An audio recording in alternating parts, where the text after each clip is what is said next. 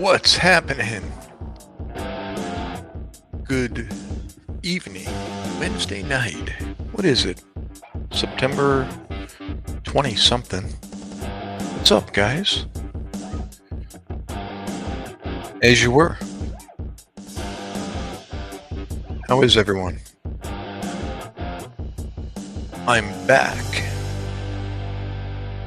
I was just on last night. That was out of character for my schedule, Monday, Wednesday, Friday. But Wednesday night, do it again. Anybody else want to join in? Let's chat.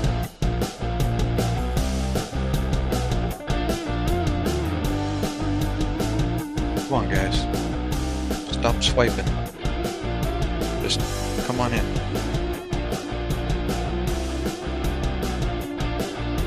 Who's out there? Tessa, are you there? Josh? Jeff? Where you been, Jeff? How's the UK? What's the weather doing over there? And all the rest of you, come on in. Let's get some new people in tonight.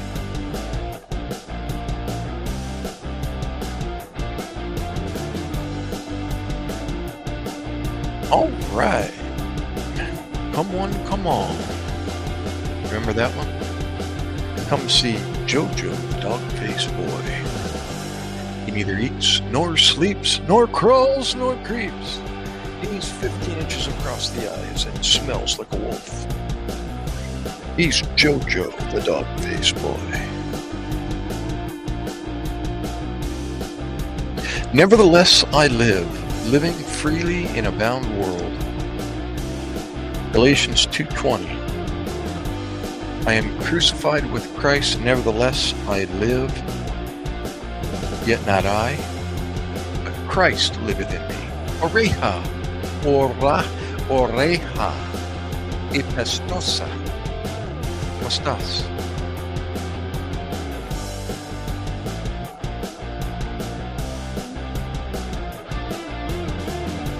¿Cómo te llama, oreja?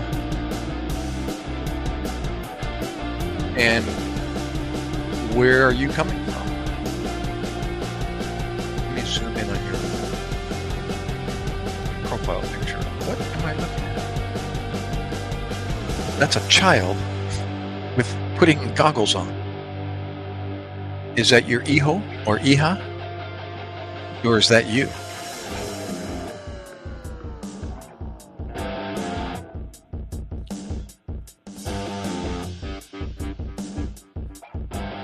Thanks for stopping. Hey, 5 set of eyeballs. Come on in.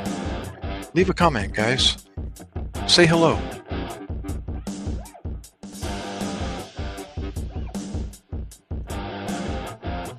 Oh, I was reading Galatians 2:20.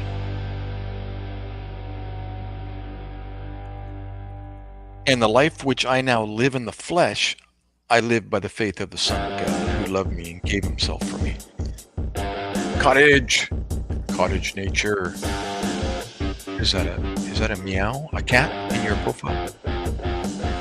What's up, young lady? I'm guessing.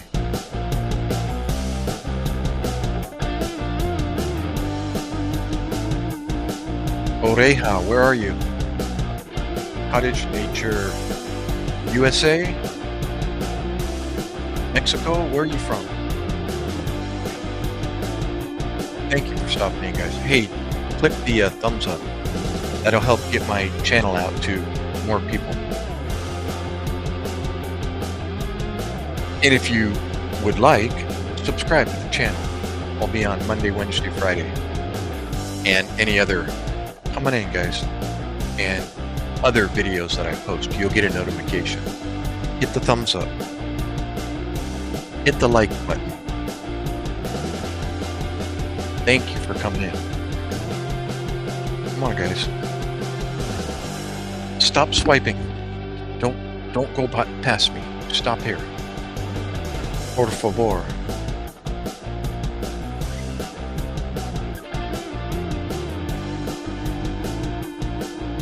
Can you hear me okay?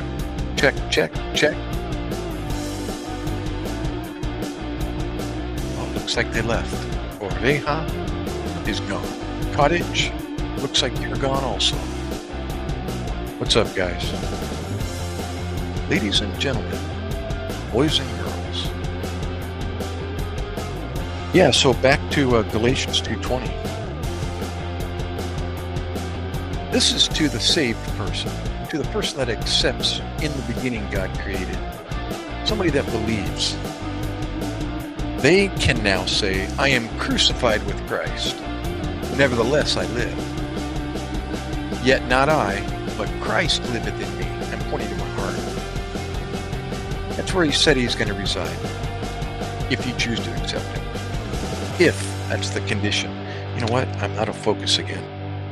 Let me try this again here.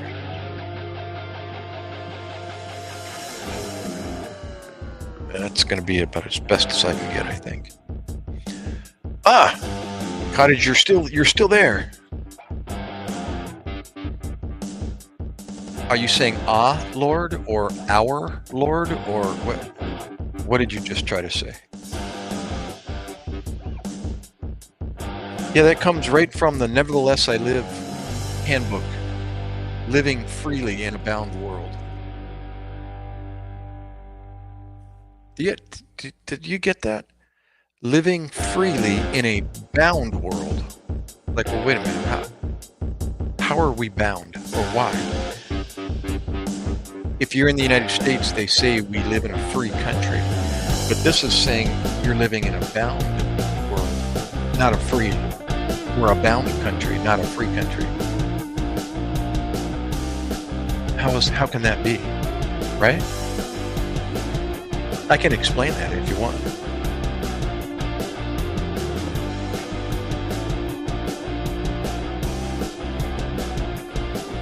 But those that choose to believe, they're free. They're no longer bound. How about that?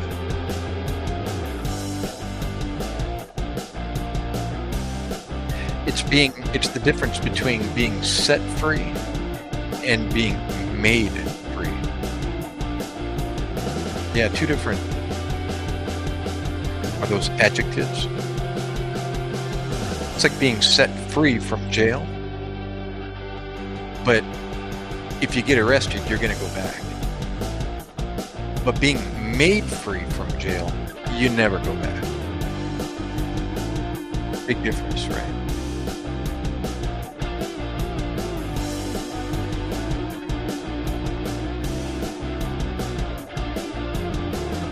Cottage, you still there?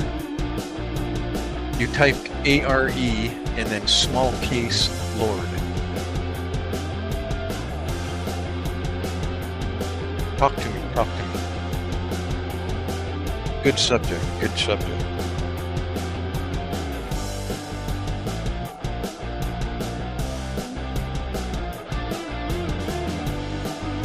You ever heard this before? Society tells us there are many ways, quote unquote ways, to overcome an addiction, a problem, a stronghold, whatever it is you're struggling with. Society says there's many ways to overcome those. You know, you see all those different ways in social media and advertisements, etc., right? Self-help programs is an example.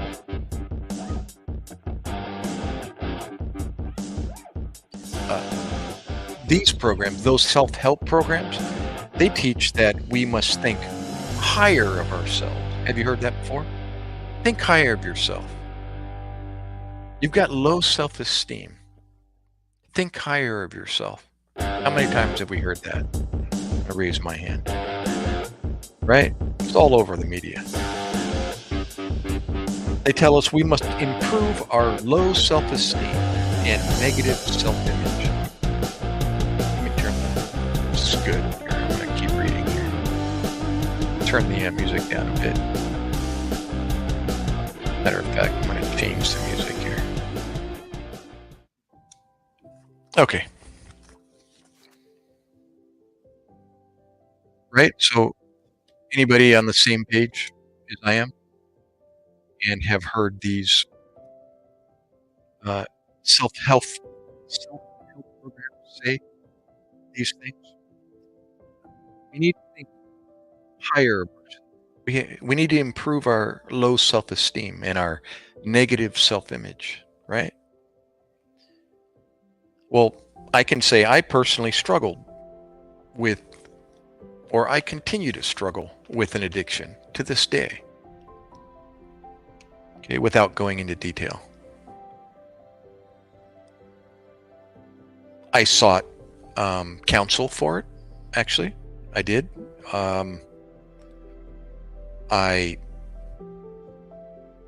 What else did I do? I searched, looked for programs to get myself out of this pit, this darkness.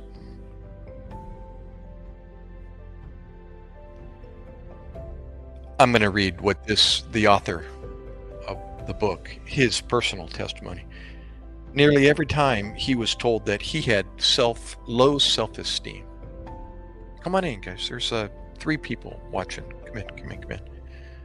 I don't normally start off the live stream with this, but I just happened to pick up the book, so I thought I'd read from it. They told him he had a low opinion of himself. And so what solution did they offer? Again, he needed to think higher of himself, was what he was told. He needed to realize that he was a good man for making an effort, by being proud of his accomplishments. And by doing so, he would overcome his addiction or his stronghold, his issue. As a result of this mistaken philosophy, I remained addicted for many years. I had come to believe that if I only thought more of myself, I could be like the others who had been set free from their addictions. This, quote, way, unquote, failed and failed and failed. It seemed as if the more I tried, the harder I fell. So why did this way fail? Comment.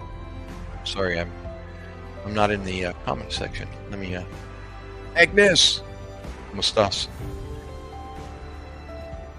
¿Cómo estás? Kamusta ka na? Hi, Agnes. Welcome back. So as a result of this mistake in philosophy, thinking higher of yourself, low self-esteem, improving your self-esteem, etc., you come to believe that if you only thought more of yourself, you could be like the others who had been set free. Well, this way failed and failed and failed. It seemed as the more he tried it, the more he fell, the harder he fell. So why? Why did it fail? Well, when he would begin to feel better about himself and become proud of his accomplishments, mabuti po, Agnes. Salamat.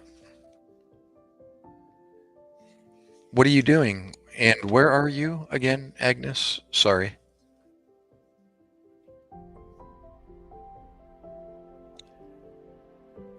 When he would begin to feel better about himself and then become proud of his accomplishments, of temporary relief or sobriety, and experience any real clean time, when he would do that, he always seemed to stumble shortly thereafter. The reason for his failure is found in Proverbs 16:18, and it says, "Pride." Oh, that's right. You're in Perinyake. Sorry, Agnes. I think we talked about this before. Yeah. Proverbs 16:18 says, "Pride," that feeling proud about your accomplishments. Mom, are you listening? You've been listening a little bit. It's interesting. This is right from the founder of this program that we've talked about. He's talking about his own personal um, uh, story. Well, and this is interesting. It's good because I, and probably yourself and many others, have been told the same thing. You know, your teachers, your parents, your mentors, etc. You know, you always hear from them. You know, be proud of your accomplishments, right? How many times have we, oh, I bet you're proud of your kids. Now that's kind of it's like, wait a minute, of course I'm proud of my kids. Well, let's hear what the Word of God says about pride. He says, pride goes before destruction, and a haughty spirit before a fall. The principle being taught here is that if we believe in ourselves to do something that only God can do for us, we will stumble. We'll fall. And eventually be destroyed through our self-centered efforts. Lori! Arnia. Hi, Lori. ¿Cómo estás? ¿Cómo está Kana?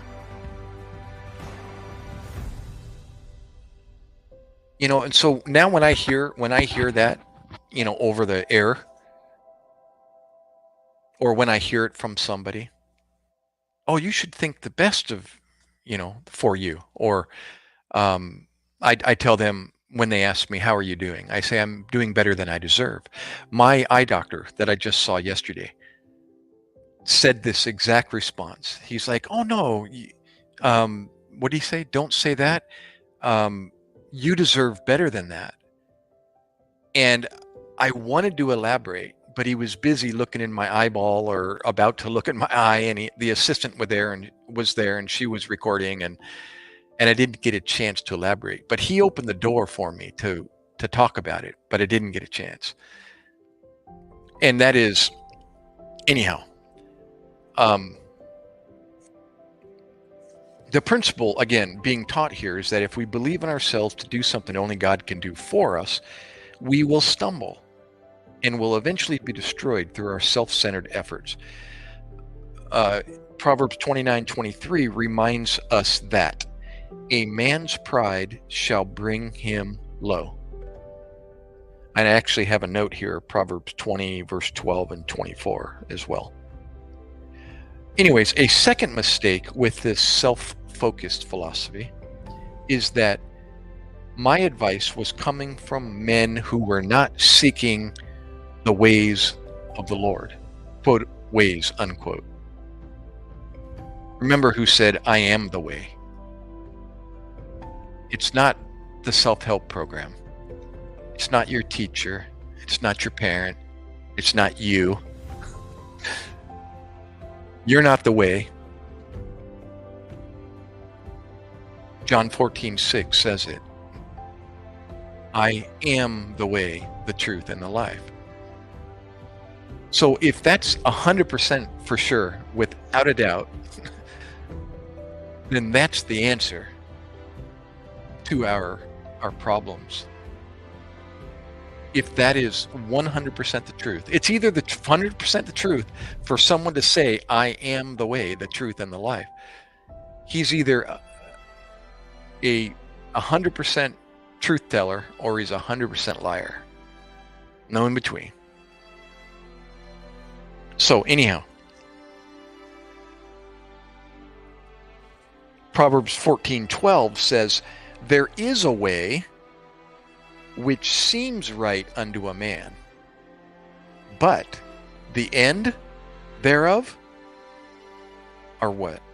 The ways of life? No. Death. See that? That's that 100% the truth or 100% a lie. if one person is claiming 100% that he is the way, the truth, the life, then any other way is the way to failure. 100%. Why? Because Jesus Christ is 100% the truth. And that's when a man said to me in San Diego, "We've been lied to, Gary." And I was like, huh? What do you mean we've been lied to? My parents have been lying to me my whole life?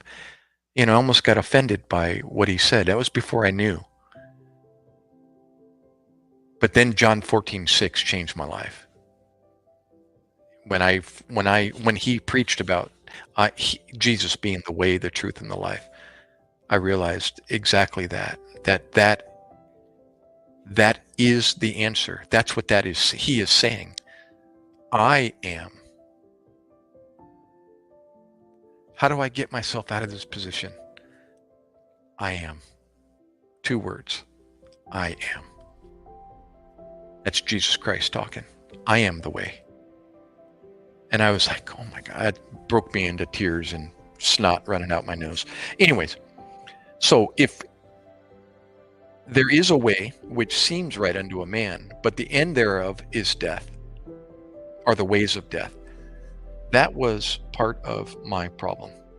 I was seeking counsel from men whose motives were good, and although they wanted to help me, their advice was not coming from the Lord.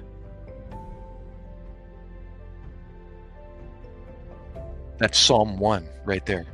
Blessed is the man that walketh not in the counsel of the ungodly, nor standeth in the way of sinners, nor sitteth in the seat of the scornful. But the second part is the answer. But his delight is in the law of the Lord, the word of God. Yeah, so anyways, according to this verse, the, quote, ways of man will look right, but the end result will be a premature death. That wasn't the result I was looking for. And I think it's safe to say that others aren't either. Thank you, girl, always for hanging out in the background. Lori, are you still there? How about that, Mom? Oh, remind me again what you meant by he took the wheel. What did I say that prompted you to say he took the wheel? I think I understood at the time when you said it, but I was kind of in question, like, what was she replying to? And what was it I said? You're still here. Thanks, Batman. Yeah, do you remember what was it I said that you replied he took the wheel? Ego. What do you mean ego? I didn't say anything about ego. Or did I?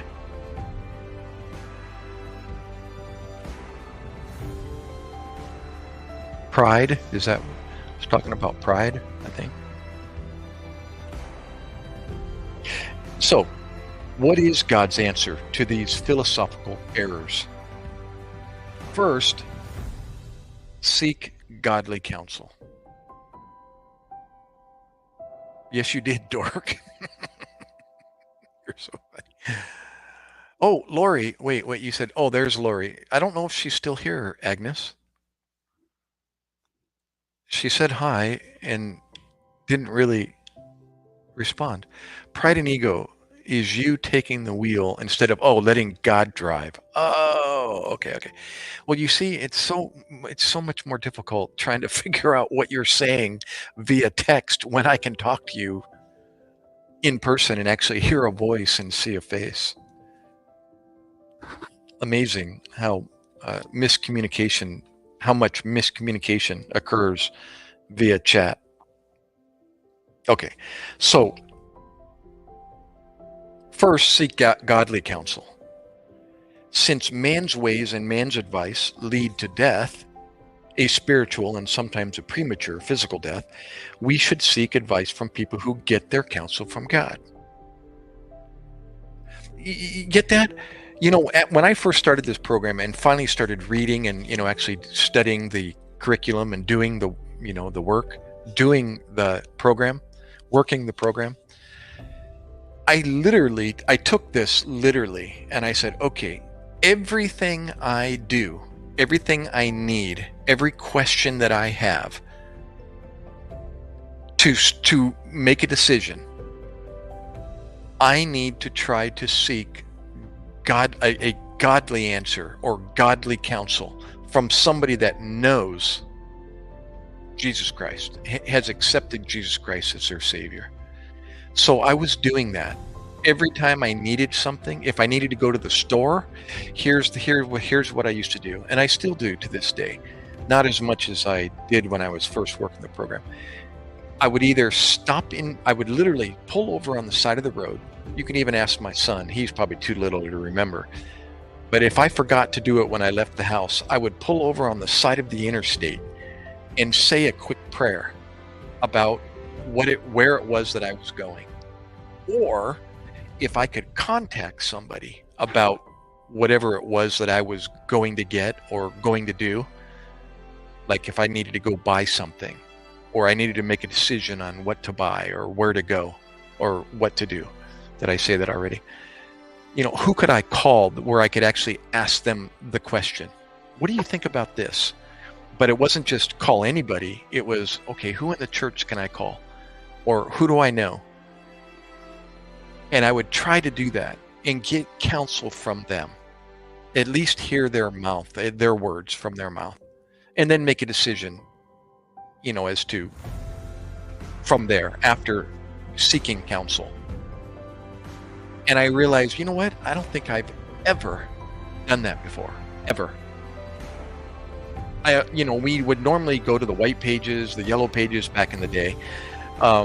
You would, wait till you got there and ask the person, or you would, when you go to buy a car, you wait till you get there and let the car salesman convince you or whatever. It didn't matter who it was you spoke to.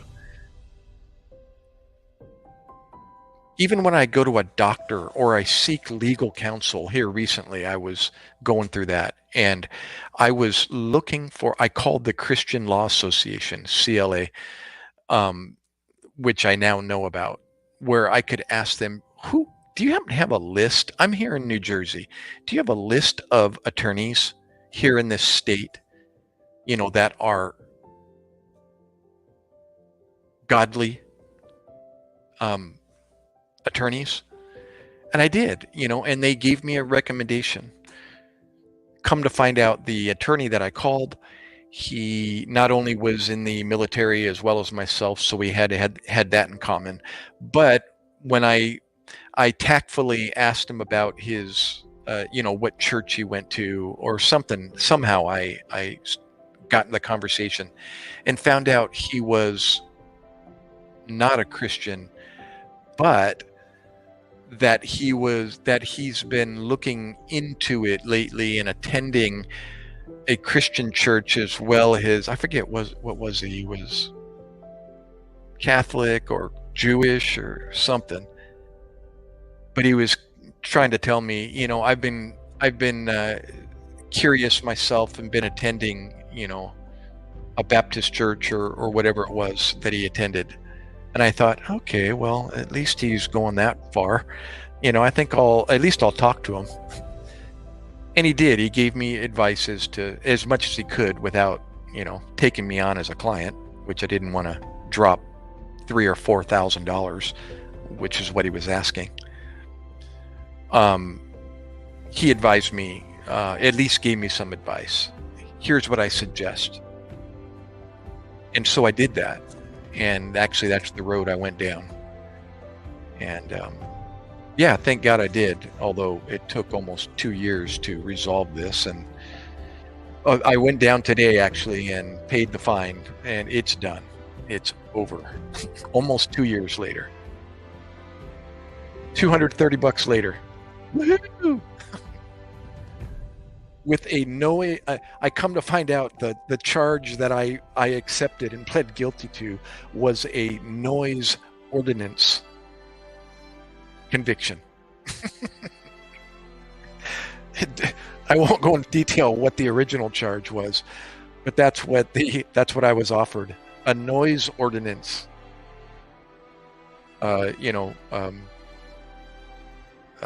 Conviction, and I was like, let's do it. And I went in front of the judge and pled guilty to a noise ordinance. I'm like, 2 years, I'm ready. Let's get this out of the way. And they fined me $200 and $30 in process administrative fees. I just went down today and put it on my card. Got it done with. Goodness gracious. And the lady, that's when she was looking at the charge. She goes, "Do you realize this is a noise ordinance?" And I went, "No, I didn't know that." She goes, "Yeah, that's actually what it's titled as." And I went, "I imagine that. That sounds good to me." A noise ordinance. Okay.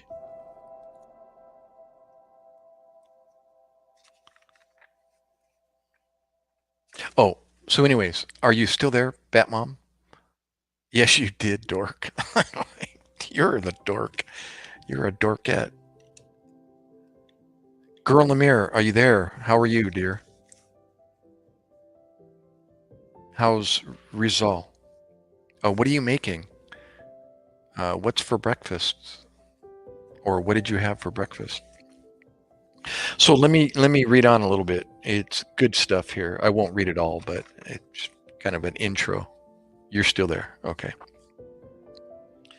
So obviously we don't seek ourselves, like you said, let God drive. But seek godly counsel. Second, you're exhausted. Well, you didn't sleep. By the way, did the bear go away? Did you ever see or hear anything else? Or find any destruction in the morning? Second, reject our self-centered pride. Well, there it is right there. Did I say pride before? No, you said ego. Okay. That's what it was. Pride. Okay. Yeah, reject our self-centered pride and be willing to humble ourselves. It was a glorious day when I got down on my knees and said, "Oh God, I can't do this by myself. I need your help. Please help me overcome this habit problem." When I was willing to humble myself in the sight of the Lord, then He was willing to lift me up. I realized that I could never do it in my own power. I confessed to God my utter dependence on His power to not only save, but to also deliver. This is a scriptural principle. James 4:10 says it.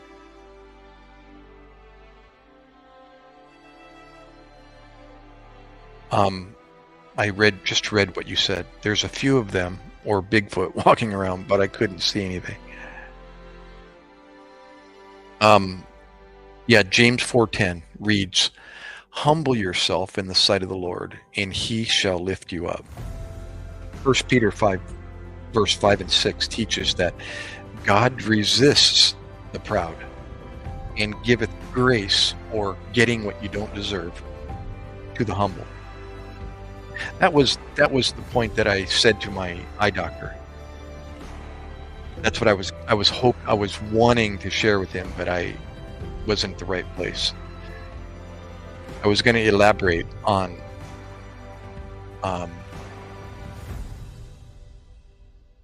I just read it.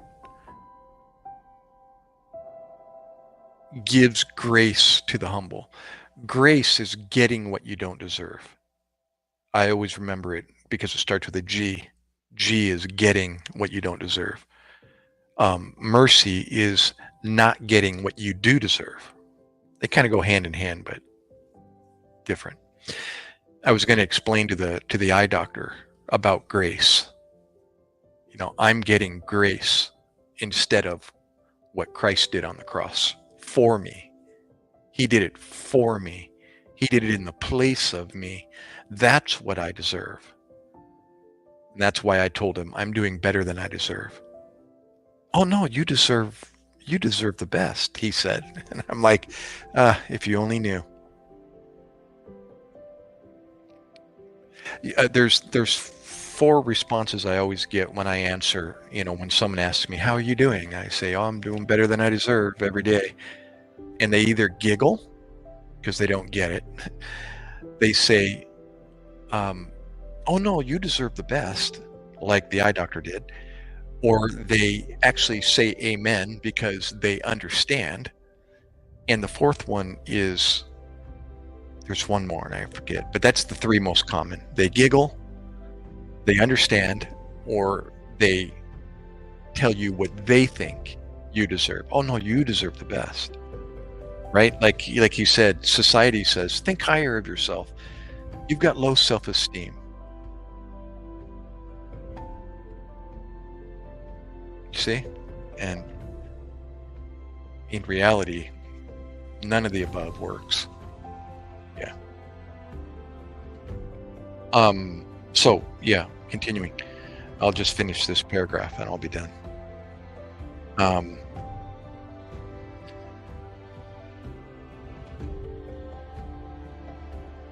Humble yourself, therefore, under the mighty hand of God, that he may exalt you in due time. You see, God wants us to humble ourselves, admit we need his help, and give our lives to him. To him to control. Actually, I got one more paragraph and I'm done with this section. It says, I have found that there are, quote, steps of action, unquote, in the humbling process. As we grow in the Lord, God will reveal various areas of our life that need to be given over to him. As we continue to surrender, he will continue to lift us up. If, conditional, if we do the humbling, he will do the exalting. They work hand in hand. It's impossible to have it's impossible. Northwoods. It's impossible to have one without the other.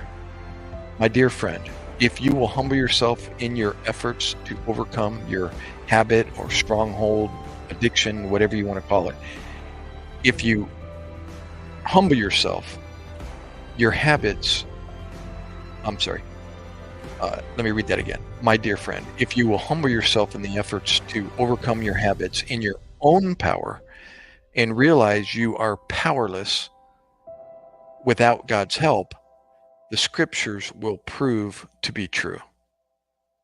God will exalt you and lift you out of your addictive lifestyle.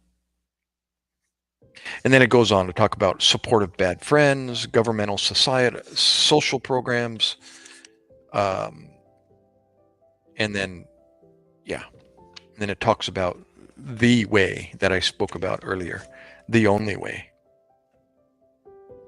the truth, and the life. Yeah, so that's the Nevertheless I Live handbook, living freely in a bound world, Galatians 2:20. I am crucified with Christ, nevertheless I live. There it is. There's the symbol right there, the hand with the nail through it, the 2 hands. That's your hand on top of Christ's hand. I am crucified with Christ. That's the symbol. Your hand with his hand. Crucified with him. Nevertheless I live, yet not I, but Christ liveth in me. That's if you choose to believe. What a word, huh? Such a powerful word. If. If you do, he will. Anyways, how are you, Northwoods? Mr. Petrie? And where are you now, Bat Mom? Are you in the same place, or are you back in Reno, or still in Tahoe?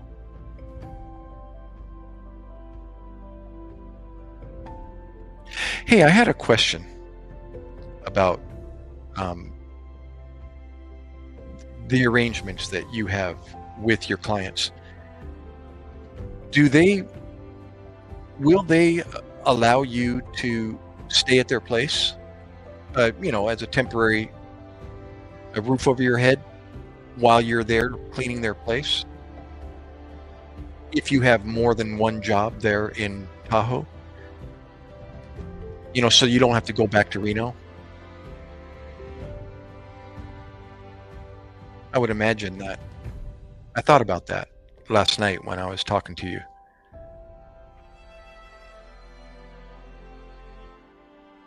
And I would imagine the answer is yes to my next question. That is, do they rent out their places like Airbnbs? Some of them.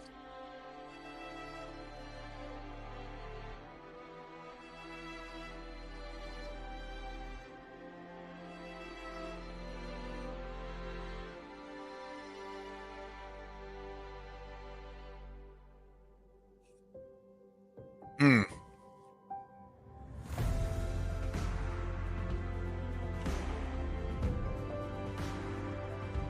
I'm sorry, who's she? Is that your daughter or the client?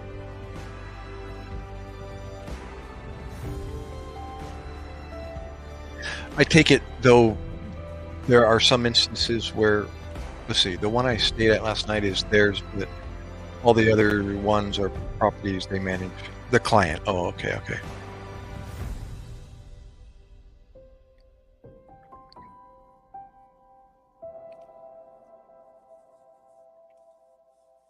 So most of them are properties that they manage, or are they, I would imagine, a little bit of both. Some of them are vacation homes, others they rent out or Airbnb. 1,800 a night to rent. That doesn't surprise me.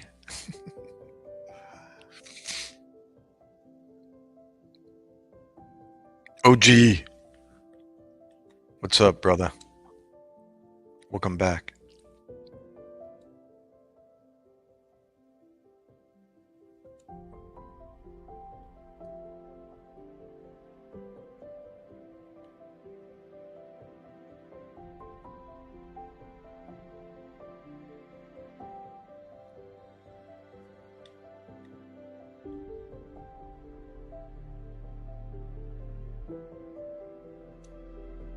Talk to me, Northwoods. Tell me about your hunting and your fishing. They own one of them, but the other homes are different owners. Live out of state.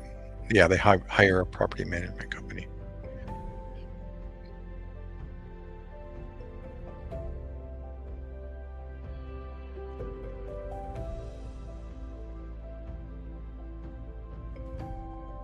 I have. I'm always doing better than I deserve, OG. Ironic you just asked me that question because I was just commenting on when people ask me how have you been or how are you doing.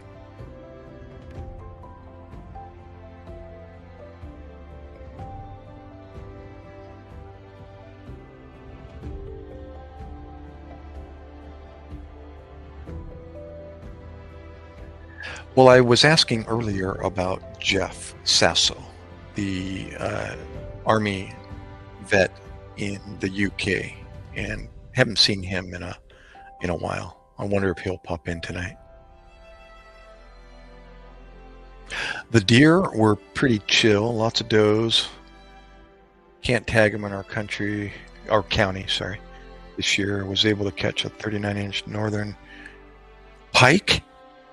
We were just talking about, did you see my, and a few bass, lost a 23-inch largemouth? No way. Dude, that's 6, 7 pound bass. I was just talking about pike and pickerel. I just released my short 11-second underwater release of a pickerel. And I got a comment saying, I always wondered what the difference was between a pike and a pickerel.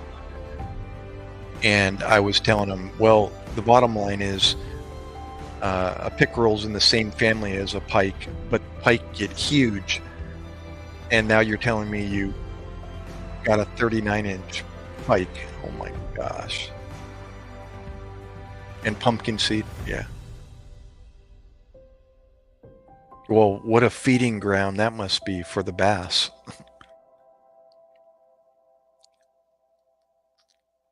Yeah, it's exactly what I just said. They are. I actually Googled it for the official explanation, and the ones around here are chain pickerel, and they're just a smaller class of pike. Oh my gosh. 46-inch. That's 4 feet, just about.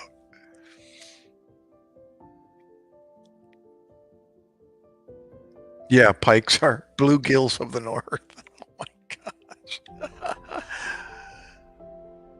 And then our fish here in the local lakes are bait.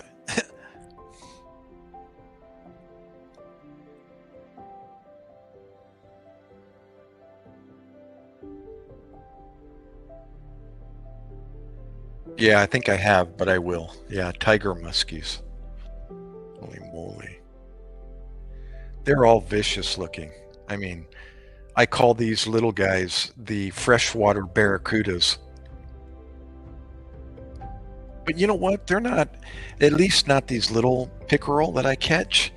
It's like I can put my finger in their mouth, and they don't they don't like purposely or reactively, bite down on your finger. It's I lip these chain pickerel if I've got something over my thumb, actually right at the apex of their bottom jaw. It's just little teeny itty bitty teeth, but they're just more of an abrasive.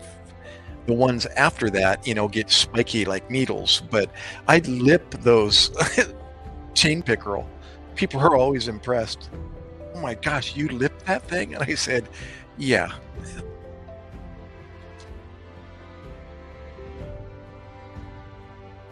Oh my gosh.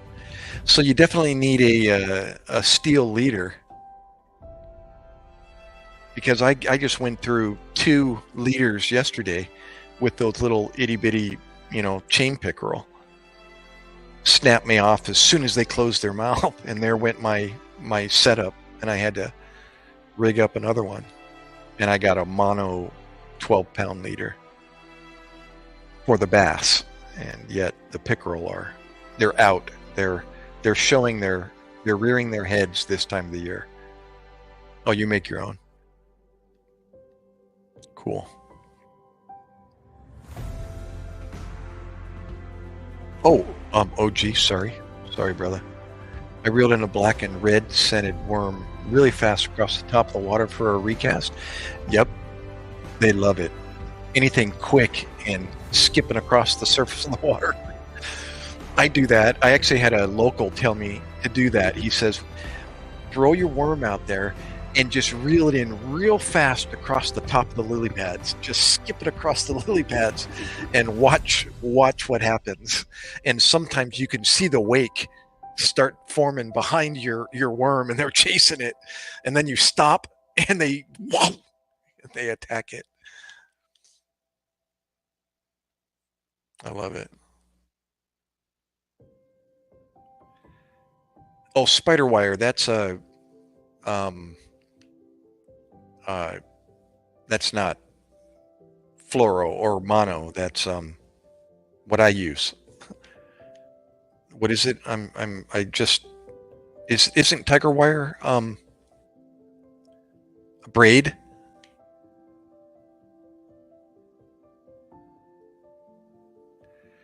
You got the braid. Yeah.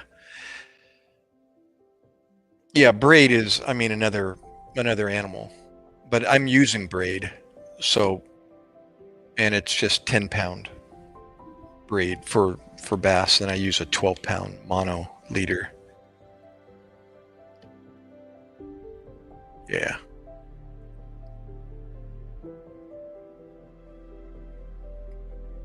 Yeah. Well, I can imagine, any thrashing with teeth in the mix is going to is not going to do. And I'm stuttering. Not much is not going to get affected by those giant razor teeth. Yep. So you do the same with 12 gauge? Actually, I got 15 right now, only because 12 wasn't available at the local store. So I picked up the 15 braid, a 15-pound mono leader, spool. So I'm using 15-pound on 10-pound braid.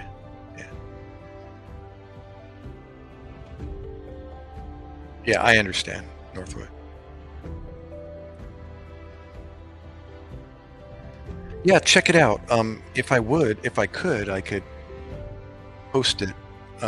Actually, I can. This Xbox kicks me off more often than not. Like right now, I'm going over to YouTube. I'm still connected at the moment, but who knows how long I'll last here. Here, I'm back. I can see you.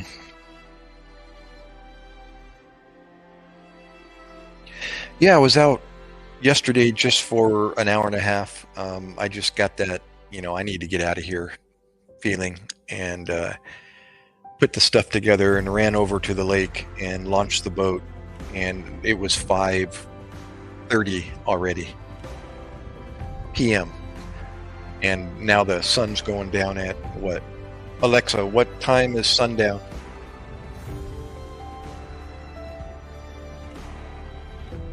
Oh, 6:49 now. It's not even 7 o'clock anymore. So I had an hour.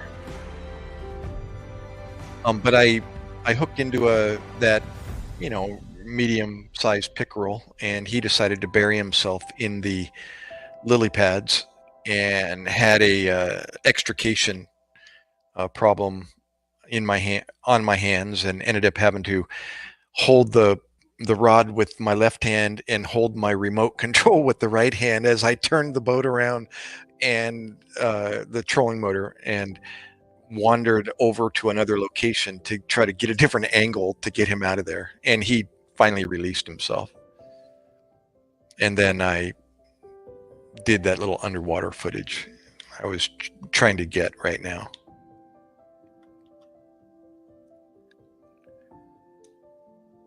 I use my trapper wire for the bobcat. I was just going to ask you, do you just dissect a cable, and use one of the strands? And it sounds like it's basically what you do. Yeah. The trout here are also amazing, but we have the Brule River, so it's not fair. Explain that. What do you mean? Why is it not fair?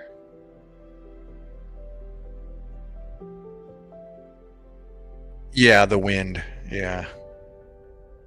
Unless you can position your boat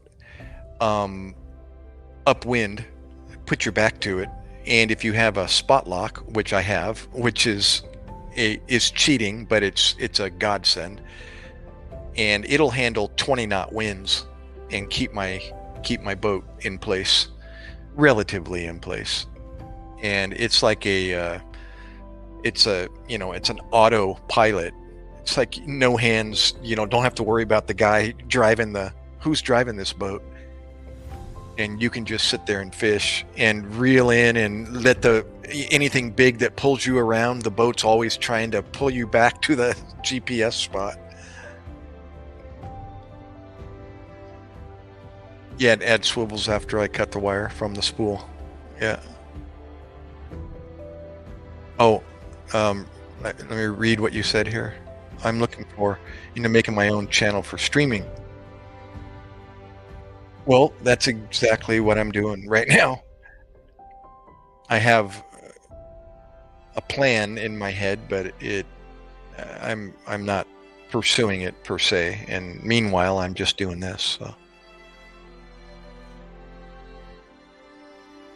You were using the Argo Pelican. Is that a Pelican? Is that a kayak?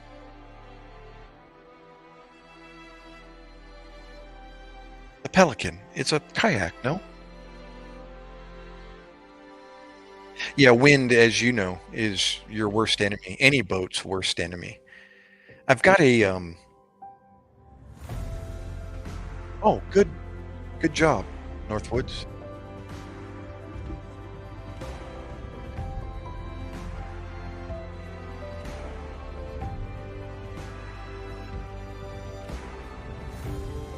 Yeah, is a Pelican? Yes, that's right. Yeah, I remember Pelican.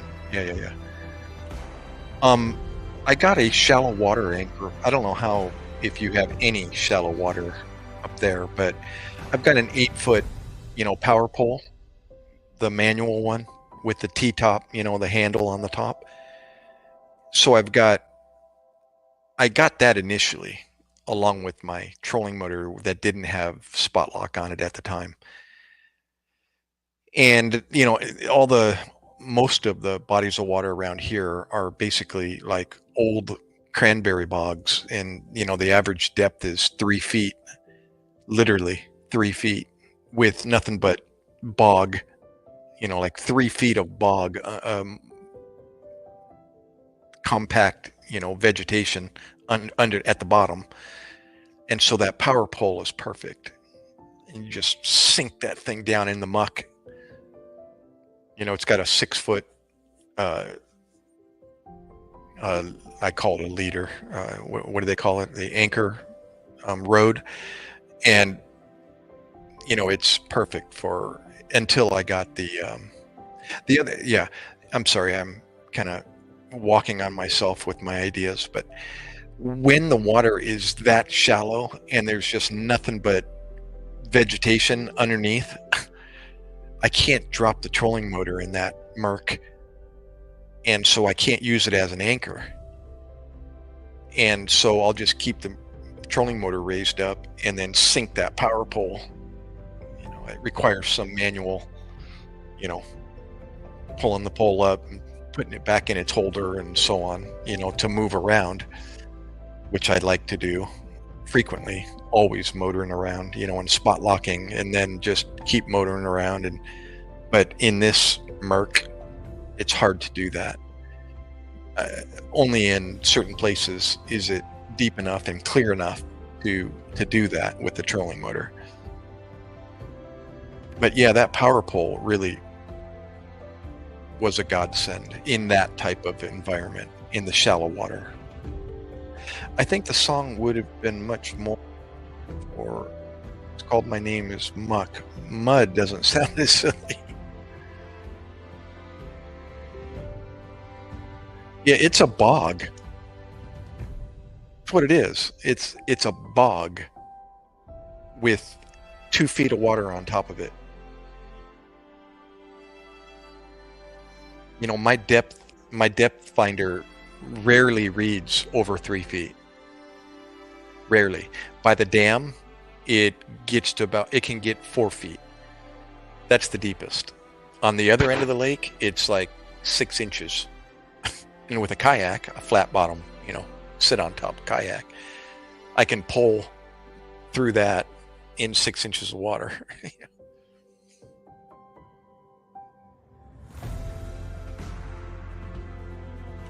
Yeah, bogs. It's tough. But I learned it's an old cranberry bog. If you Google Lake Fred here in Galloway, New Jersey, it's an old cranberry bog, and then they dammed it and filled it up on the Stockton campus, college campus. They got beautiful real estate over there. So I'm literally fishing on the college campus.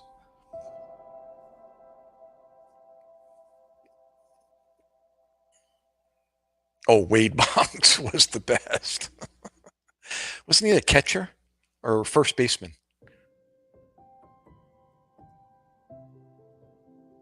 Wade Boggs. First baseman? Boy, I'm pulling that one out of my hat.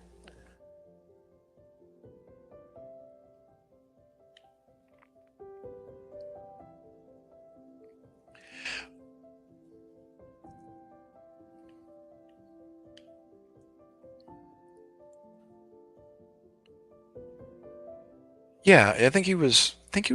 Don't quote me on that, but first base or catcher comes to mind. Wade Boggs.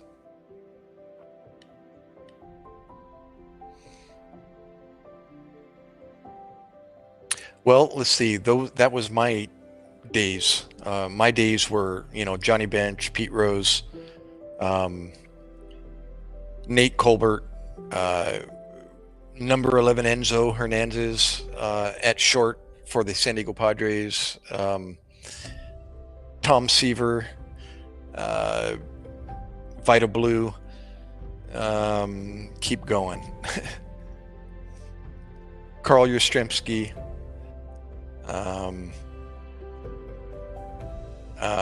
who else? Kirby, the pitcher for the Padres, although I'm a San Diego. Jose Canseco.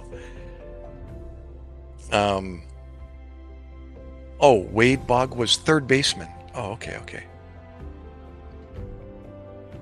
Thank you.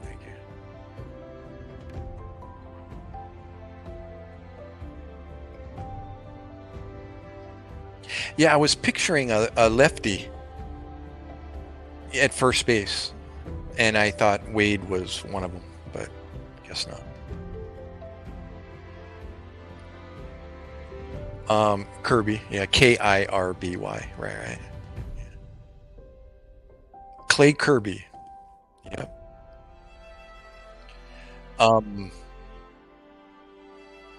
Let's see. Good old Joe Morgan with the left-handed pump, as he warmed up at the plate. He always, he did that. He kind of over the top, and then he pumped his elbow before he swung the bat. He would go through that routine, pumping the bat over the shoulder, and then as he got up to bat, he would pump that left armpit 2 or 3 times.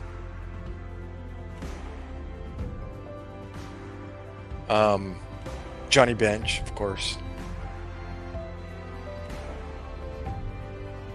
Gosh, I would go to the games with my dad. Yep, I was a teen. Matter of fact, I was at a game, Padre game, when what was his name? He was a black guy, big hitter for the Padres. He hit 3 home runs in a doubleheader. I think one of them was a grand slam. That was what was his name? I just now thought of another name, Willie Stargell. That's for the Pirates, right? Yeah.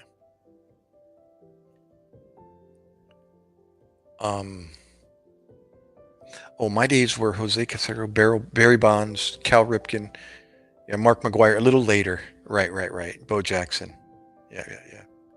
Big hitters, Mark McGwire and Bo. Yeah.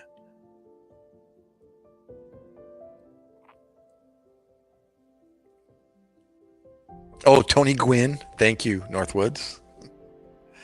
That's right. Tony Gwynn was in the mix. Oh, who was the big outfielder?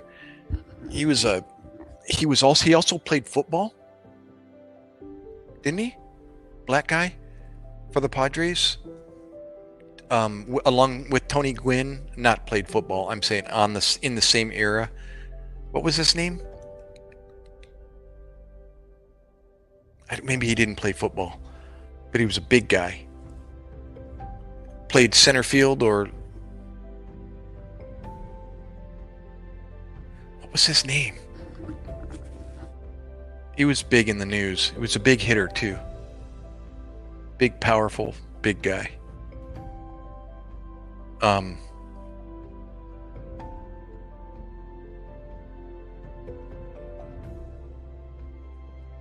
Do you really?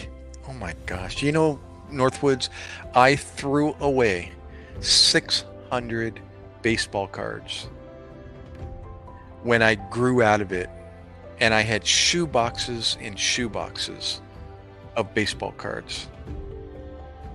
You know, all the bubblegum packaged baseball cards. And I threw them all away in the trash. Shoe boxes full.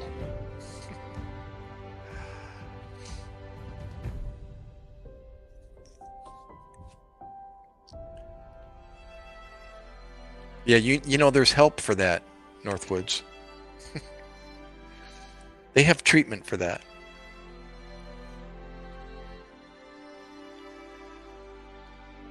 Yeah, I had all the classic, you know, copies. I had Babe Ruth and uh, Willie Mays and uh, the Mickey Mantle and all of those. Yeah.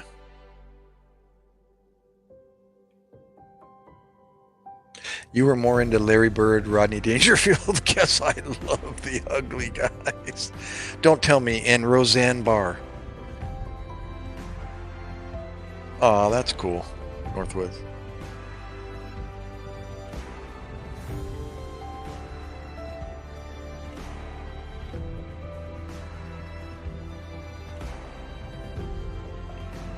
Yeah, I had some potential, you know, not bragging, but, you know, I had that desire and just natural talent in baseball. And then I turned 13 and realized I didn't want to be under my dad's tutelage anymore. You know, I think just becoming a teenager and puberty and all the rest and discovering girls. And I decided to go chase girls and go to the beach instead of playing Little League baseball. And then my friends, fellow, you know, teammates and competitors on the other teams continued, some of them into college and playing college ball. And I realized, you know what? I was as good as they were. What did I do? What did I do wrong? But yeah, I gave it up in Little League when I turned 13. I remember speaking of pride, putting my pride in my back pocket and getting up the courage to confront my dad and tell him that I was going to step away from baseball. And he didn't get upset. He just asked me, "You sure you want to do that?" And I kind of, you know, held my head low and said, "Yep." And he's like, "Okay." That's all he said. And that was the end of my baseball.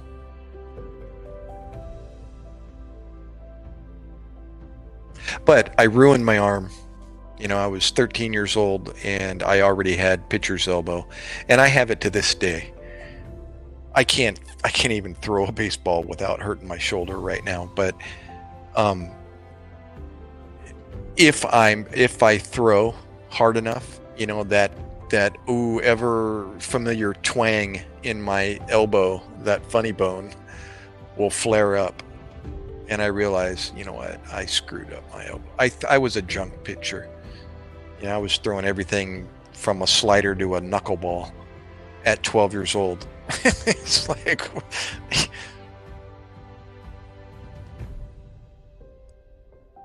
I was trying it all. I actually emulated my pitching after Tom Seaver. I saw his step-by-step how to do his pitches in a Sports Illustrated magazine.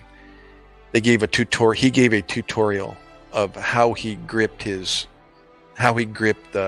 baseball, for the curve, for the fastball, you know, all his pitches.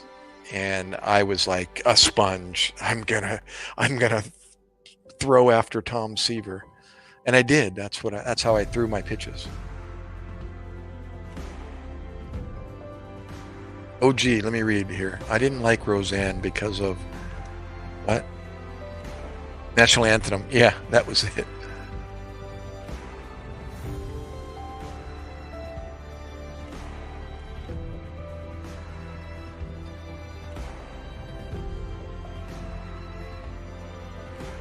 Awesome. Yeah, you don't find them too much anymore, do you? OG. Oh, Northwoods, you threw a rock at a black bear yesterday. Hey, speaking of Bat Mom, are you still there? Talk to Northwoods about the bear last night, or at least the suspected bear, and where you live, and um, the deterrence that they have on their properties for the bears. Northwoods will get a kick out of that. Yeah, see if Bat Mom is still there. She was telling me last night about a bear that she thought she heard outside.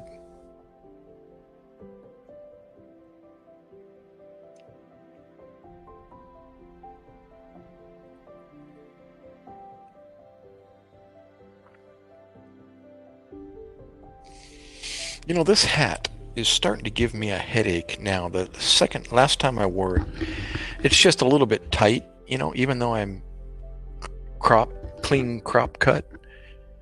Kind of gives me that kind of nauseating little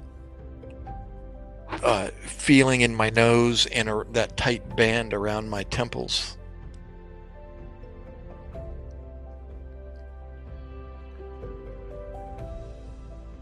While him and his son were hunting, did he survive?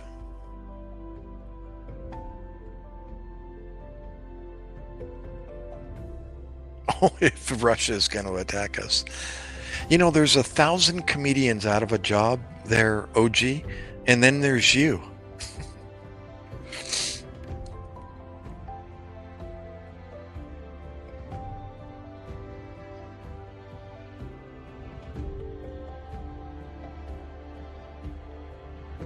Gotcha.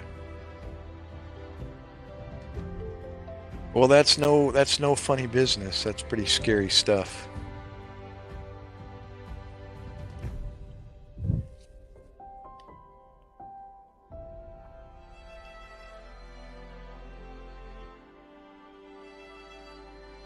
You know, Northwoods, true story. I had a opportunity to. My visions were greater than my ability, but I think I've mentioned before, I was in the rock climbing circles for 30 plus years. And in that time, I had an opportunity to do some climbing in Montana and Wyoming at Devil's Tower at one point.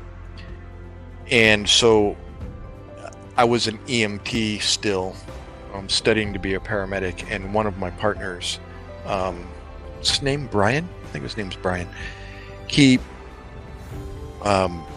brother owned a resort up at the junction of the Hoback and Snake River in Wyoming, in Jackson, or just before Jackson.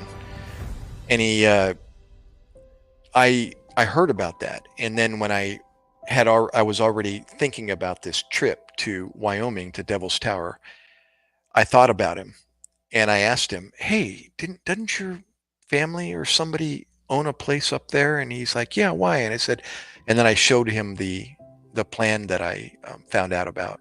It was an article actually in a climbing magazine, and it made his eyes big, you know, and it involved some canoeing and portaging, as well as, you know, camping and some rock climbing.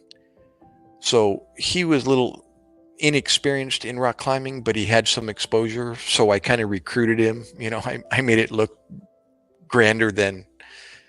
as grand as I could. And he took the bite. And him and I drove up from Southern California, through Utah and up to through into Wyoming. And then we stayed at his brother's place there at the junction of the Snake River and the Hoback River. And there was a little climbing area nearby, which was really cool. And then we did some kayaking in these, sit-in kayaks, little toy kayaks, down the Hoback River. And then he and some kids knew about this hot springs, little rivulet that came out of off the hillside, from a resort above that had hot springs up there. And the runoff came down the embankment and then into the river. And the kids made this stone little wall at the bank of the river to form their own little personal sauna down there, or hot springs. And we kayaked to that.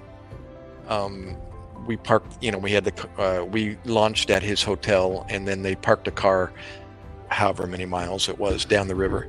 And along the way, we stopped at that little handmade hot springs and bathed in there for a while. And then we got back in and continued, and eventually got picked up, and then they drove us back. So it was a really cool start to the trip. And then from there, we drove into Gillette, Wyoming, where his uncle and aunt lived.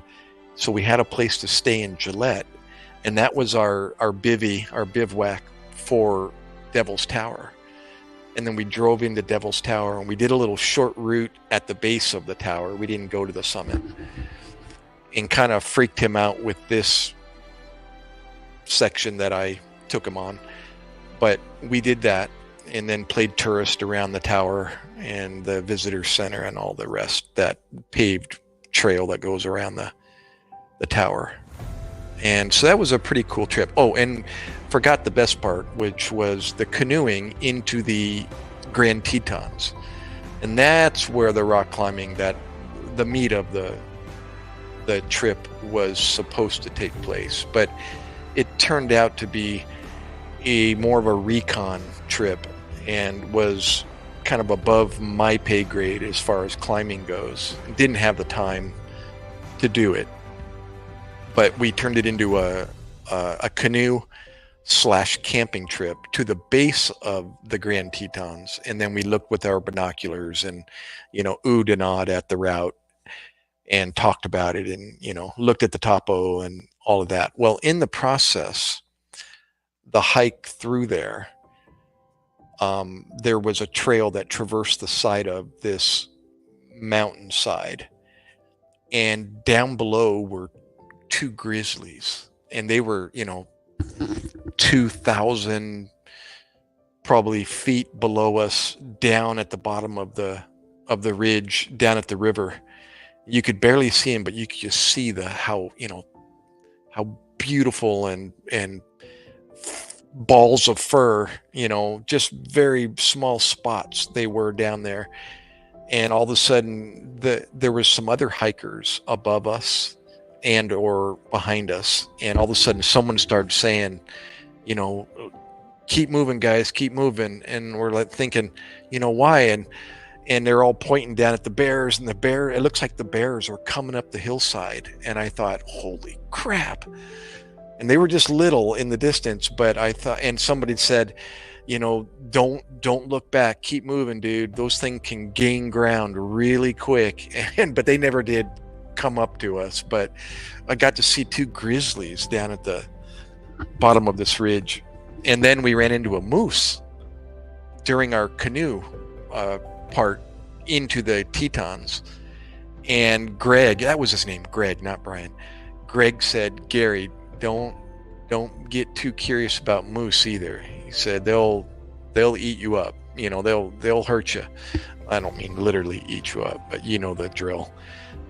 But I was, a city kid going, whoa, looking through the binoculars at them and wanting to get closer in the canoe. And they're like, Gary, no, don't be too curious about those moose. And I was like, okay.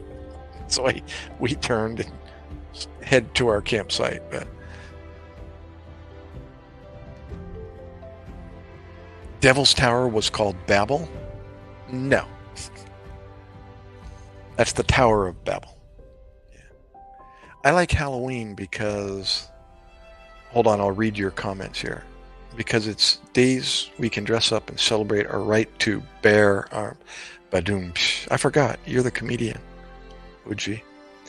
Let me scroll back here. Oh, you posted the website to the bear mauling or attack. So it's on YouTube.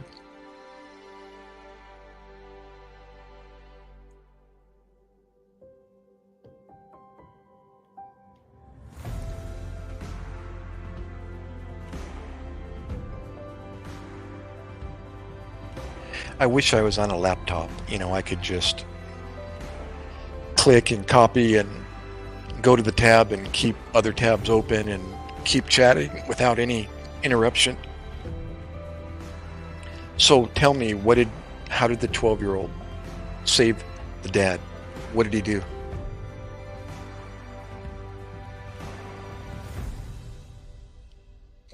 Unfortunately, I can't click on it, at least not from StreamYard.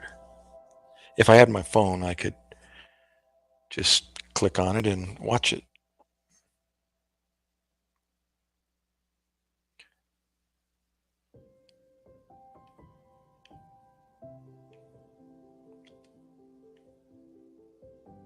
Oh, he did? The 12-year-old? Dude.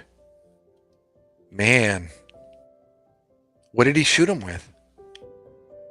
Big handgun or rifle or what?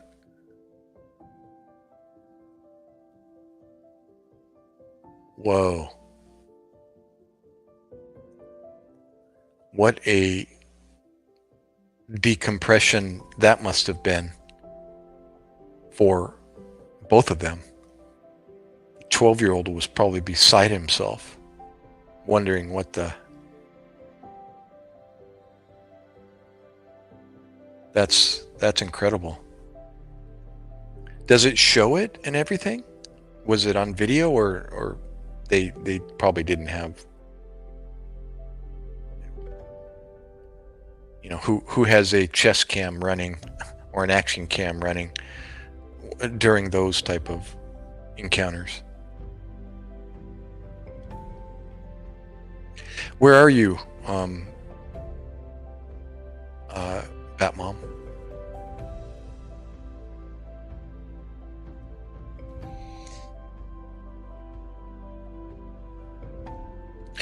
Speaking of American flag blankets, OG, I got a story and a picture of me and an American flag blanket.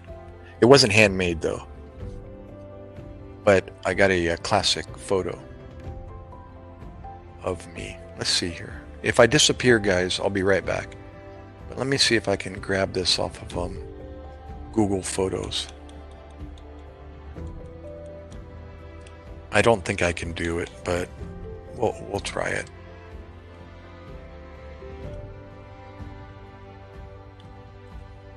Let's see.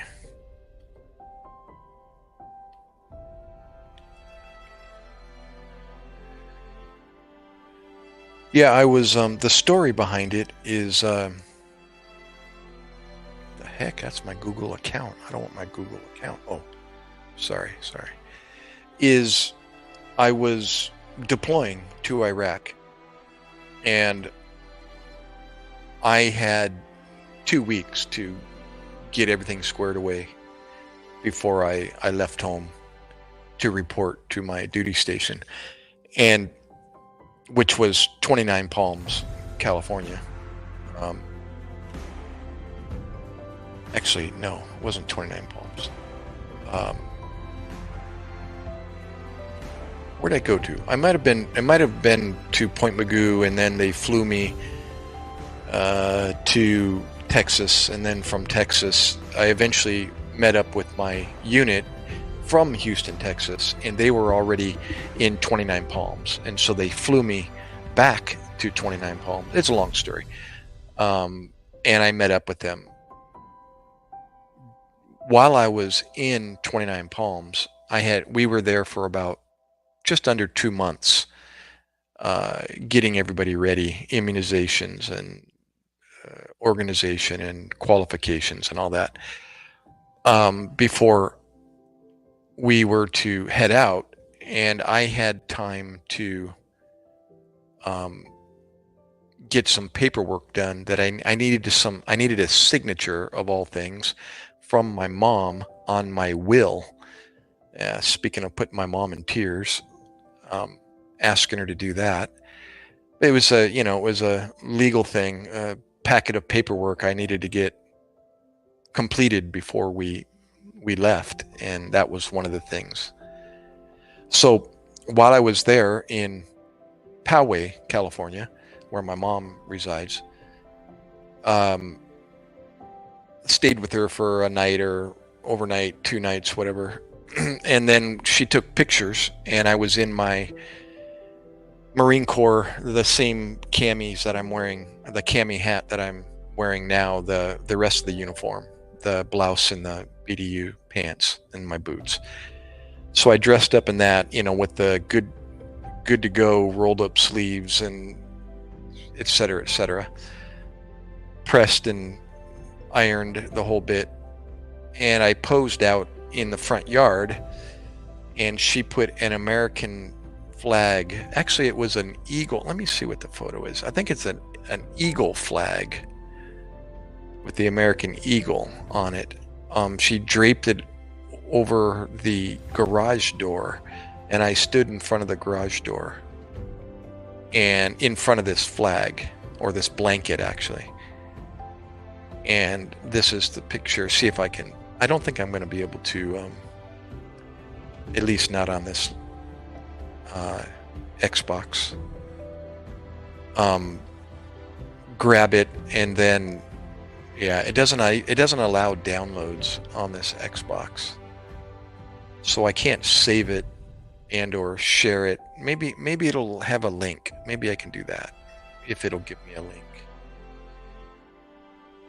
That might be the way, the only way, at least on Xbox, to share this photo. See if I can find it.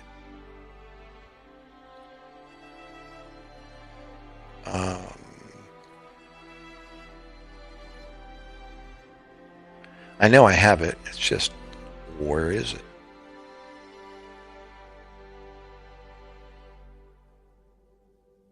What year was that? 2004, 2005, right? Well, this goes by year. Okay, I'm still in 2018. I think I got a ways to go here. Okay, and this ain't working very well at all.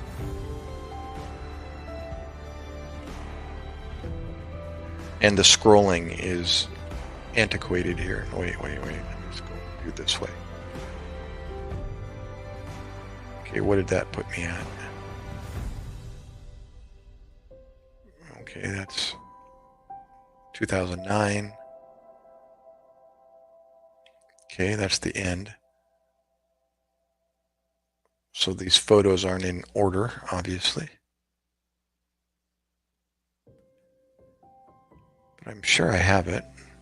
Oh, there's Iraq. That was in Iraq. So I must be close, at least you would think.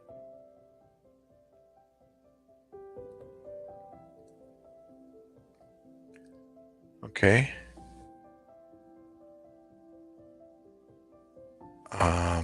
There's the Iraqi interpreter and I in New York City. Imagine that. Guy from Baghdad, Iraq, now living in Michigan, USA. And he takes the train and bus out to New Jersey to see me, and we go to New York City together. 7 months in Iraq, in the middle of, next to the Euphrates River together, and then to reunite with him in Michigan. Unbelievable. And then he comes out and stays with me for 4 days. Yeah, I gotta get on a laptop. So easy to share these photos on a laptop, and I'm having an issue just scrolling through these photos.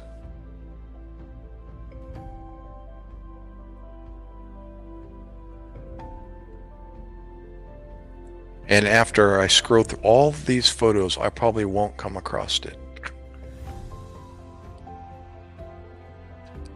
Okay, where is it? Yeah, that that flag, posing in front of the flag. The heck? Maybe I should just grab it out of my photo album under the coffee table here and show it to you.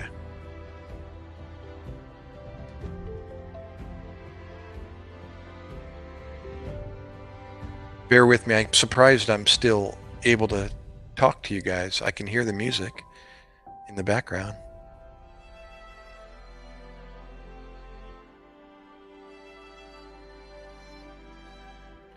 Yeah, this ain't working. I'm gonna come up empty here because I'm near the beginning. Yep. Oh well, so much for that. Yeah, let me come back and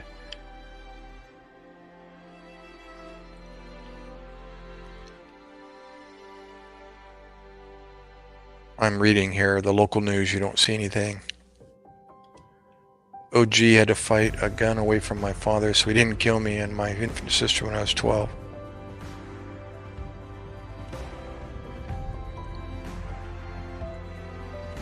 Two-point Magoo sounds like a funny basketball nickname.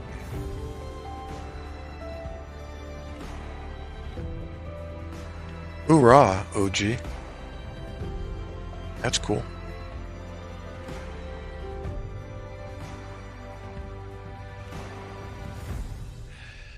Yeah, so anyhow, let's see. I could probably do it this way. I've got to have it here. Where did my, yeah, as a matter of fact, it's in my family album. I didn't think of that. I got it right here at the beginning, at the front of it. Why didn't I think of this? The album that my mom put together for us kids. But you can't really see it's a cut out section of the photo, but you can see the eagle's breast feathers in the background.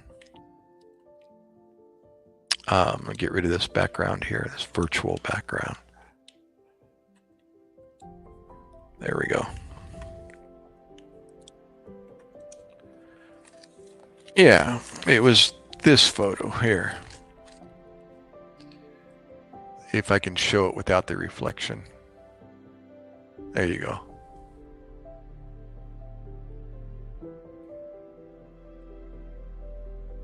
You see the eagle's breast feathers there in the behind my head. Yep, that was before I left for Iraq. Recognize that hat? Recognize the hat?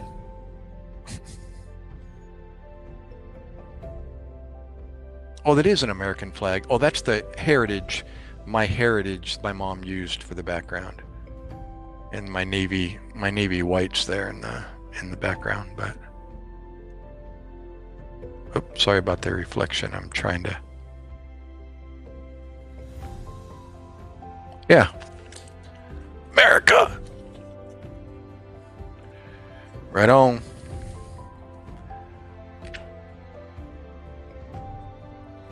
So that was the photo I was looking for. Without it cropped, but that's the best I could do. Oh no, I'm just blessed. Blessed to have been a part of it and got home alive. And even if I wouldn't have come home alive, I would have been taken care of as well. So, different way of looking at things anymore. When you make that decision to believe in the truth, it's a win-win situation. You get to enjoy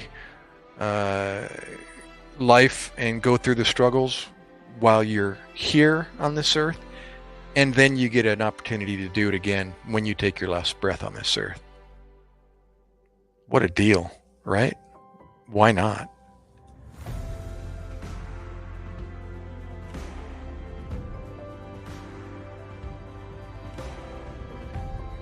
Yeah, it was a good choice. It was a good decision. A little nerve-wracking. Not to say not talking about Iraq being nerve-wracking, although it was, but the whole coming out of from the civilian world into the military, life was nerve-wracking. It was that unknown, expectations that they expected out of you, and making sure you did the right thing, and that you didn't get yourself in trouble, especially being 36 years old, and making sure you just adhered to and reported on time. Boy, I say that with, and just making sure it was like an opportunity for me to be the best that I'd ever been, not just physically, but the whole, what do they call it in the Marines? Your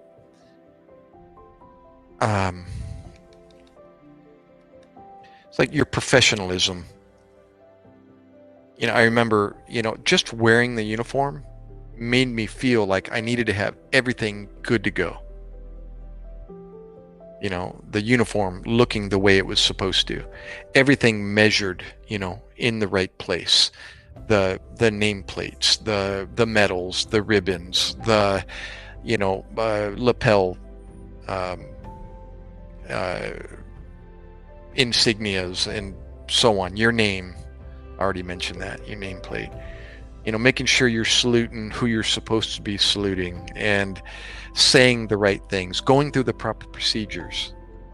It was a little nerve-wracking coming from a civilian world, and now I'm 37 years old, and everybody's looking at you, because you look older. Obviously, you look older than the 18-year-old, but yet I'm not. But I'm wearing a rank, not too much higher than they are.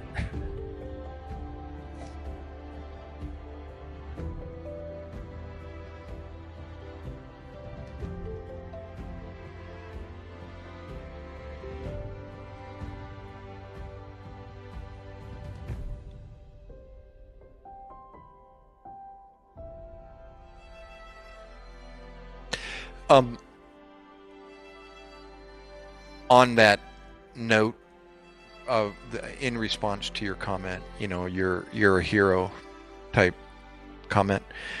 Yeah,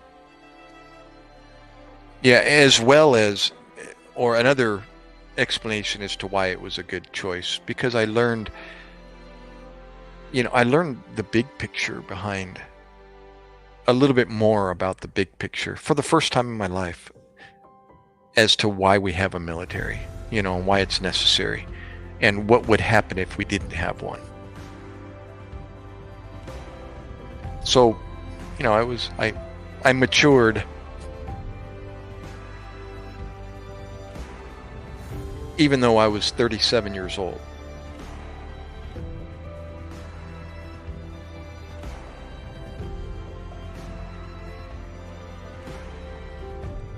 And I was still making mistakes in the military, every now and then, and getting humbled and embarrassed because of it. I'll be dang, really, OG, I didn't know that. Or maybe you told me, but I don't remember. Hoorah, that's exactly what I did. I mean,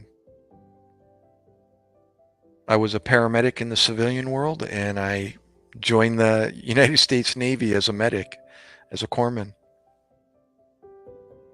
Yep.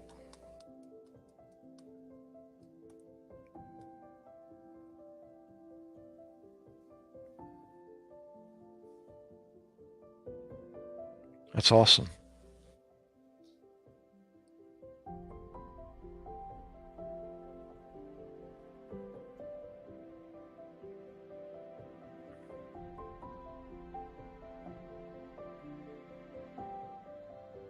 Now, 102nd Airborne, that's Air Force? Doesn't sound Air Force, sounds Army. Although I don't know anything about the Air Force. So.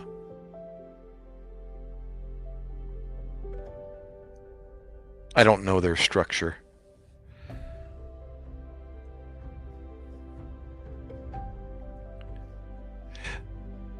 Army, yeah. The only thing I was required to learn about cross services was the ranking equivalents, and that was more for testing than memory. And I couldn't tell you. Only thing I know equivalent is Coast Guard and Navy, because they have the same structure. So the trick question is, do you know what a lieutenant colonel is, or a lieutenant? Okay, just say a lieutenant is in the equivalent to a lieutenant is in the. Sorry, what the equivalent Navy lieutenant is in the Coast Guard? Lieutenant.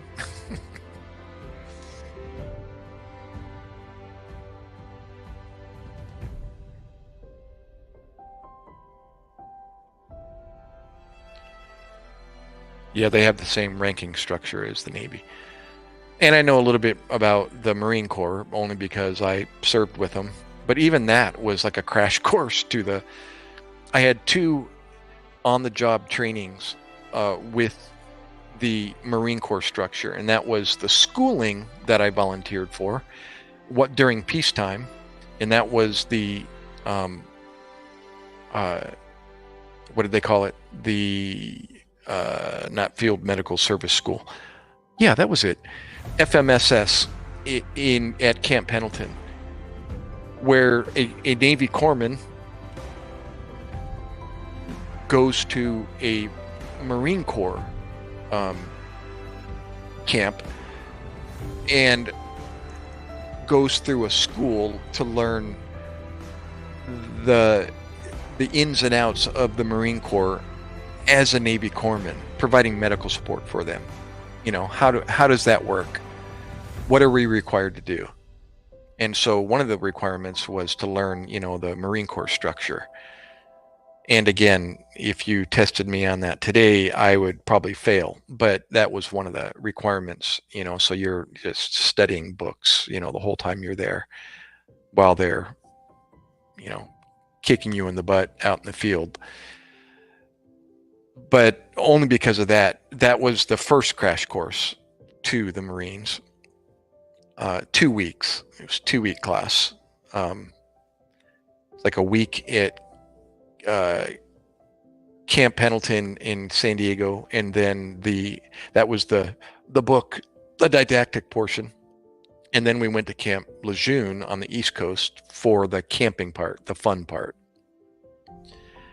And then the second crash course into the Marines was Iraq, when I got deployed. And this is 4 years later. I went to that school in 2000, and I got deployed in 2004. So now I get to take this memory I have from 4 years ago, and it's like, uh-oh, they're going to put me with the Marines. What did I learn again? What is their ranking system, and what does it look like, and who am I saluting? And what is their slang? And what were those field formations I learned? File formation and V formation. What the heck are they for again? And I'm going to Iraq with this, trying to run it through my head. Okay, what did I learn?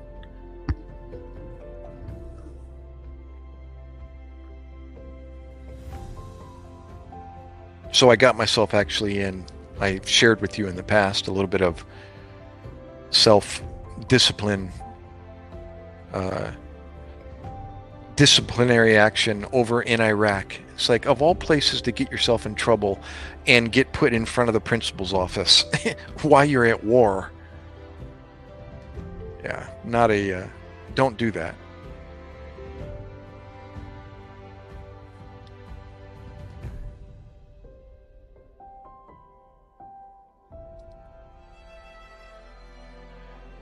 We didn't talk much. I was a drunken drug addict through my youth. I just remember all the pics on the walls around the house.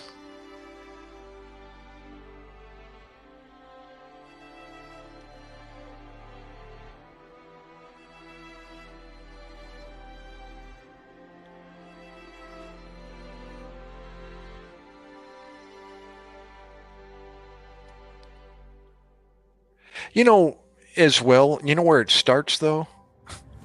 Here, Northwoods. Let me kind of add to your comments. Through my own observation and my own experience, is the kid. Think about it. Kids these days, just kids in general, 18 to 25-year-olds. What are they bringing, those that choose to join the military? What habits are they bringing in to the military? Think about that.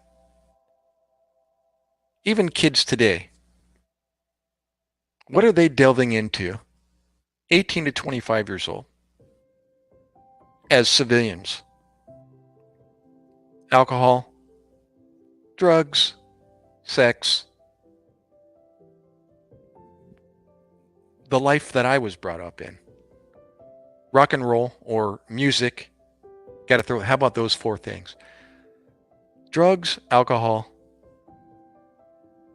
sex, and what did I just say?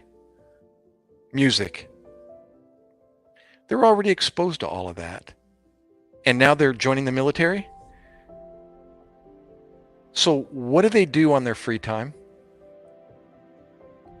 When they're, off base, out and about on the town?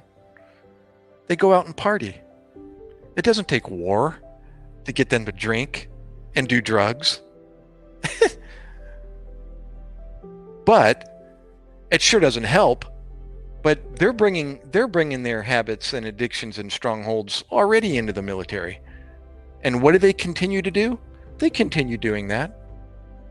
I'm a testimony of that. I brought some of my bad habits into the military. Did I do that while I was in the military? While I was at war? Yes, I did. We won't go into detail, but yes, I did.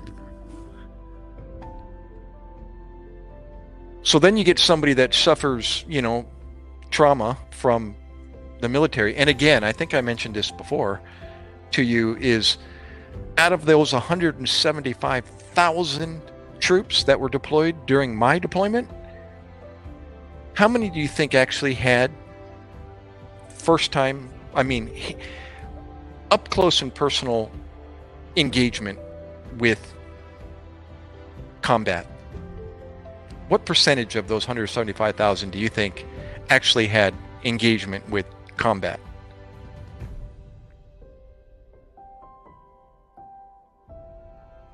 Very small percentage.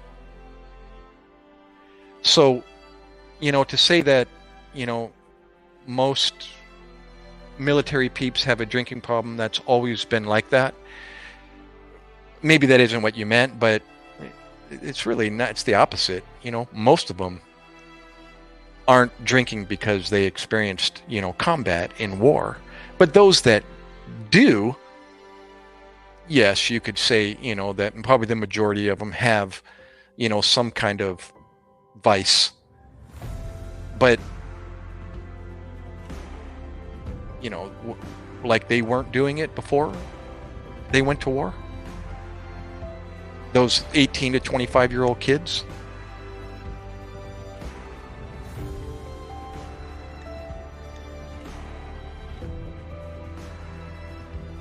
Yeah, I don't have the numbers, but I'm telling you, out of 175,000 people, a very small percentage actually,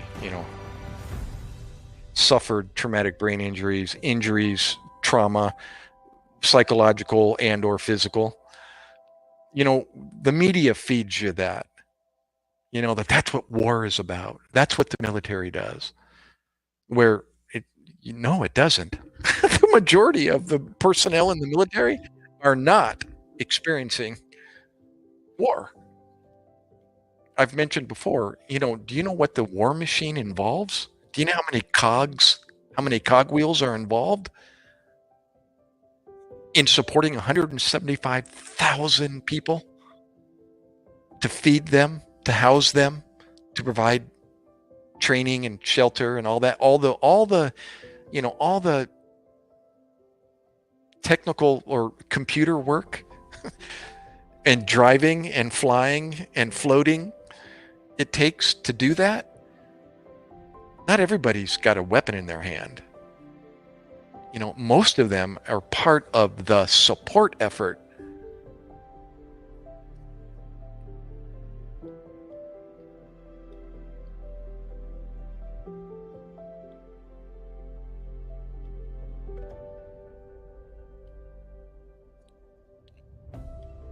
Yeah, unfortunately though, like I said, those that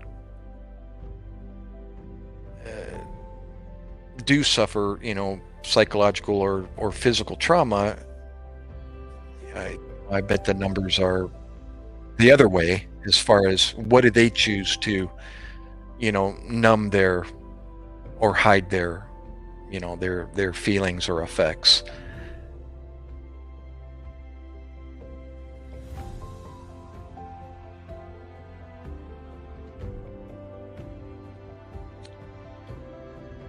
Yeah, that's always a contention, and I support that as well. That when you look at the amount of effort and the care that those that cross our borders and go through that fiasco to get here in the United States, and the care and support they receive compared to our own, veterans, say, it's pretty sad.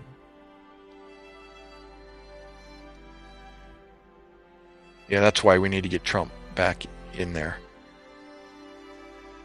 I'm all due respect, actually no respect to those people that just choose to shoot the man down and say everything they can about him, but they obviously are lost.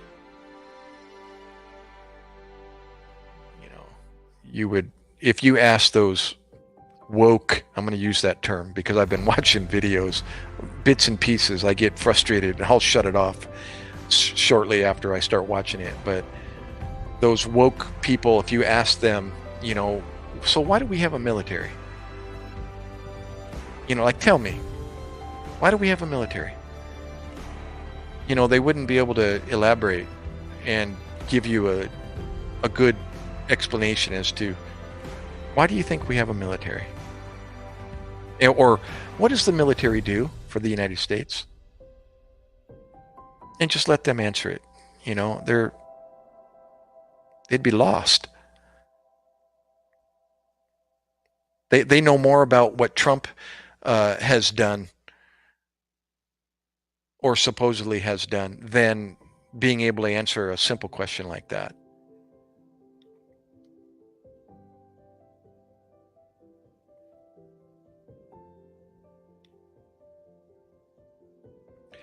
Pfizer killed my dad with Vioxx. What is Vioxx? Is that a immunization for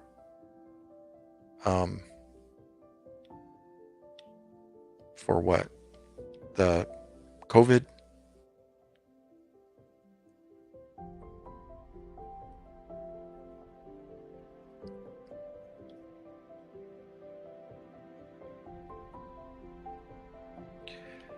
Well, I have my own.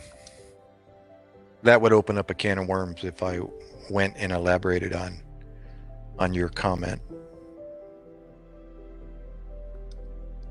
Being in the medical field myself, or having been in the medical field myself. And sounds like your dad was as well.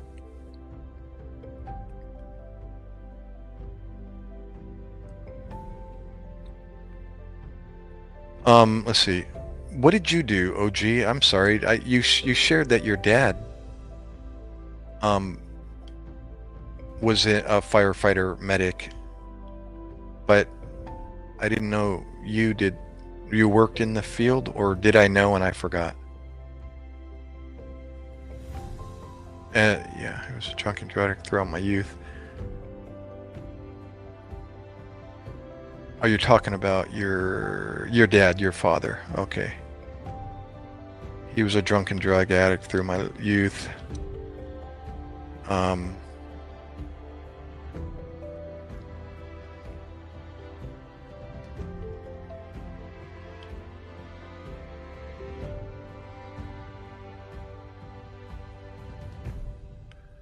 You pulled a dead baby out of a house fire when I was back in the States. He was never right after that. You did, or your dad did? He was stationed in England for a long time. I know that. My mom was there with him. Okay, I see. It must have been your dad did. Okay, he pulled. Okay, I'm reading now. Yeah. How old are you? Get glasses, bro. 42 was the magic age for me. I was actually on the M16 range qualifying there in 29 Palms, and I realized I couldn't sight. I couldn't see. It was like my iron sights on the M16 were covering up the silhouette, and I was like, "How in the heck are you guys? What are you aiming at? I can't even see the silhouette. My sights are bigger than the silhouette." So I was like just guessing. I would I would get the sights lined up, the alignment, and then just put it on the silhouette so it covered it up, and then pull the trigger. Or I should be doing like this. I was getting the sight alignment proper in the middle and parallel there at the top, and then I would just raise it up so that it would cover the silhouette, and I couldn't tell, where on the silhouette it was going to hit, but I figured, okay, that looks like right. So after that is when I realized it was my eyesight that was it was kind of blurring everything, melding everything together. And so I got examined there at 29 Palms, and they said, yep, this is what we recommend. They said, do you want glasses now or after you get back home? And I said, so if I get them now, what does that mean? He says, well, if you're going to wear them, you're going to need to, we're going to give you military issued, the big honker, black rimmed, the ones that fit underneath gas masks and goggles and the whole thing. And I was like, no. I'll struggle without them. Thank you very much. So I got glasses when I got home. I made it to 42. I don't know how old you are.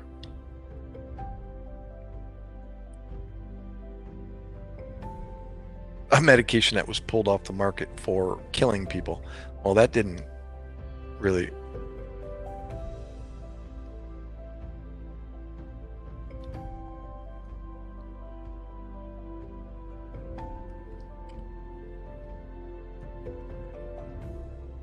Yeah, OG, you're past the point of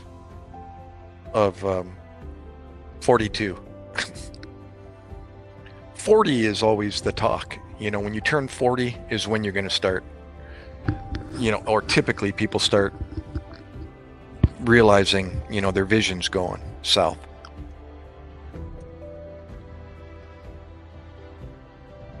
I'm wearing contacts right now, so the only reason why I can see.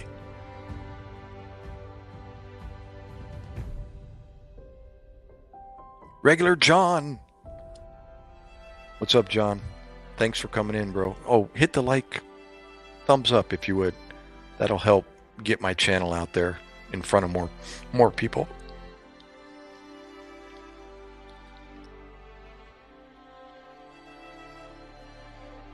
Vioxx. Why do I know that word? What is Vioxx? Google it for me, somebody. Vioxx seems like a drug for gosh, let me pull my memory. Vioxx.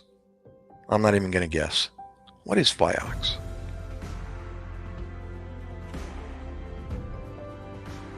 You!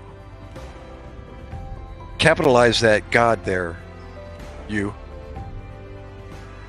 Little g God. There's many little g gods in this world. There's only one capital G God. I'm anal when it comes to that. Even the Bible does that for you. Every time it's talking about God, it's capital G or capital L for Lord. But any other God is small case. And I'll on that. It's okay. I will. Hopefully, tactfully correct you. My own brother-in-law, the one I just spent nearly 2 years, we won't go into detail, dealing with, he came back at me with an open Bible, pointing at the little G God, saying, that's the way you interpret it. You see right here, and he's pointing at the little G God, and I'm just shaking my head going, he's lost. He doesn't have a clue. He's interpreting every time it says God in the Bible, referring to the Creator, whether it's capital or small case. And I was like, I initially started to defend, and then I realized, you know what? No matter what I say, he's not going to understand. So I kept my mouth shut. I turned around and I walked away. Like that was the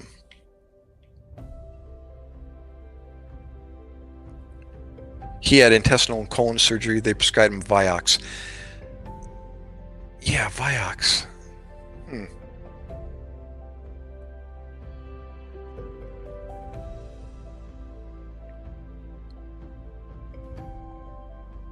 Yeah, exactly.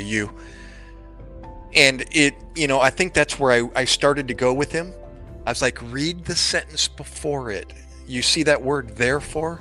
You always got to ask yourself, what is therefore? And in order to do that, you either go back and or read after. The Bible has its own dictionary. Typically, all you got to do is go back or go forward, typically forward. It repeats itself in a different way, and it explains the sentence before it. Yeah, exactly. So I'm sure it was just a text. But yeah, I always tell people, capitalize that G.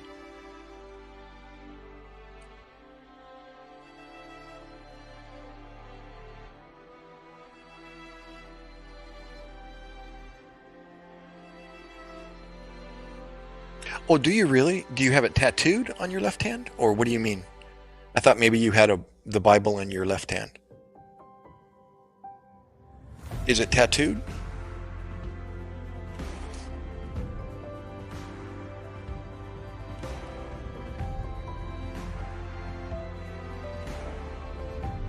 You yap. Who are you? Did I ask you that before? It's like, who the heck are you? Are you a guy? And where are you? Forgive me if I'm asking you again, but I'm like clueless in my head. It's like, who are you? What are you? Where are you?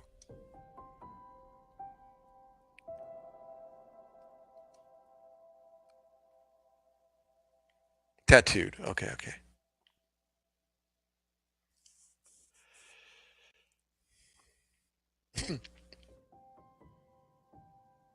You yop. That's right. I keep saying yap. It's yop. And what does that mean? I'm asking all these questions.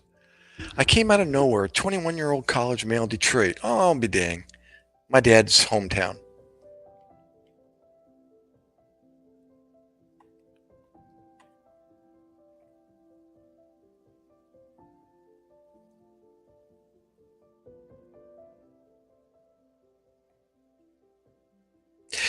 And don't help me out with this. I know there's probably a lot of them, but I went to my dad's house that he grew up in Detroit. Um, I remember I was traveling back to San Diego, driving across, and I visited my mom's house in Columbus, and then I called home to my mom and said, "Hey, where did Dad live?" And in her archives, she had the address to his house in Detroit. So I made a stop in Detroit, kind of a bad part of town nowadays, but I went to the address and saw the 2-story house with the widow's perch on the top. And if I'm not mistaken, it was something Heights. Maybe I'm wrong, but it seems like there's a memory of something Heights in Detroit. Is there such a, like, are there a lot of heights in Detroit? I might be totally off, but that came to my memory. Was it something Heights that he lived in downtown Detroit? Madison Heights? Is that in downtown? Kind of the hood part of town? Ah, see? This was like 2013. I drove back 2017 as well. Or did I fly back? I think I flew back in 17. But I took a trip from Ottawa, Canada, down to San Diego. Drove. And that might have been the time. In 2000, that was 2013. Yeah. Yeah. Yeah, like I said, it didn't look like a very nice part of town as I was driving through. I think I was the only white guy in a car as I was driving through the block. And, but anyways, and saw his house, yeah, that he grew up in. It was green, actually. I remember it wasn't a very pretty green. Oh, Fear of Heights came from. Oh my gosh, OG. You need to be a comedian, bro. Fear of Heights. Badoom, psh.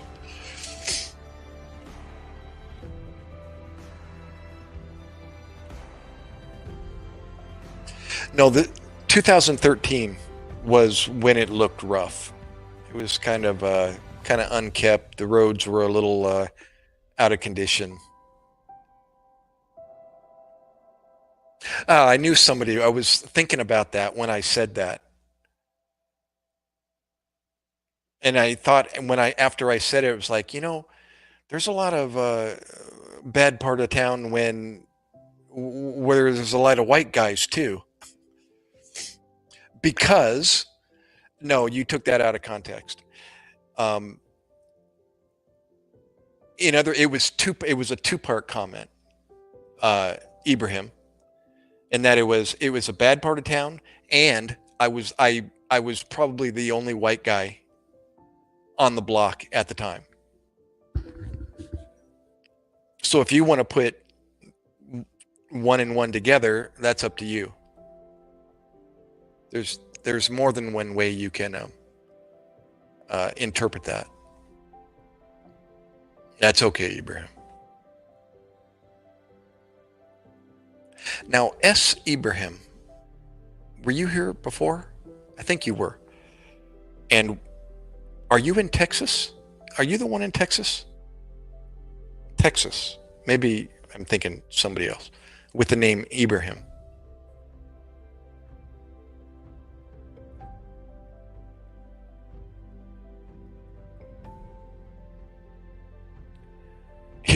Here's another, to further that comment, Ibrahim. Go 8 miles down the road to Atlantic City, and I could say the same thing. South Carolina. Okay. So you're not the... I was thinking of another Ibrahim or Middle Eastern sounding or Pakistan. I don't know if that's where your heritage, or is that just a made-up name you're using? Lake Michigan or one of the Great Lakes. I lived on Lake Erie in Rochester when I was little. And I traveled down and around Lake what is it? There next to Illinois and Wisconsin. Got to go down and around through Chicago. What's that lake? That's Lake Superior? No. What lake is that? What am I?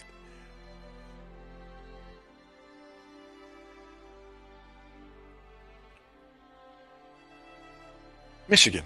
Thank you. And I was gonna take the ferry. You probably know I was talking to I think it was not Peachtree. He's not here right now. Josh, the Army Special Forces veteran. I did a research on the ferry that goes across Lake Michigan from the Michigan side over to Oshkosh, Wisconsin. And it was going to be a family trip. Just, something to do we haven't done before.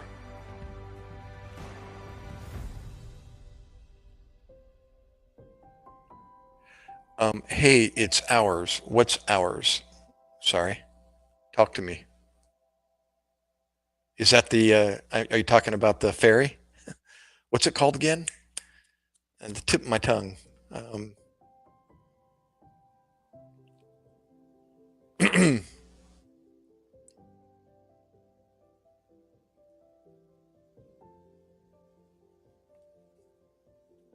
Girl in the mirror.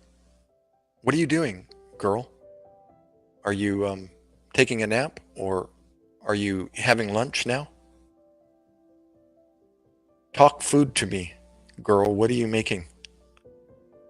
Um, no, I'm prior Navy, and I was with the Marine Corps in 2004, 2005. This is the Marine Corps cover with the Navy insignia, the medical second class petty officer insignia.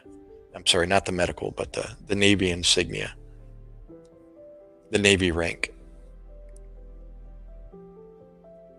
What's for lunch, girl? Tunkai. Thanks for coming.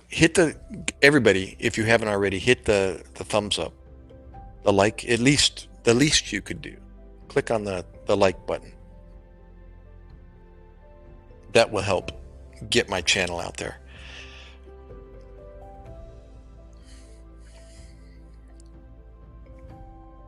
Oops, I just hit my camera.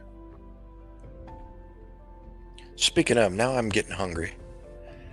And I had a great dinner. Oh, by the way, for dinner, girl, we had talong, the boiled talong with tomato and scrambled egg and onion and garlic.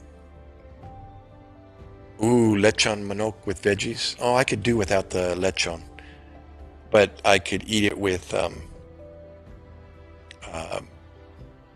ista. How about you got ista? And rice, of course. I want to know about my dad's service, but don't want to bring back my mom back into thoughts. My mom back into thoughts. No, tortong talong. That's the. No. That's the roasted talong, and then mash it, and then dip it in egg. She just boiled the talong, cut it up small, and then put in tomatoes and onion and garlic and olive oil and cooked it down.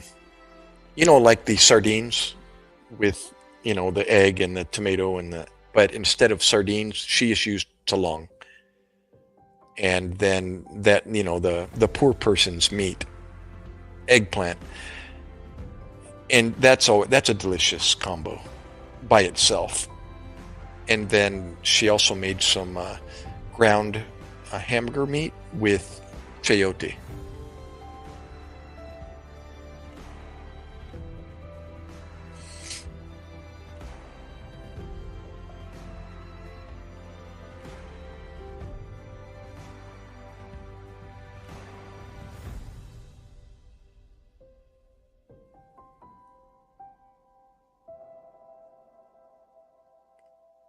Well, OG, can't you just research your dad's service? You've got the internet. You might be able to.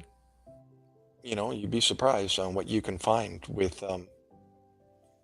you know, without bringing other people into the mix.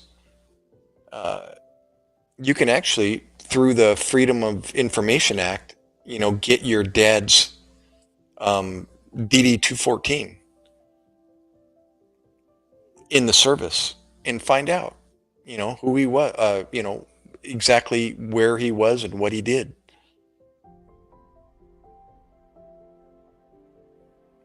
What's his name? That exposes stolen valor. What's his name? Don Shipley. He, it might cost a little bit. You can request other people's, military records. That's not, anything that's secretive or.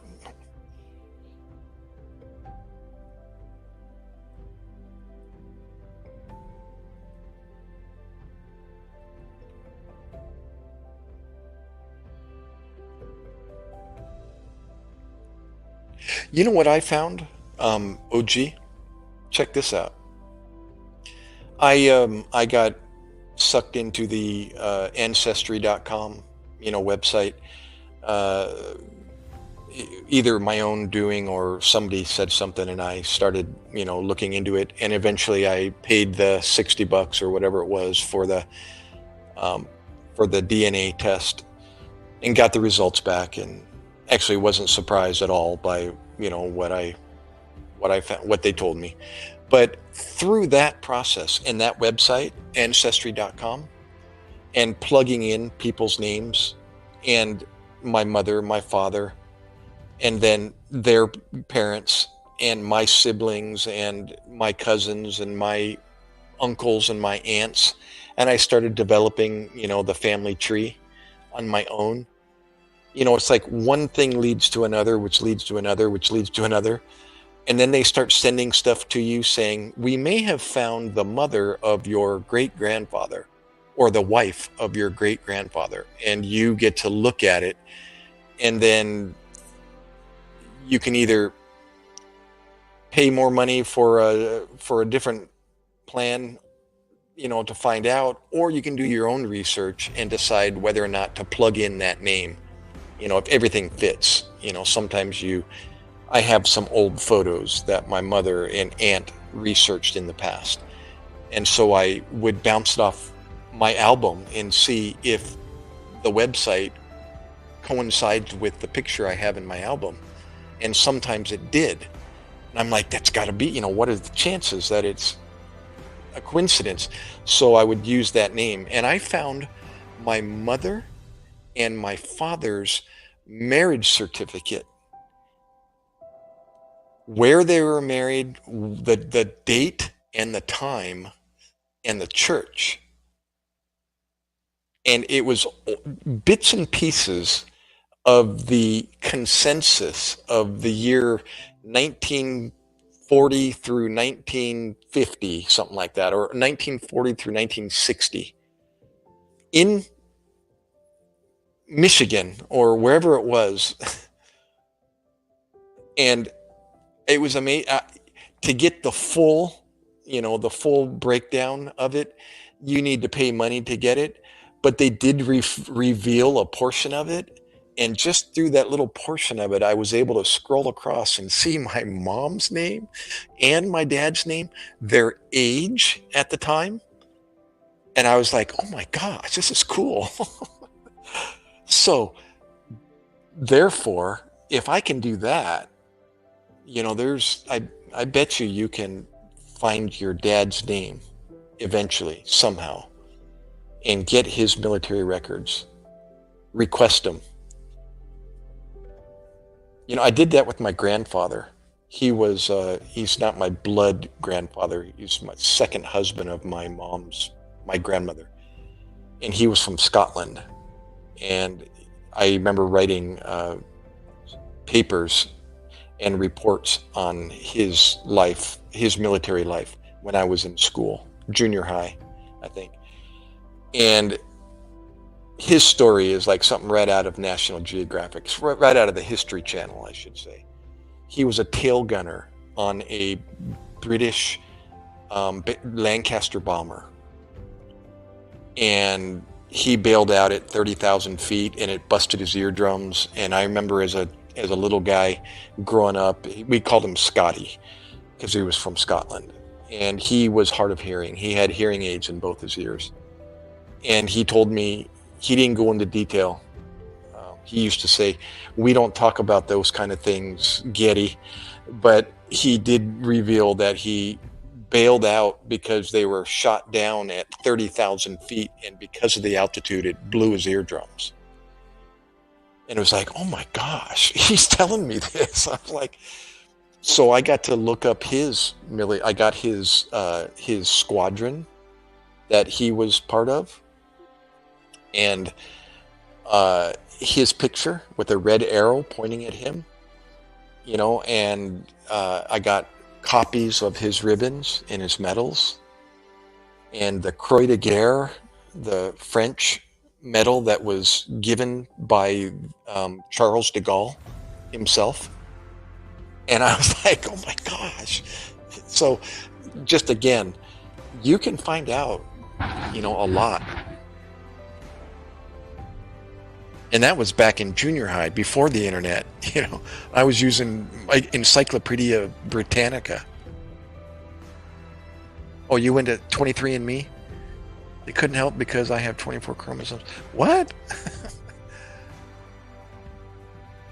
Is that another comedy? You kind of lost me there. 23andMe, and they told me they couldn't help because I have 24. Are you talking about 23 plus 1 is 24?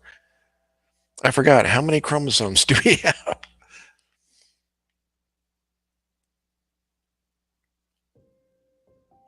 Is it 12 and 12? 12 from dad, 12 from mom?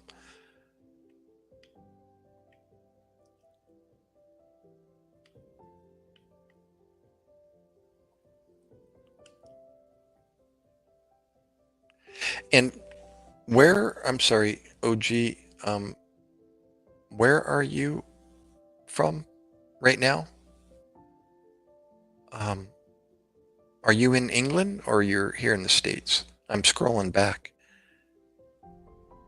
Abraham, I'm from the hood. Don't be race baiting. I didn't see that one.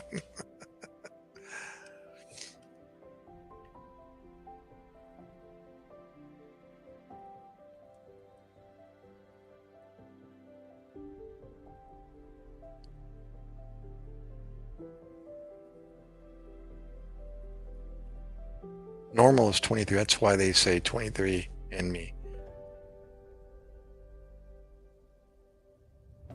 Okay, South Carolina. Okay, you were the one. South Carolina. Gotcha. Are you the one, OG? I'm sorry, no, that was Georgia. There's somebody that was from the area that I'm from, but they live down in Georgia now and they love it.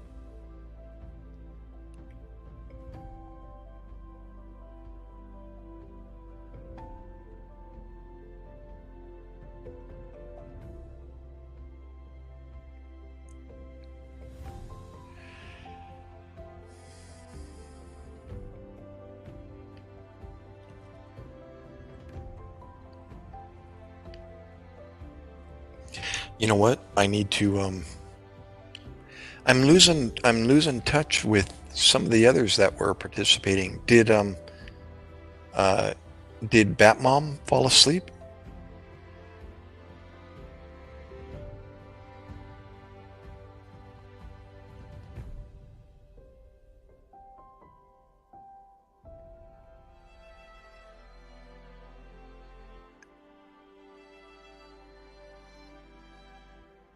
Oh yeah, you Yop.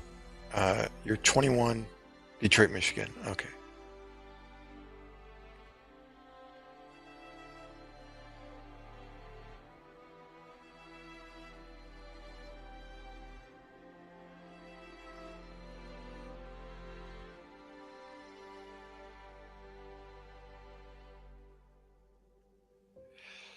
Gosh, I already ate and I'm still hungry. What in the world?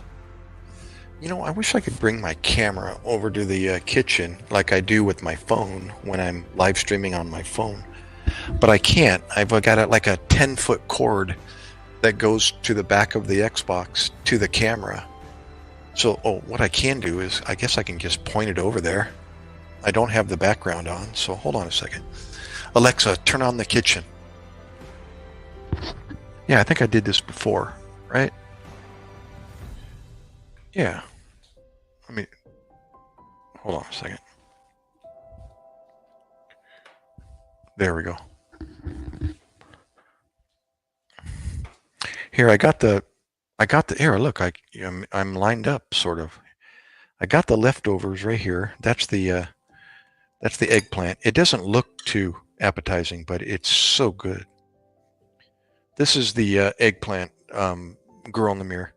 The eggplant, eggs, tomato, garlic, onions, olive oil. See that okay? Alexa, turn on the living room. There, a little brighter.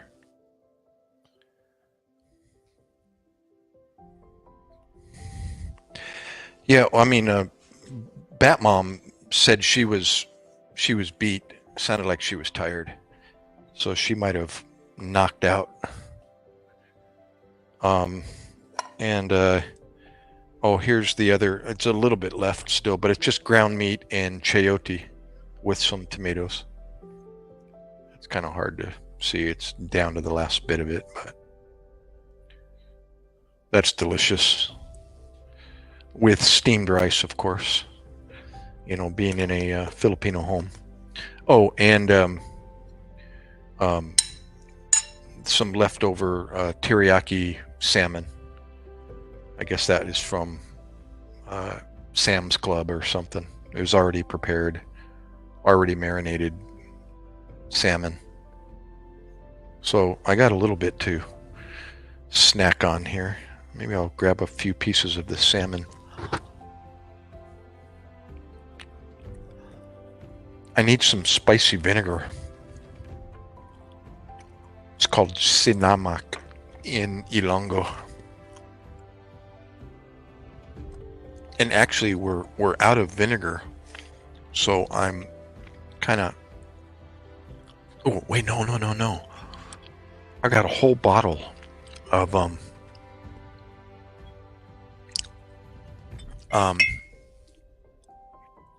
here we go. Pinoy spiced coconut vinegar. And I have a bottle, here it is, of pinakurat. Check this out. You guys, as a born and raised American, being married into the Filipino culture, you have to try this spiced coconut vinegar. It is the bomb. It's just already prepared. You make your own, but this is already prepared. And then there's another version called pinakurat. This is a more kind of a more dense, spicy coconut vinegar. Suka is vinegar.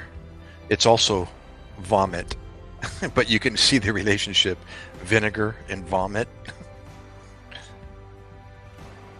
But it goes wonderful with fish and seafood and a lot of other things. But oh my gosh, you have to check out this spiced vinegar from the Philippines.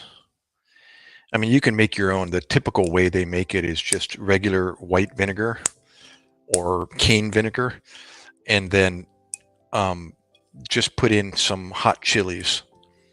Get a big a bundle of hot chilies and put it in a bottle. You know, break open the chilies, maybe cut them in half, or you don't have to cut them in half, but it needs to sit longer if you don't break them open. And just pour the vinegar over the chilies in the bottle, and just let it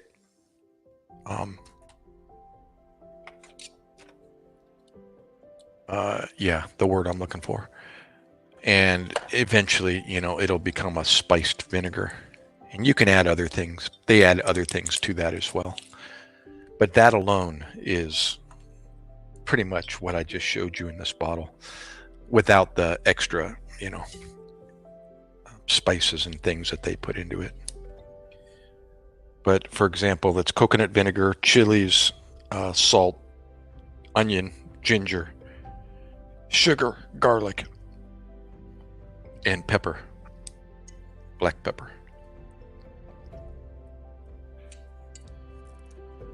Okay, which one am I gonna? I got the pinacarat open. And now I'm struggling to open the other one. There we go. All right, I got both of them peeled apart. So I think I'm gonna just pour a little bit of this on the plate and go to town on the rest of this salmon. No, you know what?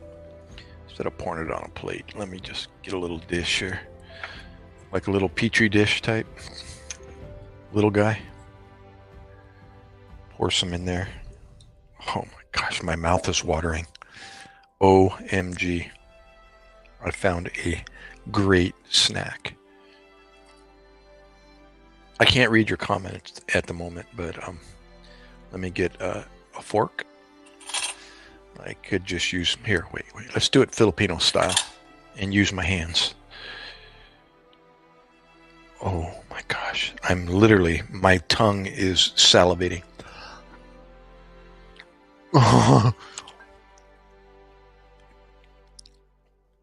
Wow. And the, gosh, I can drink this stuff.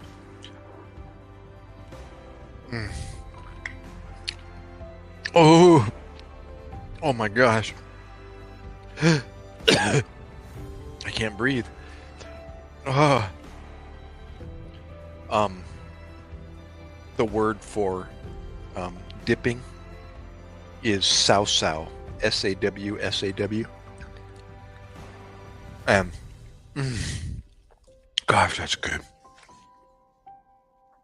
The word on this bottle is saw-sawan, nang bayan, saw-sawan. Saw-saw is to dip. Oh my gosh, what a treat this is. Oh.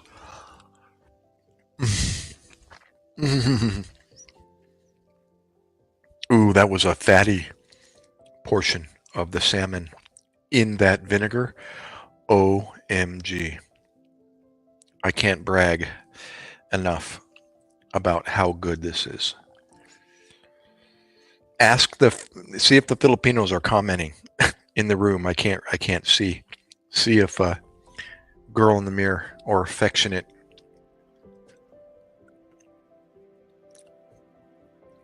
And the most popular saying in the Philippines is it tastes better when you eat it with your fingers or you eat it with your hands. So I'm doing just that. Definitely finger licking good. OMG.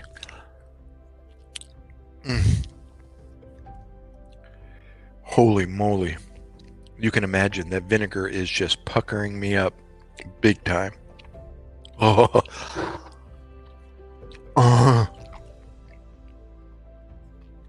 Wow.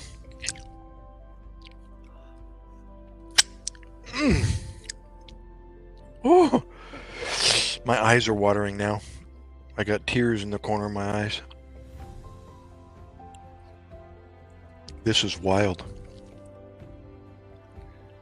Okay, there's the rest of the skin is left. I'm going to leave that. And I'm going to do a bite or two of this eggplant and vinegar as well. Oh my God. Sorry about the expressions here, but this is crazy. It's like candy.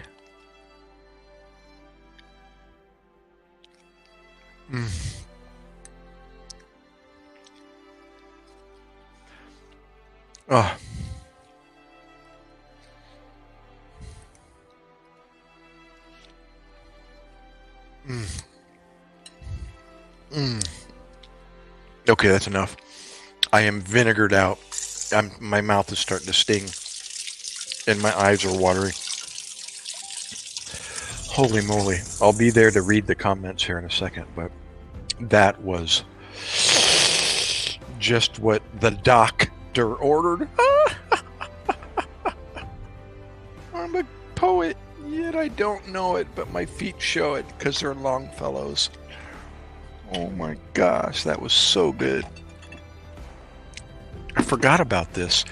I was telling my wife we need to get more vinegar, and yet here, 2 bottles. We're sitting back on this little lazy Susan in here, and I forgot about it.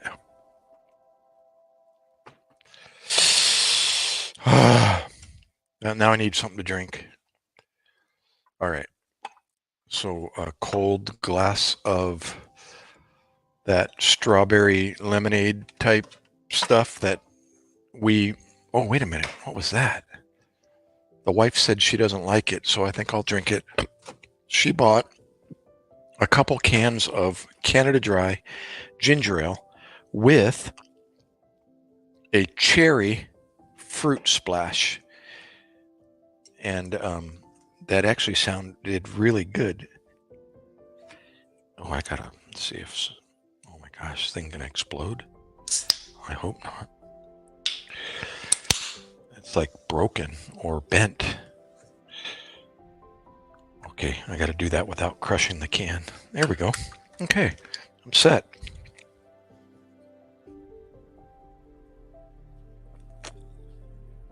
Oh my gosh. What happened here? Okay. You can't listen to me moan anymore. John, I'm married to a Filipina. And yes, I was married in the Philippines. In 2002. And I've been back 4 times since then.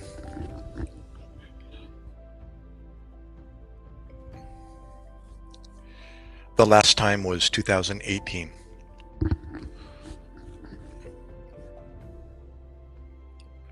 How about you, John? Are you from the Philippines?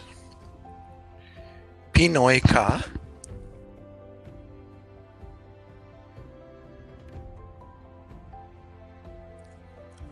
Oh my gosh, are you really?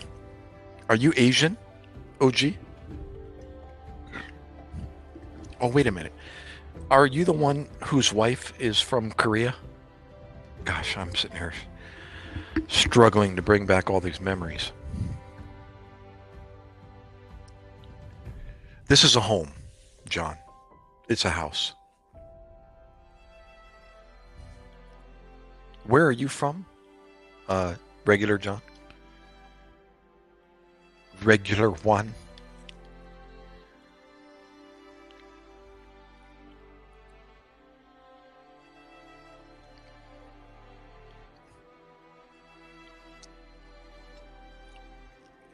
Did I make you hungry, OG?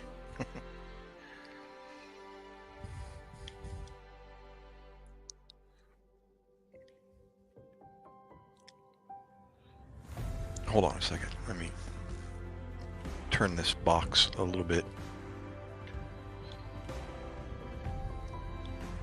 Forgive me if I'm out of center at the moment.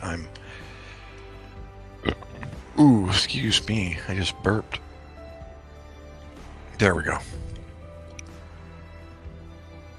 Talk to me, John. What other questions do you have about the Philippines? And where are you from?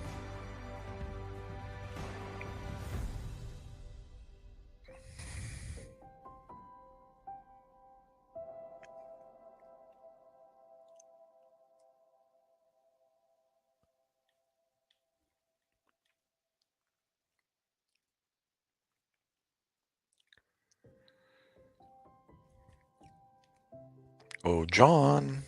Regular John, are you there?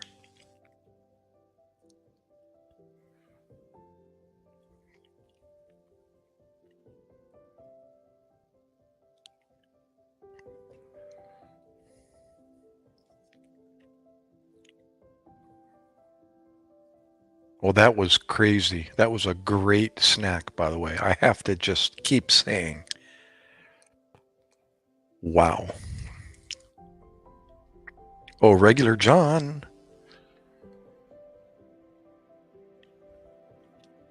Come on, guys, don't forget, hit the thumbs up. See if you haven't done it, click on it and see if I start getting some more people popping into the room.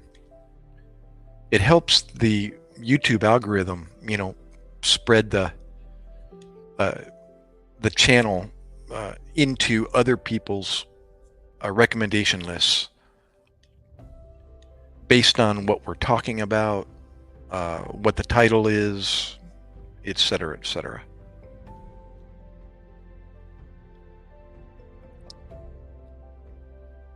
I wonder where Josh is.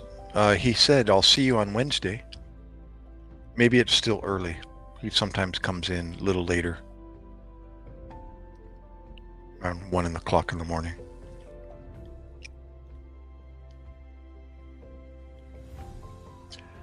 John, are you there? Hello? Earth John. Regular John. If I disappear, I'll be right back. I am over here on the YouTube tab. I'm trying to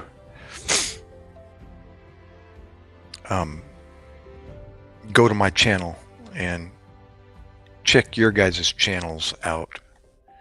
See if you have any pictures or videos posted.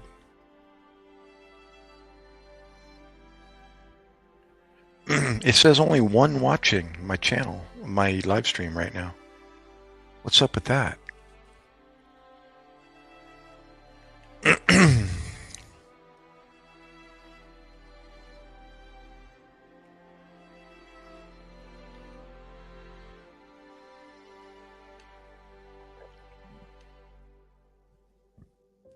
Okay, I see myself.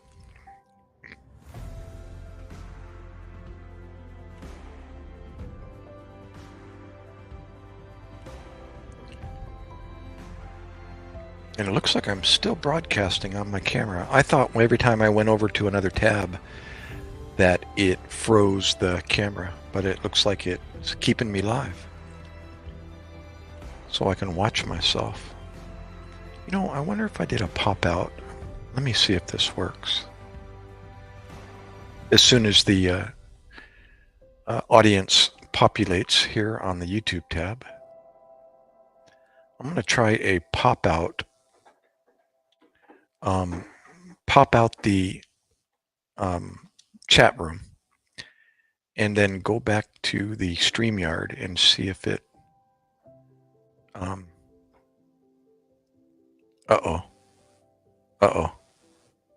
Am I still there? Yep, looks like I'm still there. Pop out chat. There we go. And then if I go over here to StreamYard, does it keep it? Let me see if it does.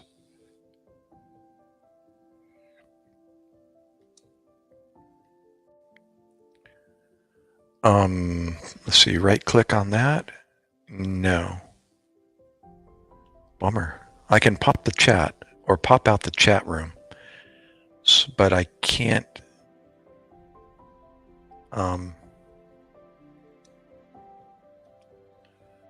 view it separately as a window in the corner. What a bummer. Wait, let me try clicking on it. I'll open the tab, and then again, this is an Xbox here, and then right click. No, bummer. Add page, read aloud, send tab, refresh.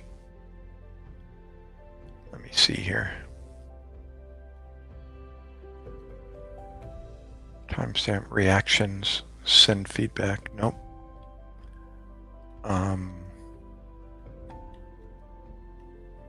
Well, that's a bummer. If I could just minimize that. I can't, though. Oh, bummer. Uh-oh, what happened to my my camera? Where did I go? Did the camera die? Nope. Maybe because I popped the chat out? Let me see. Give me a second. I might have to... Nope. My camera's gone. I'm surprised my battery has lasted almost 3 hours. Maybe that's why. Maybe the camera's dying.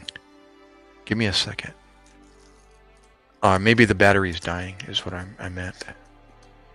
Let me replace that and see if that takes care of it. We'll find out if that's the... It all started when I started to manipulate the live stream. So we'll find out what the issue is here in a second. Okay, there's the new battery, and that wasn't the... that didn't take care of it. You know what I'm going to have to do? I'm going to have to reload the StreamYard. And that's going to kick me out for a second.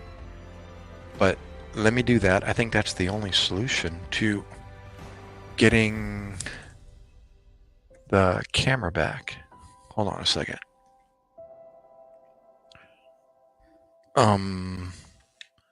Weird. Edit, stop mic.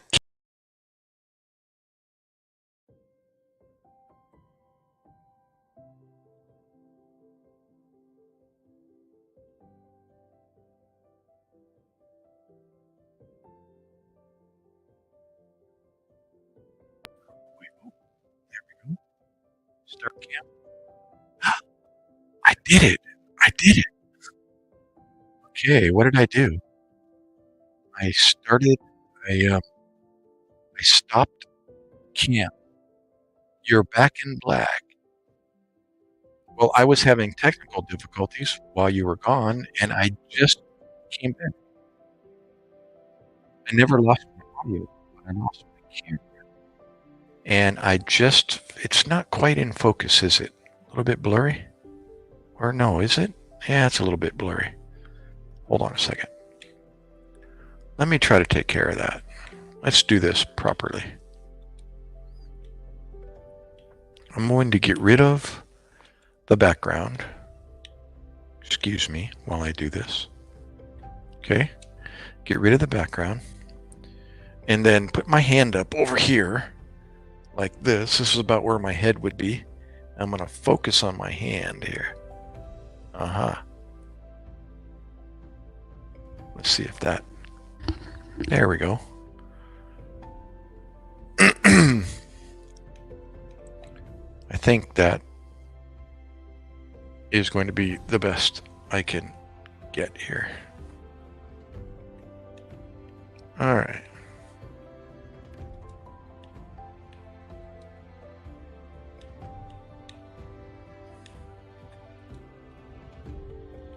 Oh, here, how about if I put myself in the picture right next to me? What does that look like? Oh, you can't see me. Wait. Let's see. No, the background doesn't change. Like we were camping? You like the dark while we were camping? Okay. Actually, that's me right there. That's the side of my head. And I can't get that picture in on this vertical live. I can't change the vertical now that I'm live. So I'm going to take that one away.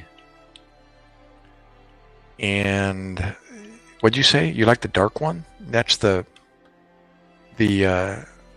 ambulance, but the dark one is, or the blue one. How about the blue? What about the blue background? How's that? Which one do you like? You like the blue one or the sunset? The sunset is the same place. Actually, no, it's not. The lake that I fish at is this one. That's that alpine glow, kind of that one there. See the sunset. Here, I'll get out of the picture for a second. That one. That's the shallow end of the lake. That thing gets to like 6 inches down at the very end. The fishing one, okay. The blue one. That's the Lake Lenape. And I was out by myself at a little island. I was actually on the gravel on the shore. Actually, it wasn't a shore, the shore of the island, and was looking out over the water and took that picture with my kayak in front of it. I don't know if you can see the kayak in the foreground. This vertical live cuts out quite a bit of it, but see if you can see it here. Yeah, see if I can get out of the picture. No, you don't see the kayak, but it's off to that side. Down there is where the kayak is, over there, but you can't see it. So this blue one, is this one okay? Oh, I was out on the patio. I was talking about when the camera wasn't working. Oh, you were.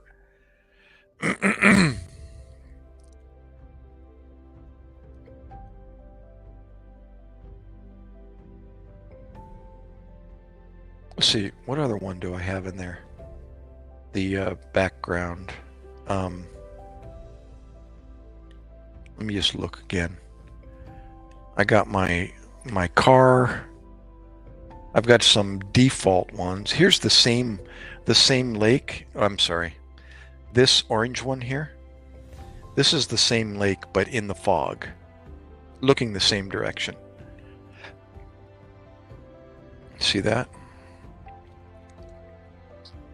You really can't see it with me in the picture. And this is the same lake. It's just one of these logs, dead logs, submerged logs under the water. That's that one.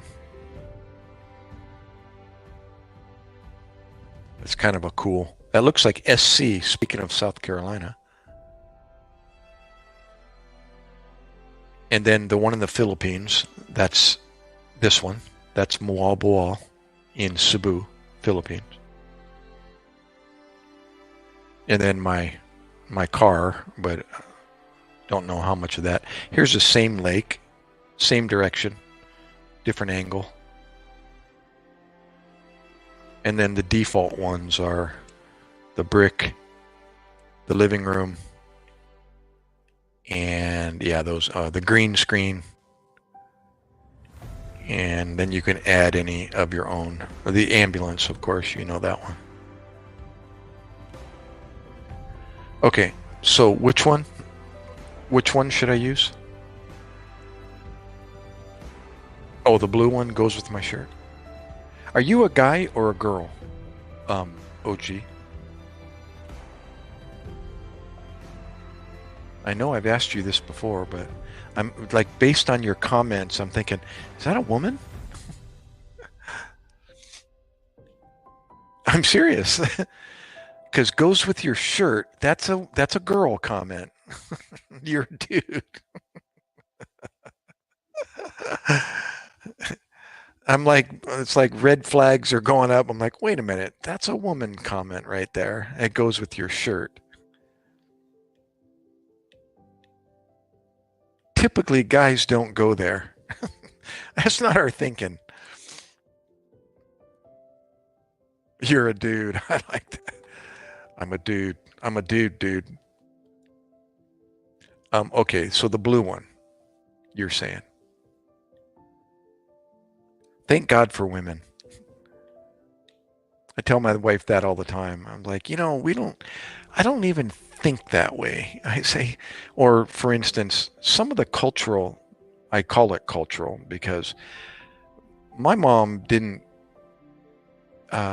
do subtle little things like my wife does. And I'll give you some examples. And I praise her for it all the time.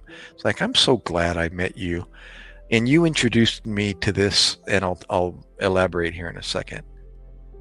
Maybe I've talked about it before. But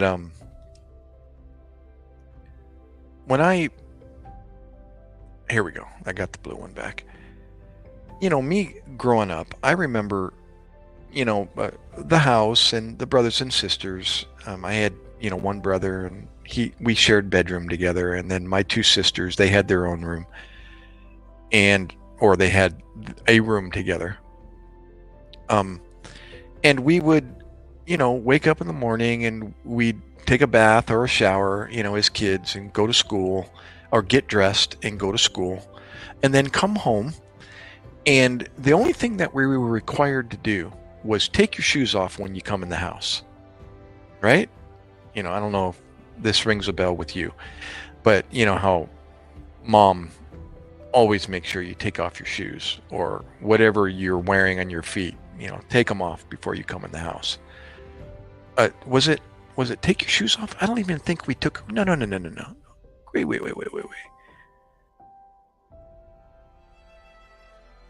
That's not true.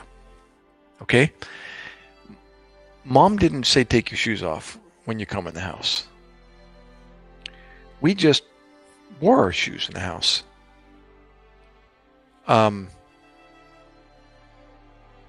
It was standard, and our street clothes.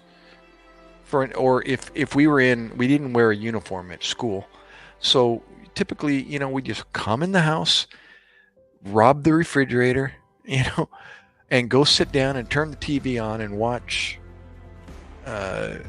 Brady Bunch or Gilligan's Island or whatever was on after school. I think that was a little bit later, but I mean, in the evening. And then, we would, and we had to be, dinner was at 5 sharp every night. So we had to be in the house 5 minutes before 5. Don't be late. Or we had to answer to my dad. So, that's how I grew up, and that was the norm. Or like my brother said later in life, isn't that life? That's another subject. So yeah, that was just the norm. We had a carpeted floor. The kitchen was linoleum or whatever, but it was carpeted throughout the house. And wearing a path down the hallway, and the well-trodden areas, the normal pathways were worn down, in the carpet. That was normal. Well, even when, then I got, I grew up and I eventually met my first wife, and she was from Bangkok, Thailand. And I got introduced to the Asian culture. And that was, I've talked about that before. It was a complete flip-flop in the way you eat, what's on the menu, what you buy at the market. The whole concept was, and there was one, I don't even think I did it. The only requirement really being with or significant change being with my first wife from Thailand was take your shoes off when you come in the house. And that was, if you're, I forget if it was you, OG, that's married to the Korean, but that's very typical for an Asian home, Japanese, Chinese, Philippines, wherever, Vietnam, Thailand, Cambodia, Laos, is remove your shoes before you come in the house. And that made sense to me. I was like, gosh, if we had only done this, my mom and dad wouldn't have had to replace the carpet so often. And leave the shoes outside the door, on the doorstep, or off to the side. And that's my pet peeve here at the house, is make sure the shoes are off to the side, because I trip on them all the time. I tell my wife I'm going to bust my ankle one of these days. But anyhow, so that was like an epiphany, like, gosh, something so simple can save so much cost, wear and tear. So that was like the coolest, change. And then, but as far as my clothes, I don't remember changing clothes when I came in the house. I wore my street clothes, even with my wife from Thailand. until we went to bed, and then we would take a shower or whatever and get in our pajamas and, and go to bed or whatever it is you wore. And, unfortunately, I got remarried but I married again into an Asian culture, this time in the Philippines. And my wife now started having me do something that I am wearing to this day. I mean, I do to this day. And it's just as good, if not better, than taking your shoes off when you come in the house. And that is, there's two sets of clothing that you wear throughout the day: house clothes and street clothes. House clothes are typically pajamas. So whenever you come in the house, I mean, whether you just came home from church, or you just came home from the store, or you came home from fishing, I got to hit on something else about that, is when you come in the house, you go in the bedroom, you get out of your street clothes, and you get in your house clothes. And it's like so comfortable to get out of your street clothes and to just get into your pajamas or your house clothes, and whether it's your bare feet or socks, but no shoes, no sandals. There are slippers, house shoes, but there's no tennies or, nothing like that is allowed in the house. You'll find those outside the door, or at the doorstep, or actually we got a rack behind the couch right here, and she's got her display of shoes. It's a Filipino thing. So anyhow, well, you have OCD. Well, you'd fit right in with us. I think we both are. We both have our OCDs. Being in the medical field, I think, has something to do with that. Being organized and having a place for everything. Put things back where you got it. I think I got that from my dad, but it makes sense to me. It helps me remember things. Put the keys back on the hook. Don't leave them in the bedroom. Don't hide things. Just recently, my wife decided to try something new. And what'd she do? She put me on a wild goose chase looking for something that my electric razor. OMG. I was searching every place you could think of, racking my brain, sitting there by myself outside going, where else could I have put my electric razor?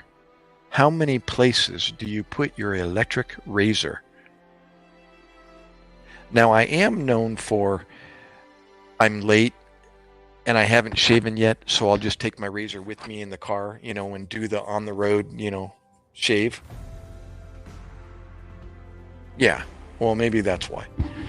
But whatever reason, I'm an advocate of, it's just I'm always forgetting stuff anyways, so I need a routine and or a checklist.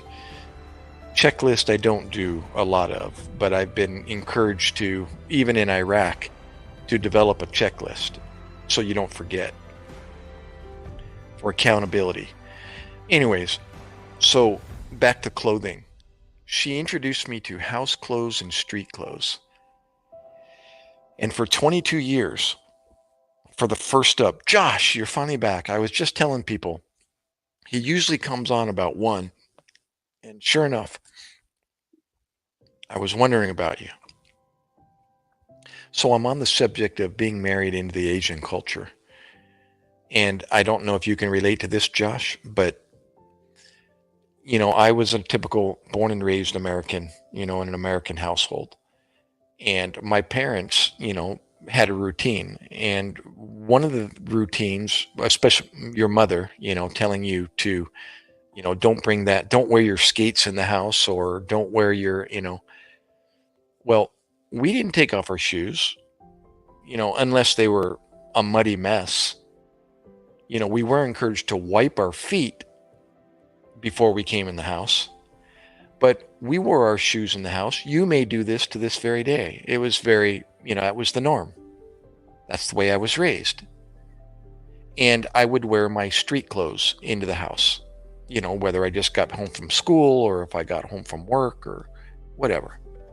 Right? I don't know if you do that or not. Well, that's the way I was raised. And then I got married into the Asian culture. In first marriage was from a girl from Thailand. And as you may know, the Asian culture is big on taking your shoes off before you come in the house. And so you either come in your bare feet or with your socks on. Yeah. So taking the shoes off made sense when I was asked to do that by my wife, especially if I'm going into her parents' home. You don't drag the mess of the outside into the house. And it saves wear and tear on the carpet. It saves everything. Just that whole shoe sole coming into the house and walking over carpet, as opposed to your bare feet or your socks. And that was the beginning. I've been doing that for nearly 40 years, leaving my shoes outside the house. That was for the first 15 years. Oh, your dad was into crack and rolling joints. My mom was more into women. Great. They're always at odds. He was always rocks, paper, and my mom scissors. Yeah, OG's throwing comments in there now and then about his upbringing, and it doesn't sound very, very nice.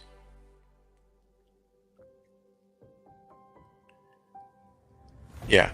So anyways, so that was the first 15 years of being married. And then I got married again, and this time to a girl from Philippines. And I was saying, she not only took off her shoes in the house and left them out on the front porch or patio or on the doorstep or whatever, inside the house. She introduced me to house clothes and street clothes. And that was like foreign to me. Like, what?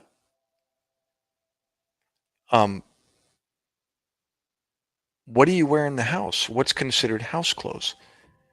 And she would go in and change and come out in her pajamas or in her sundress. It was, they call them, it's like a house dress. The loose shoulder straps, walk around the house, do house chores in or cook in the kitchen or just sit around and, just being in the house. So she lays out on the bed for me my pajamas, that she just washed and ironed, smelling good. This is when, we first got married. And there it is on the bed for me to change into after I came home from wherever. Church, the store, outside, just being outside, especially if I'm outside mowing the lawn. Now that made sense even more. I'm full of pollen, and actually I have outside clothes that I change into when I call them yard clothes, out there on the shelf in the garage. I kind of rotate those, and I wash them every 4 months. Yes. I'm sorry. OG, are you the one with the Asian wife from Korea? Is that correct? Forgive me if I forgot. Is that you? I believe it is, but I'm probably wrong. Oh, she's Native American. That makes sense. That a Native American culture would be the same way. It's all related. Asian, Native American. But yeah, we weren't raised that way. And it was the coolest. It was another thing that just made sense. It's like taking your shoes off before you come in the house. You don't bring the outside into the home. Yeah. And so for the last 22 years, that's how long I've been married to my wife. I've been doing that. It's what I'm wearing right now. These are house clothes. This is a shirt from her work, Atlanticare, that she bought like four of them. And actually, she was wearing them, two for her, two for me. But eventually, I incorporated all of them. So now I can rotate through four of these. And then, as you know, us guys, we wear the same, clothes sometimes for days on end. Well, house clothes, you don't wear and tear house clothes. So it's like, my street clothes, they're in the bedroom, on the foot at the foot of the bed. And I change, we all do. My son, my wife, and me. We all change when we come in the house. And it's really not a big deal. You just pull it off your head and off your legs, and you slide into your street clothes and tuck it in and do your belt and put your shoes on the way out in the garage, and you're ready to go outside. Oh, how cool to receive a handmade American flag blanket as my first gift. Wow. That's almost deep. That's like super cool.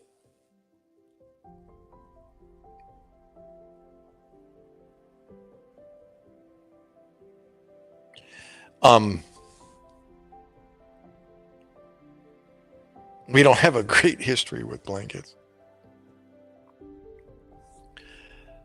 So, yeah, and now when I go over to other, Filipino homes, it's the same. It's not my family, but it's a Filipino family.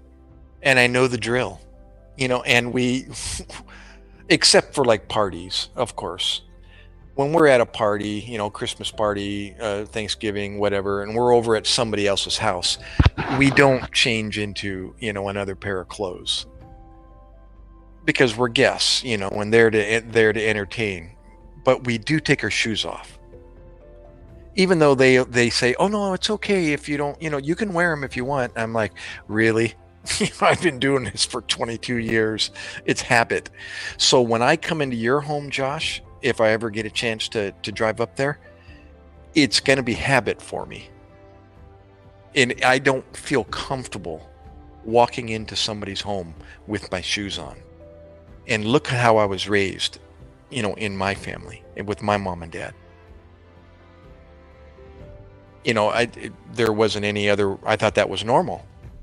Well, now I've been doing this literally longer than I spent at my mom and dad's house.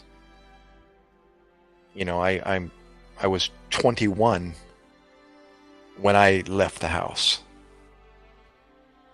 Although living by myself in my mom and dad's house because of circumstances, but 21ish is when it all changed. And then I got married when I was 22. Became a daddy, and the rest is history. And the Asian culture began from that point. So for the last, like I said, 40 years. Yeah, matter of fact, this year is 40 years. Actually, more than 40 years, because I met my first wife like in 1982, and I married her in 84. Something like that. So 84 would be 40 years this year that I've been carrying 25 kilo or 12 or 25 kilo bags of rice on my shoulder for 40 years. And making rice in the rice cooker, for for that long as well. Your wife is Spanish, so it's the same way. Can't wear any shoes in the house. Ah, yep. Well, that's cool. What's that? Racist country, but none of us have a white lady.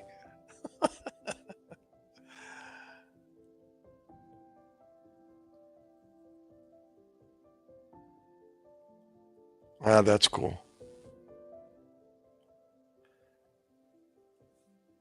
And then, on that subject, typically, um, when you speak to a Filipino, actually, it's not just Philippines. It's kind of worldwide. If you say you're from America, the stereotype that is already placed on you is that you're a white person. And I correct people all the time, and I'm like, do you realize there's Asian Americans, there's Spanish Americans, there's Mexican Americans, there's Scottish Americans, there's Black Americans, there's, it's like, hello, we're the melting pot of the world. But if you ask a Filipino, what is a cano? That is the short for Americano. A cano, typically a white guy with a big nose. They always compliment you on your nose because their nose is flatter, and pugger, and they're always pinching their nose and trying to do this to it whenever they see me because of my nice pointy nose. At least they say that. And isn't that ironic, or not ironic, but it's almost sad. It's like, wait a minute, come on, you guys are gorgeous people. Why do you want to look like me? And I'm not how an American looks. There's Asian Americans too. Yeah. Here, I love it. Sandals there, true OG. She made me at the first plate of food she made me. Yeah, I have a story. Oh, Joe K, of course. Yes. Yes, of course. He does some crazy stuff with his mom. His mom is so funny. Yeah. Actually, no, not Joe K. There's another Filipino that has a popular YouTube channel, and he's always doing shorts with his mom. But Joe K is another one.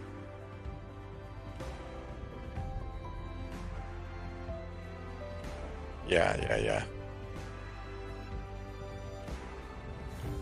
Oh, Joe Coy. Right, not K. Joe Coy.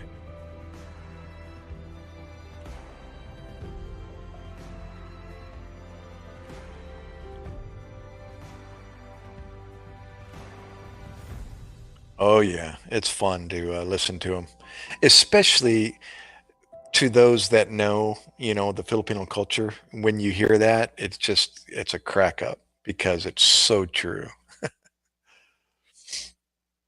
Yeah. Yeah, I was just watching a comedian just last night before or after my live stream. I was on, yeah, last night. It was a drunk tank, something drunk tank, and this guy is off the what's the expression? Off the chain, man. He's a wacko. Something drunk tank. He is an animated wacko. Wow. He looks like he's plugged into an electrical circuit. Just bizarre.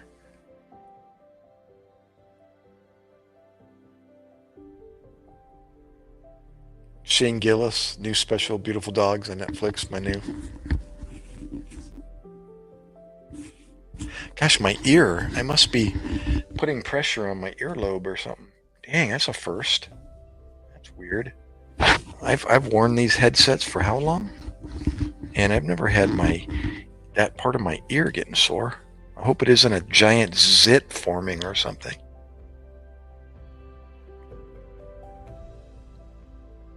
I am wearing this thing off my head. Maybe that's putting a weird angle on this ear or something. It's just been the last few nights I've been doing that. That's probably what it is. So I can hear myself, how loud I am.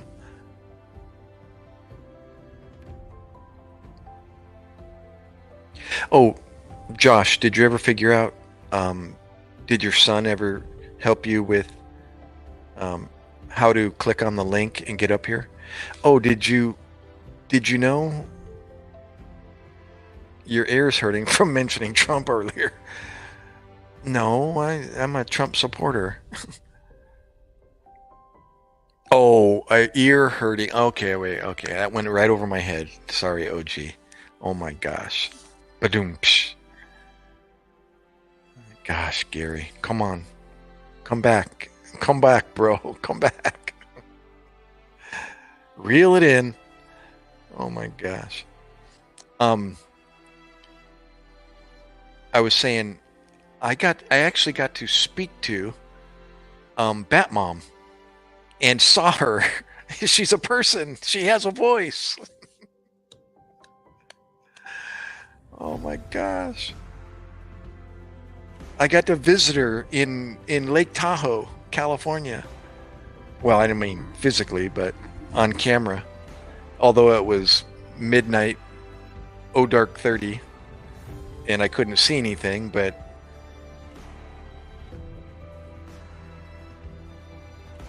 how cool. How old is that your eldest son? Josh? Gary, Indiana. Keeping it real. Keeping it real. When I get a boat, I'm naming it Keeping It Real. You know what? I never named my kayak. It's registered and it's got numbers and the whole thing, but I don't have a name for it.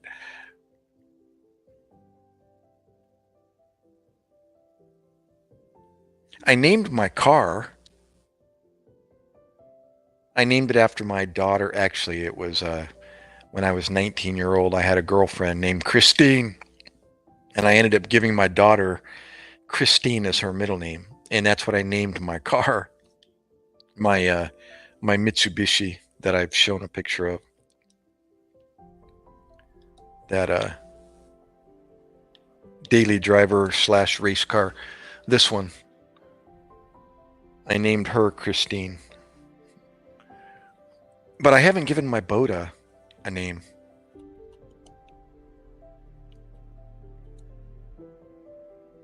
Yeah, he's 19. Okay. Yeah, he's my son's age. Isn't that something? You named every car? Yeah, how cool. Yeah, the boat, just a kayak. It's a tandem kayak. Come on, OG, help me out. What am I going to call my sit on top tandem kayak? It's like a natural color cami pattern. What else about it? Yeah. I don't know. I hadn't even thought of it. And that's like a must. Medic krill.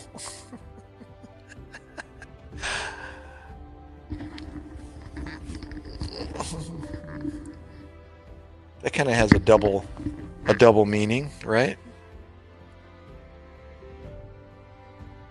My wife, you name it Flipper? Somebody sat in mine, I flipped the damn thing. Oh, I thought you meant mine. I was like, why would you name mine Flipper? Oh, my wife had a license plate when I first met her, when we were first, married. And she finally got into a new car, her first Lexus, and I was still driving what was I driving? What did I have when I met her? Oh, it was my truck, actually. I had a Toyota truck. But she named her new Lexus the IS 300. They don't make them anymore. But, a little sports car thing was a rocket. She wanted to get the personal license plate. And check this out. This is one of those, she didn't see it, and I saw it when she brought it home. And I'm like, no, you didn't. And she's like, what? And I was like, don't you see what it says? Well, she's a nurse. Here. I'm gonna type it in the room, and you tell me what it says. She's a nurse, so she's an RN, right? And here's what her license plate said. Hold on. I got to get the right symbol. Come on. I just got this gnat. I hope I got it. Hold on. I can actually type it. It's going to be good. You guys you're going to have a heyday with this. Okay. See if I can do it. Yep.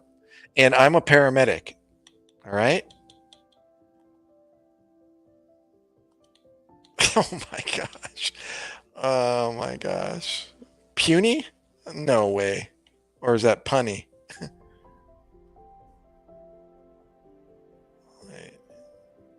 Let's see. I got to do it right here.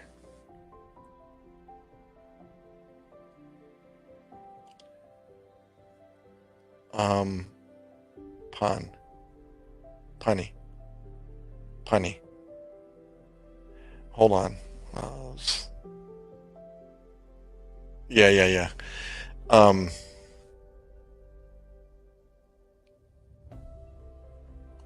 Yeah, she kind of did it backwards here. Let's see. Did she do it backwards? I think that's what it was. Oh. Sorry. I'm doing it in the wrong order. Here's the license plate that she comes home from the DMV with. And I went, oh my gosh. Do you see what it says? And she's like, what? I went and I said it to her, and she goes, what? Oh my gosh. And she got all embarrassed. And I went, oh, well, it's done now. We might as well leave it. This is her license plate. Remember, I'm a paramedic, right? Which is an EMT-P, and she's an RN. And this was the license plate she comes home with.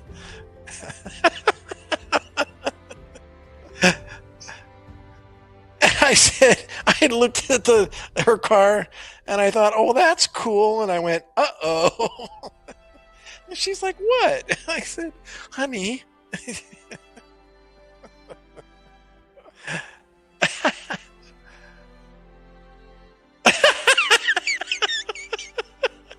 But isn't it good? I was like, okay, I got to give you credit for EMT loves RN. But I went, but honey, don't you see what it says?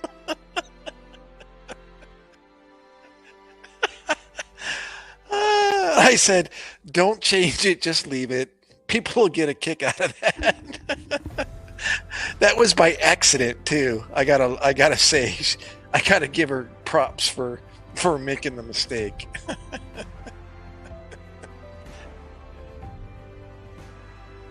But that was very sweet of her. I went, yeah, that's pretty cool, honey.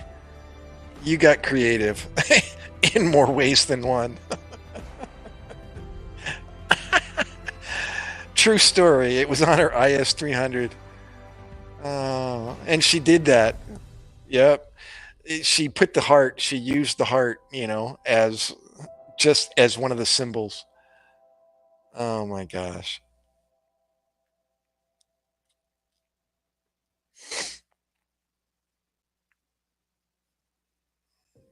E equals MT.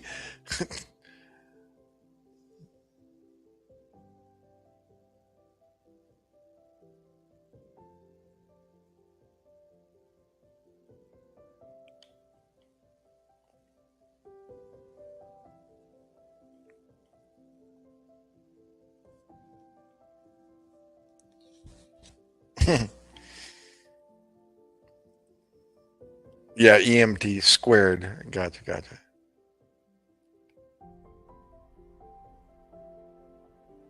That's not one of your best though, OG.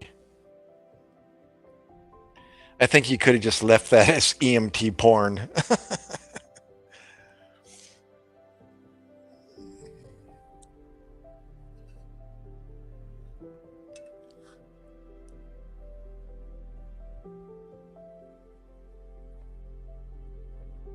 You got to hold down the number two, until the alternates come up, and then you can use the little 2 squared.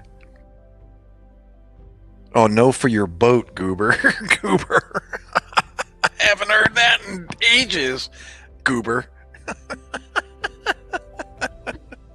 You know, when we went to Illinois on vacation, cross-country vacation back in the 70s, I think we did it twice, from San Diego to Rochester, we would visit our cousins in Illinois and Missouri, actually over the Mississippi in Illinois. And they introduced the expression grody. Do you remember grody? Oh, that's grody. And that's gross. And my one of my girl cousins, I think it was Debbie or Kathy, whatever, I forget her name, said that's grody, and we thought it was so funny. But then it became it became viral, and everybody started saying it in Southern California. Grody, remember grody? But I remember first time hearing it in Brussels, Illinois, population of 103. True story. To this day, if you Google Brussels, Illinois population, do that for me. Somebody do it. Yep, in 25 years, I know. It's been longer for me. But somebody Google Brussels, Illinois, Brussels, Illinois population. Tell me if it isn't 106, 109, 103. And you know what? 90+% of the cemetery is my cousin's last name, the Pullmans. Unbelievable. A place still exists. We go over the ferry across the Mississippi. I went there on a trip over across the United States, and I stayed at my cousin's house in Brussels, Illinois, and met them. They're all grown up now with families, kids. Crazy. 121. Am I wrong or what? It grew. It grew 18 people. 121. That's because my cousins had children. That is no lie. Type in Pullman, P-O-H-L-M-A-N, comma, Brussels, Illinois, and see if there's any history of their family. How much history of their family is in that town? 121 as of 2022. Unbelievable. Isn't that something? There's still a town. And it's my cousins. It's not all my cousins, but I went to the cemetery and they were telling me, oh yeah, there's probably 90% of the people in there are my family. I was like, oh my gosh. It's crazy. That's my dad's sister. And she died back somewhere around then, 2017 or something like that. That was Aunt Sharon. Aunt Sharon and Uncle Whitey. His name was actually Whitey. Whitey Pullman. It might not have been his birth name, but everybody called him Whitey. And that's what we called him, Uncle Whitey. Yeah. Whitey Pullman and Sharon Pullman.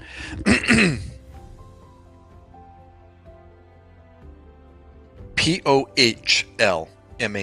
Pullman. See if there's any mention of their name. A Jew named Whitey? You're struggling, OG. Give it a rest, bro. Your last two aren't your best. Relax. Calma. That means calm in Spanish. Calma, pare. Calma. Pare comes from compadre. But in the Philippines, they they shortcut it and call a woman mare and pare, but it's slang. Calma, mare, calma. Calma, pare.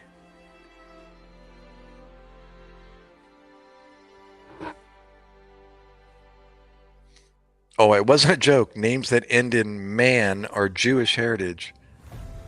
Seriously? Oh, I didn't know that.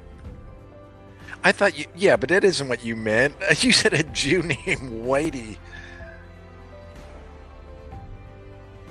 I took that in another way. Sorry. Oh. Yeah, but Whitey doesn't end in man.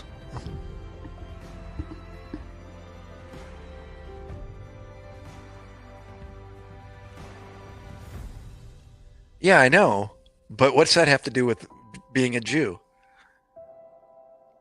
You should have said if you're referring to man, you said a Pullman named a Jew named Pullman, and then that would have made sense. And then I would have went, huh?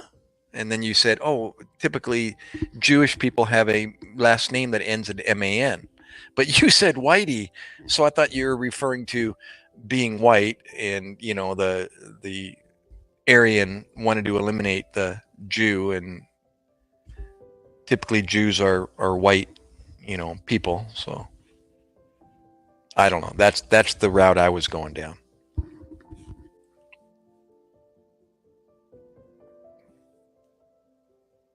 Yeah. Did you find anything on Pullman and um, Brussels, Illinois?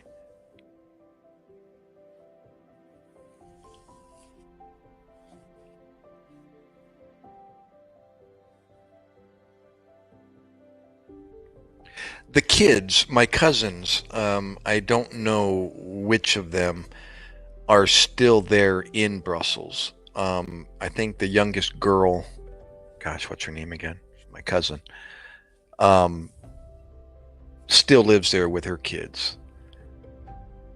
Pullman would be a Jewish person. Being called whitey is ironic. Jewish people are Semitic, not white. Okay. Well, so what color are your skin? Semitic? Come on, you know what I'm referring to. It generically, white, brown, uh, white, black, uh, tan, reddish, or whatever. Anyways, I'm just.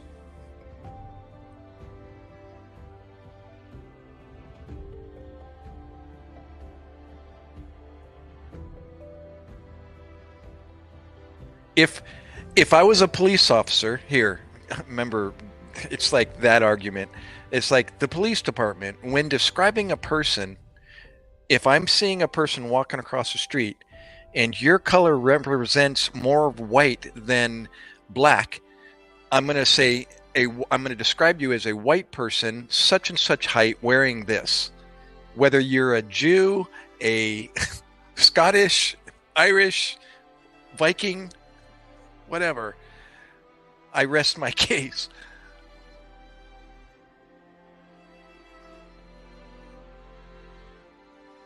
Okay, but you see what I'm saying? I'm gonna describe you as I see you, the color that I can represent you best with.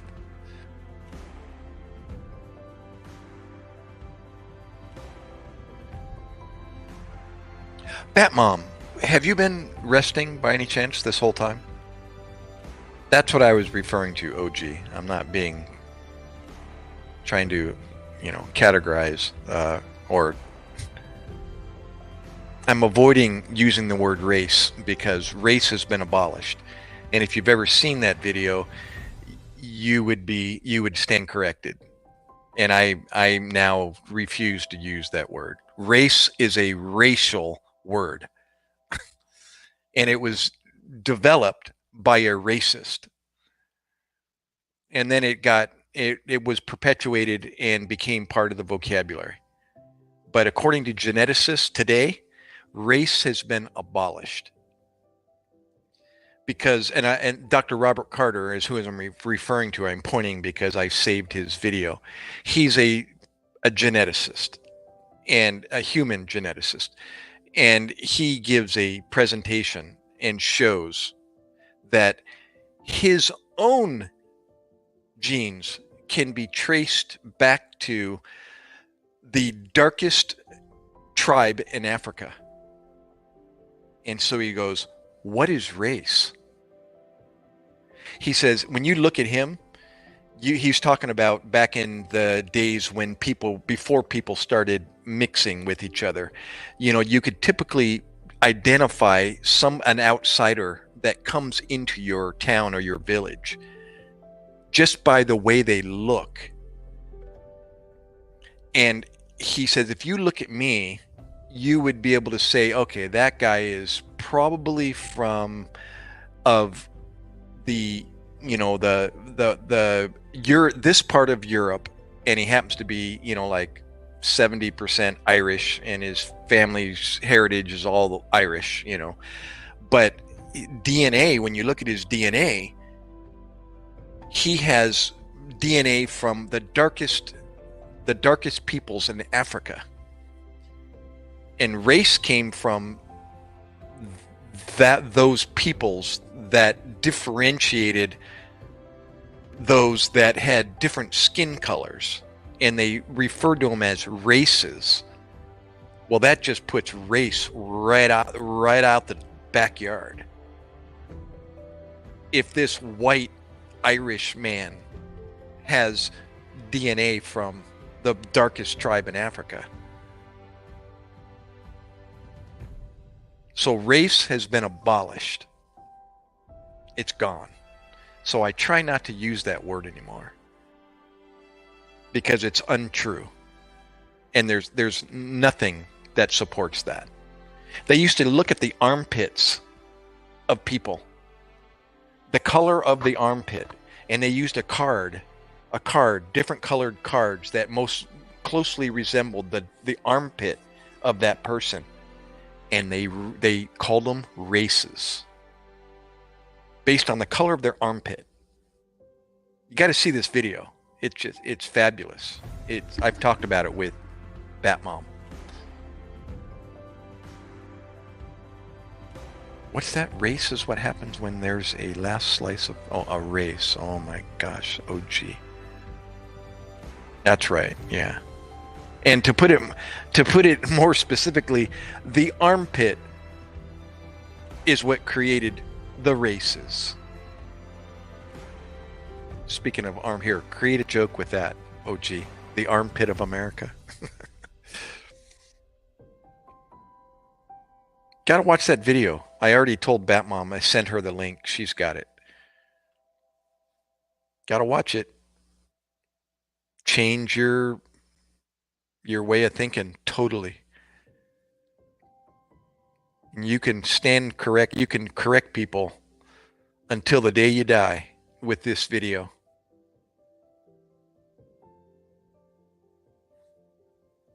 That's the guy that I went and saw down in Wildwood, New Jersey. He just happened to come to this part of New Jersey and gave a seminar presentation. So I thought, well, gosh, that's 30 miles away. I'm going to go see him. Dr. Robert Carter.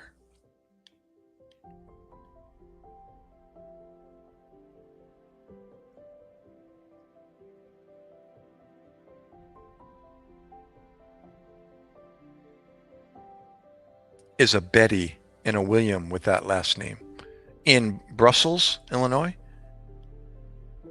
Is that what you did? Okay, well, thanks anyways. I was just curious. It wouldn't surprise me if it's like Pullman history of Brussels, Illinois.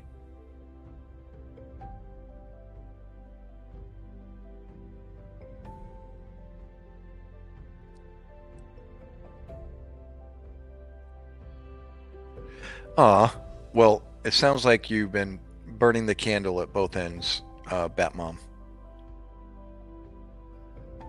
Get your beauty sleep. You don't need it, but your beauty maintenance sleep.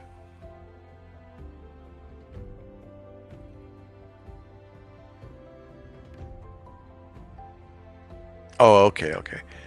Well, you know more about it than I do, so that's above my pay grade, OG. But thank you though for the education.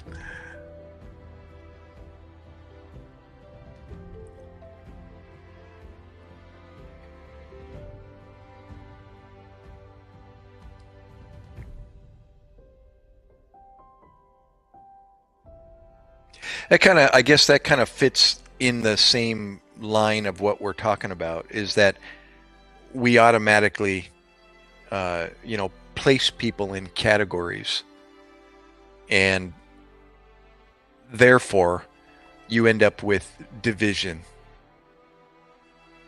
I've been saying that since Trump was in office the first time. That you, bringing up, I think, subjects such as Black Lives Matter and those other subjects came up somewhere in that 4 years he was here or in. And I realized, if you want to separate yourself, create a separate title for yourself, or create an organization that is separate. That's like the epitome of division. If you want to create division, create an organization, any organization, that differentiates you from another person, like a motorcycle gang, or the Hells Angels, any organization, that identifies you as being different. It's like, so you want to you want to create unity, but yet, or you want to create equality, but yet you're separating yourself from others.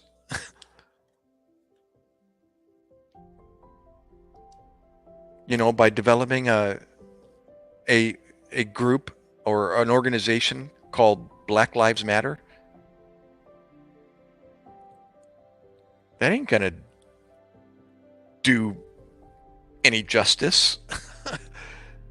In my own opinion, that'd be like me saying white lives matter. I was like, why would I do that? That's just going to cause contention and friction. Oh, I know it is. Well, I started getting a little bit more understandable picture about what they're doing, or what it does. Let me put it, maybe more politically correct, what it does when people, do that. And it's not just Black Lives Matter. It's any other, group of people that are raising an issue. It's like the check mark on your application, and they want to know whether you're Asian, white, black, or other. It's the same concept. What in the world good does that do? All it does is just keeps separation of people by categorizing them. I know why they have them, and has nothing to do with that. Or does it? It's like the hidden agenda. They're doing it for equality purposes, or consensus and so on. It's like, no. There's no difference between that Irish man and that that dark-skinned man in Africa. They share the same DNA, for God's sakes.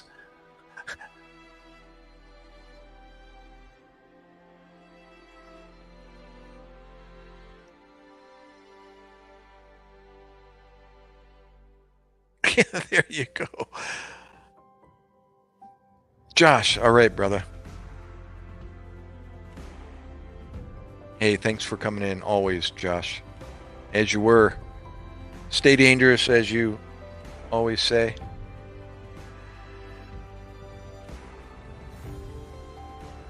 Yeah, they need to get rid of the perpetuation of old school thinking when it comes to races. Gotta watch it. I wish I could share it. Let me share it. Let me see if I can do this. If you got a moment, it's not very long. It's like 20 minutes long. I think that's how long it is. Let me see if it works or not. So far, so good. Let's see if it disappears here any moment now. Let's see here.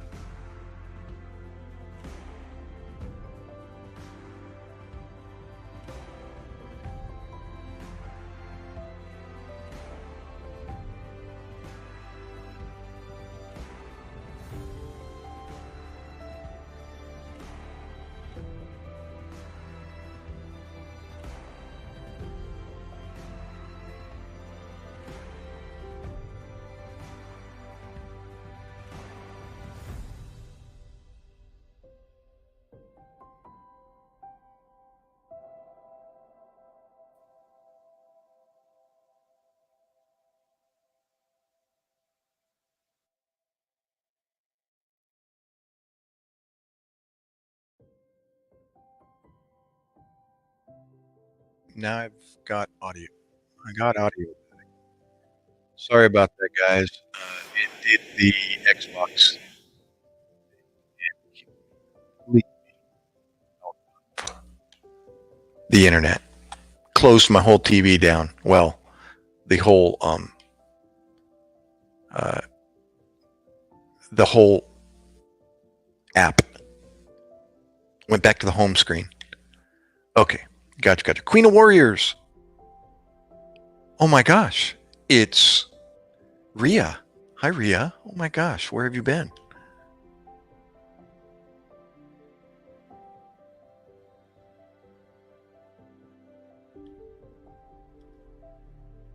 Praise God for that comment, OG. Awesome. So I was trying to play that video, and as soon as I went over to share the screen, it looked like it was working for a second. Oops, looks like I don't have any screens to share at the moment. I'm going to try again. Oh my gosh. And I have no tabs open except for StreamYard. I should probably leave it alone. What do you think? And stop disappearing? Hi, Ria. Kamusta ka?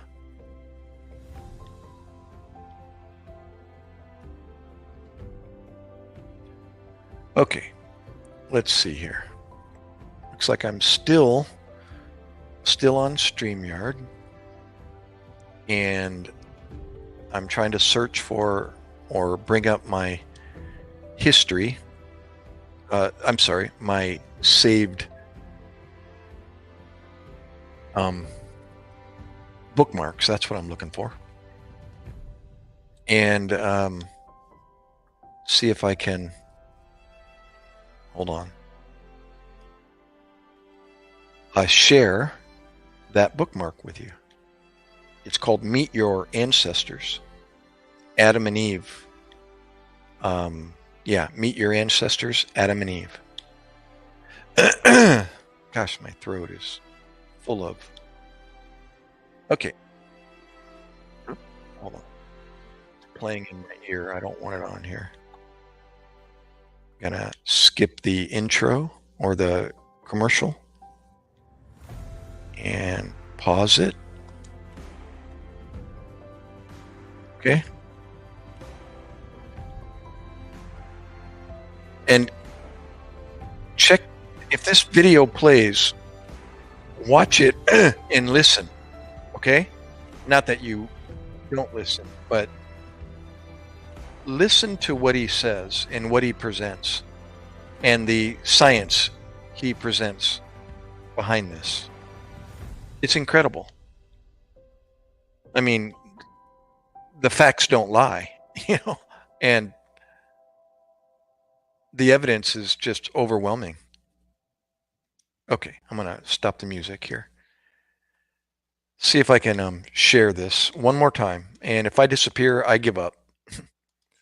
So let's try it. You ready? Check it out.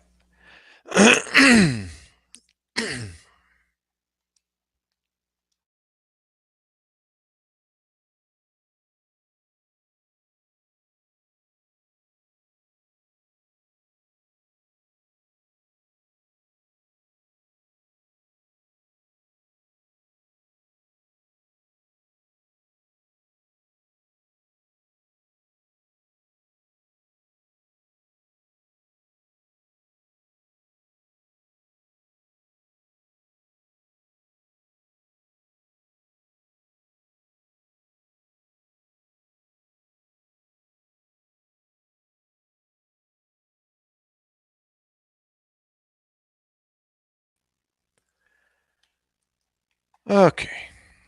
I'm going to keep trying. I'm going to keep trying because I looked like I was almost there. It was holding for a second and then it disappeared.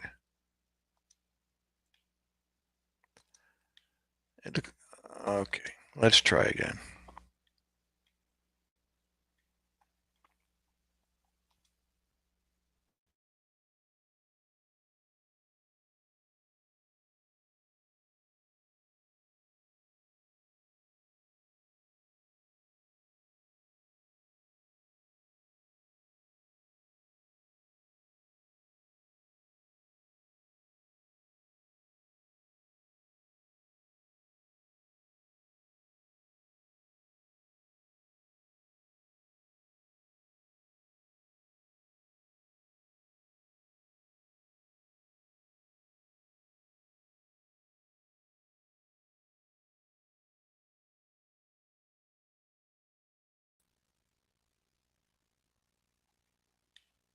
I'm gonna keep trying.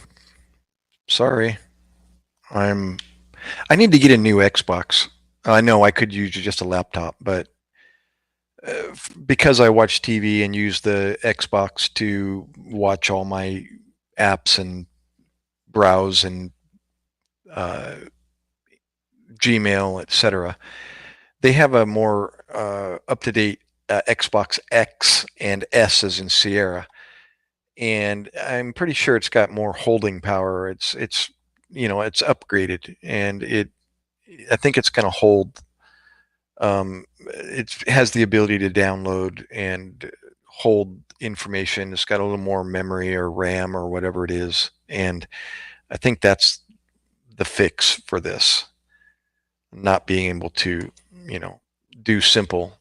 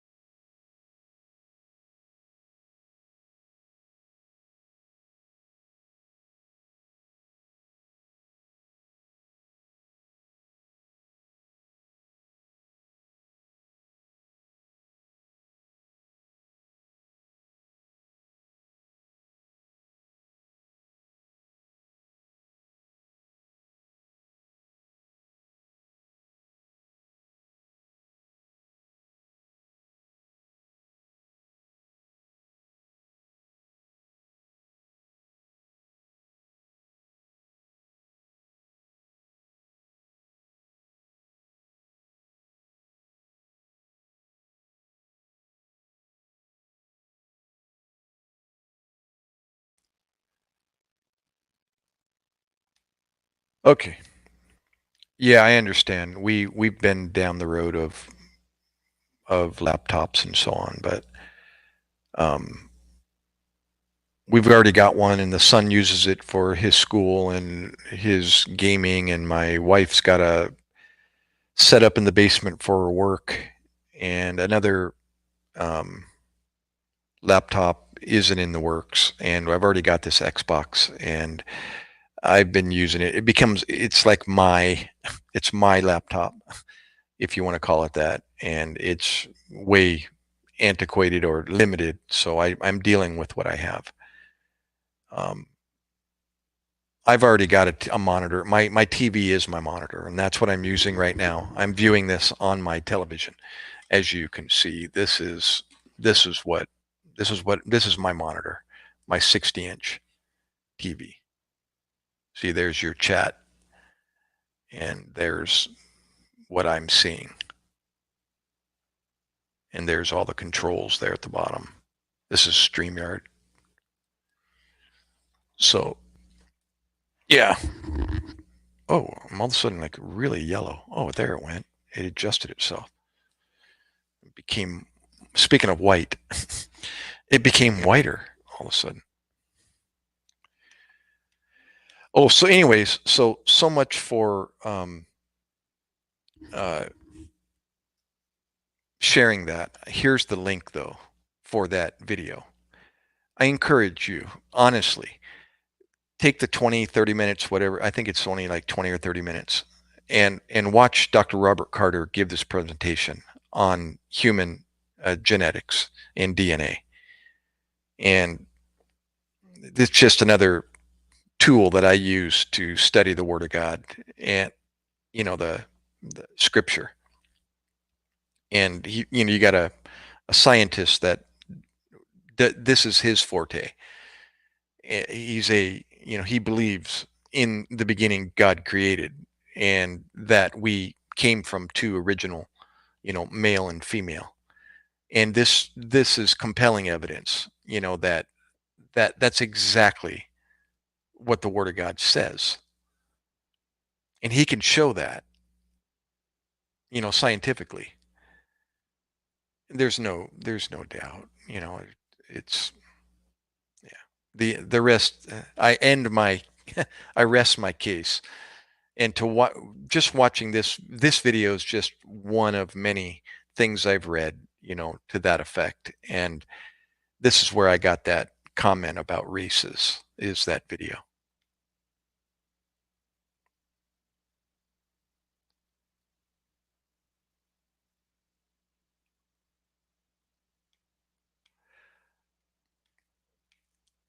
Yeah, if you can't click on that link, just copy and paste it, and you'll be able to get to it.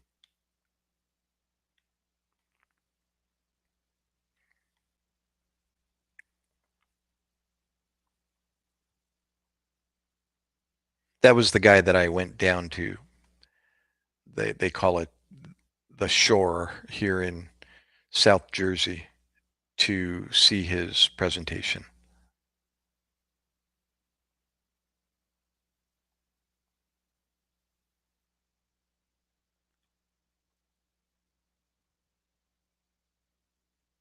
Yeah, it'd be so easy. If my son was still awake, I've been using him, as you probably have heard in the recent past. I'll ask him to post uh, a short, uh, what do they call it? Not a video, but um, what are the short videos, the little snippets, called? A, not a, but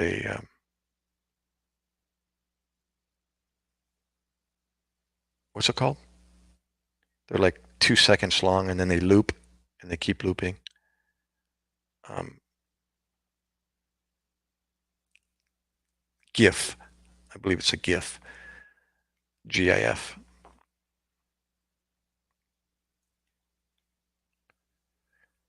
Anyways, what he does is he signs on using my sign-in information onto StreamYard.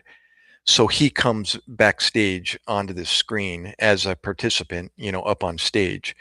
And instead of appearing or putting him up on stage, he stays backstage and he does the work as a basically like an owner, using my sign-in credentials on his laptop, and he can present the video that I'm trying to present using his laptop. So he's kind of my go-between. It's like, you know, his name's Jordan.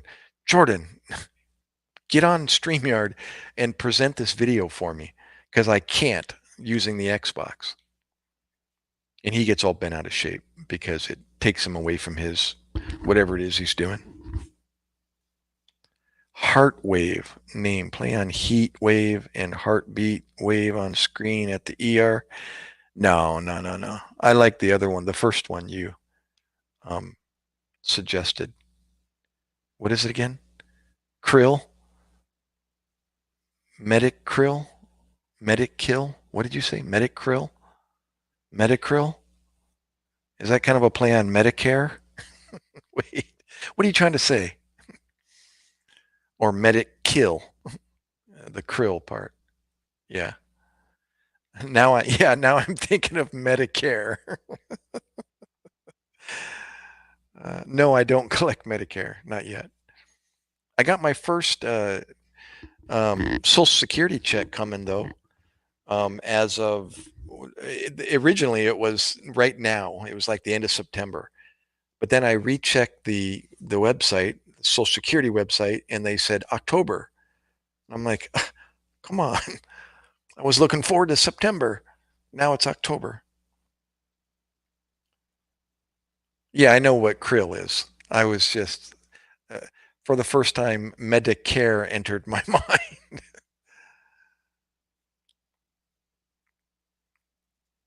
Yeah, krill is what the whales feed on. Actually, it's plankton, but it's krill. I think krill. Krill. Anyways, I know what krill is. I know what you're talking about.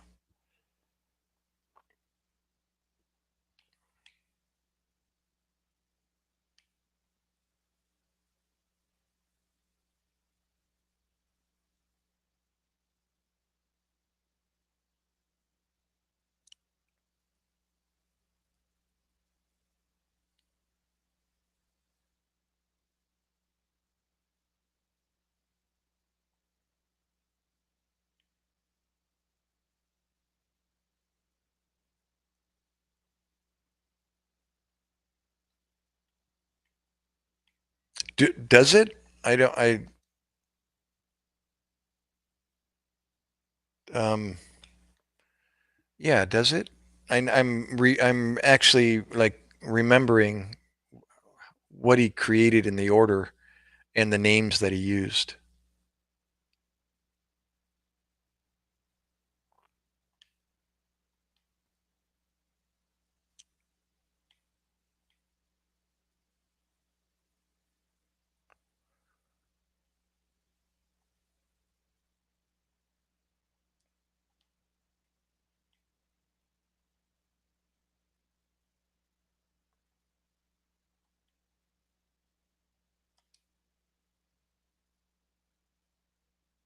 Yeah. Can you read that verse? My Bible's in my room. I think. Yeah. I don't. Actually, I have one right here. This isn't the Bible I use, but it's my grandmother's Bible. Um, or no, it was a Bible my mom had, and then we ended up. Uh, yeah, actually, she presented it to me. My mom did. 1983. Ah, I didn't even realize that. That was a year before I got married the first time. Oh wow, gosh, there's my wife, her sister, her oldest sister, and her dad when he was still alive. Aw, check this out. In the Philippines, guys. First time in the Philippines. Check that out. I just came across this picture in my Bible. Check that out. Ain't that cool? Look at that canoe there in the background, the Americano. There we go. I just focused it. That's her dad and her brother.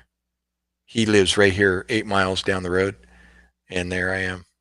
That was my first visit in the Philippines when I got married, 2002.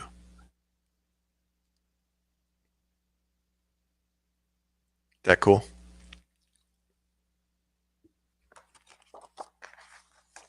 And oh, here we are. Aw, here's a good picture. This was here in America when we petitioned for Dad to come from the Philippines. And here's all the girls. That's my wife right there, right there. Of course, 20 years younger, or wait, no. When did he come here? 2010. So that was 14 years ago. Yeah, 14 years ago. It's my wife, her youngest sister, and her middle sister, Genevieve, Gracia, Dad, and Althea, my wife. Sorry about the reflection there.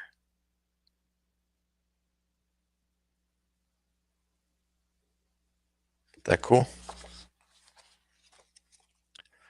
Going down memory lane, nostalgia. At the Vietnam Memorial, or I think it's a Vietnam, or just the military veterans memorial up on Soledad Mountain in La Jolla. There you go. That's her dad and my 19-year-old, who is only like 6 or however old he is in that picture. Yep. Anyways, I'm reading your comments there. Yeah, why differentiate Genesis 1:21? Um, let me read it.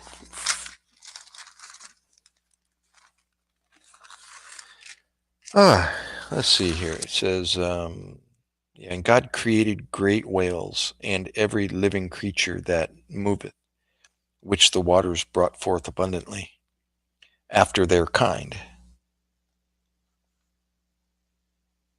and every winged fowl after his kind. And God saw that it was good. I don't know. But actually, he didn't really differentiate the whales. He just named them first. And God created great whales, comma, and every living creature that moveth about. In other words, the great whale is one of those living creatures that moveth, which the waters brought forth abundantly after their kind. So he just named great whales first as one of the living creatures that moveth, and the waters brought forth abundantly after their kind. Take note of that word kind. Dr. Carter will talk about that in his presentation in that video.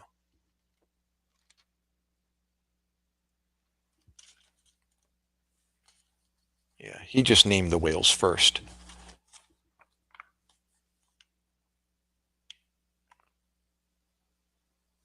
Again, he didn't separate them. He just named them first. That would be the question. Why did he name them first? Yeah, I don't know. I mean, that's like to me that reminds me of how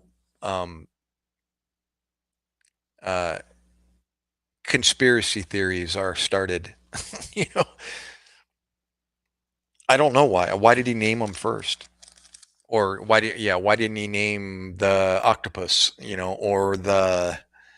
or any of the other kinds of sea creatures first? Yeah. Yeah. Probably because they are great. You notice he capitalized. No, he didn't. Sorry. Yeah, great whales. They're the biggest, are they not? They're the biggest creatures in the sea.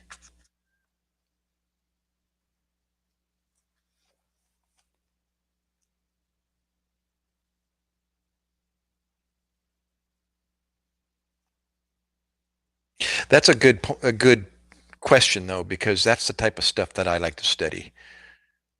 You things are kind of brought to you. It's like, so why did he name one one study that I've been doing?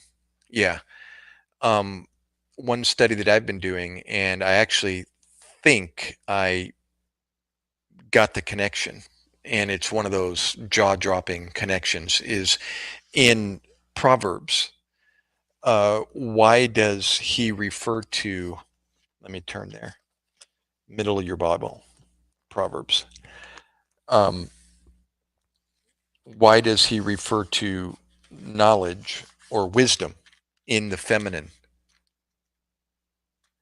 And I was like, you know, it was bugging me. What's the connection there? Why does he refer to wisdom as she or her? And I started it started connecting back to Genesis. And I wouldn't be able to go into detail right now, but I think I found it. And it's just one of those, imagine that.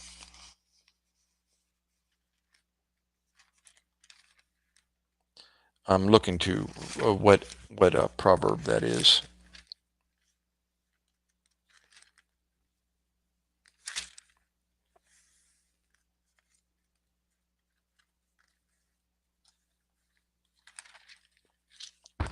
I actually have some footnotes.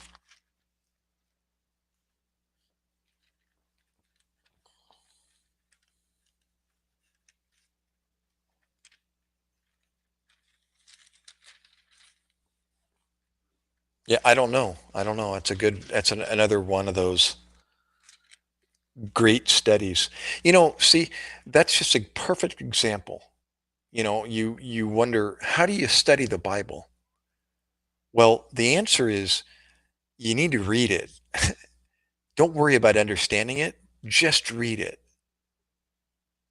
But the very first thing to do is to accept Jesus Christ, as the Savior of the world, and to accept what he did for us. Get that out of the way. Take care of that. Why not? And then, well, I know why not. take care of that, and then study the word. Engulf yourself in the word. Study it. Break it down, dissect and define it. And you'll start doing what you and I are doing. You'll start seeing things and you'll wonder, why did he do this? Well, study it out. Delve into it. You got the internet now. I'm not speaking to you, to anybody that would ask that question. You know, the internet is like, oh my gosh. You can just go into study like never before. And you may not find the answer, but at least you're spending time in the word.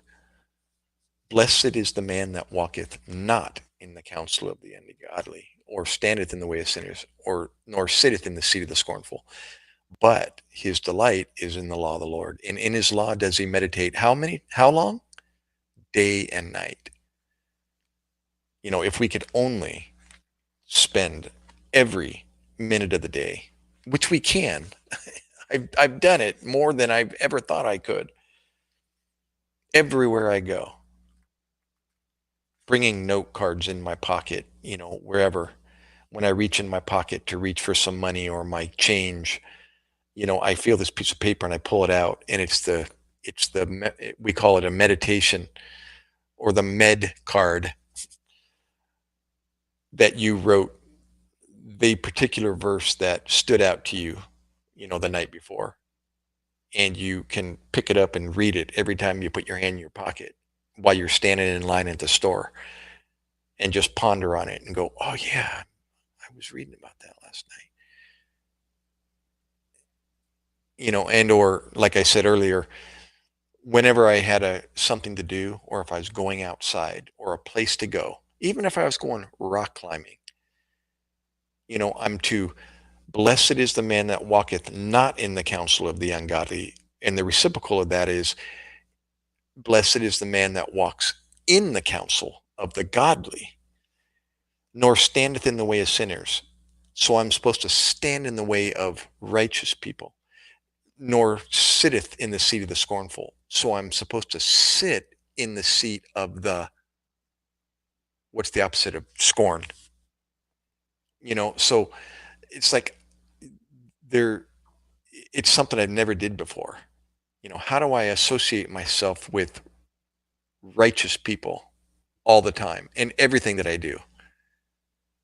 Before I go out and buy a lawnmower or go to Home Depot and buy something, how do I get godly counsel for the shovel I'm about to buy? Sounds ridiculous, but I thought, well, is there anybody I know that would be able to sell me? Anybody at church that might have a shovel that they'd have for sale? Or even better yet, there's probably somebody that'd be able to give me one. And if I don't want to do that, then pray about it before I go to Home Depot. Lord, let me put me in the path of somebody that doesn't know the gospel while I'm there. In Jesus' name, amen. And then go to Home Depot and buy the shovel. See, there's like, I through this program, you know, that I've mentioned before, I'm just now like realizing there's so much I can do all the time. Everywhere I go, every waking minute, I can become a Psalm 1 Christian, is what they call it in the program. Blessed is the man that walketh not in the counsel, and so on and so forth. But his delight is in the law of the Lord, and in his law does he meditate day and night. And he shall be like a tree planted by the rivers of waters, that bringeth forth his fruit in his season. His leaf also shall not wither, and whatsoever he doeth shall prosper. The ungodly are not so, but are like the chaff which the wind driveth away. Therefore, because of that, the ungodly shall not stand in the judgment, nor sinners in the congregation of the righteous. For the Lord nor the way of the righteous, but the way of the ungodly shall perish. And I just said that so quickly because it's memorized 17 years ago. And that's one of the first assignments in the program, is to memorize Psalm 1. And you do, as you can tell, you memorize it. But then you get to like dissect and define it. And you realize, oh my gosh, this is preaching material. I can preach a whole sermon on the very first sentence of that verse. Blessed is the man that walketh not in the counsel of the ungodly, nor standeth in the way of sinners, nor sitteth in the seat of the scornful, period, and do a whole sermon on it. Imagine that. He's like,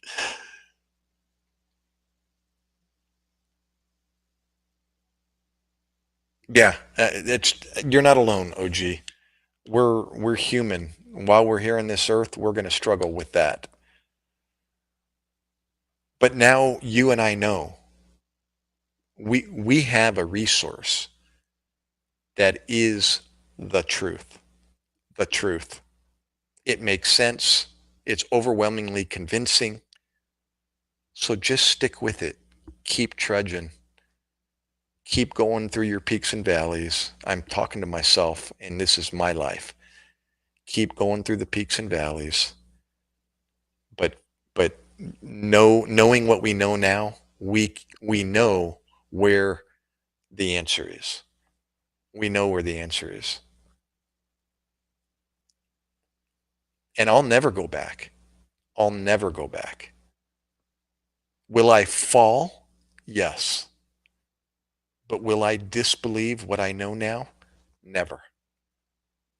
There's no reason to. It's the truth. It makes sense. It makes the most sense out of anything I've been taught in my life. Any education I've received, this is overwhelmingly convincing. All the material, all the videos I'm watching, everything I read, all the journals that I get, they just make sense. It just keeps the puzzle just keeps getting tighter and tighter and tighter. That's it. What a gift. Unbelievable. Unbelievable what the Word of God has done to my life. Up here and in here. This is the struggle. It's making the right decision with what I have up here. But and they, I'm talking the program. The program talks about that connection between the heart and the brain. The heart is your decision maker. That's the switch. It's like the light switch. You have to make a decision which way, that light switch lies. But this information has been changed, or it's changing for the last 17 years. And the only way I can change the way I act, the way I do things, the decisions I make, is by changing the way I think. So, like I said, talking to both of us, just keep filling your mind with what we know to be the truth. Just keep at it. Trudge along and just keep filling it. If it's little by little, sometimes I'm raising my hand. Or if there are moments when you're just head deep into it, praise God. But just you and I know where the truth lies, and just keep going.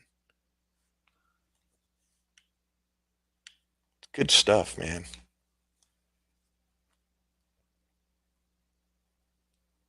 Yeah. Well, I spent 45 years of thinking for myself. I tell people now, I don't have to be right anymore. Although I struggle with that big time. But it's not, I know I'm not right. I know what is right. Absolutely 100%.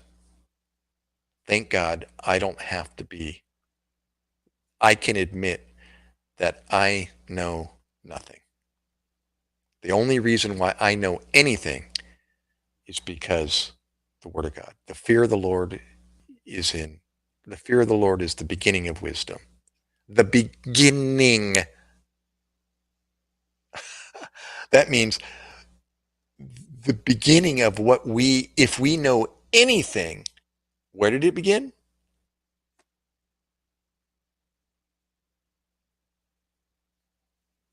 So if we can claim to know anything, it didn't come from me.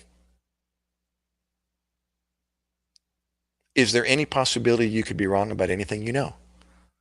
The only answer you and I can answer that with is yes. And that self-refutes us immediately. It gives us the inability to say nothing. And we got to throw out the key at that point because everything we say could be wrong. If there's a possibility that everything we know, right? If we could be wrong about anything we know, then the next thing I say could be wrong. But the only correct answer for that question is no. There's no possibility I could be wrong about anything I know. That way, it doesn't self-refute. Whoever answers that way doesn't self-refute themselves. And who's the only person that can answer no to that? The Word. Why? Because he knows everything. Knowledge began with him. He gives us the ability to know anything. Like I know I'm sitting on this couch right now. I don't know that because scientifically I can show you that I'm actually sitting here. I know it because God gave me the knowledge. He gave me the science, the ability to describe and scientifically, to develop a scientific,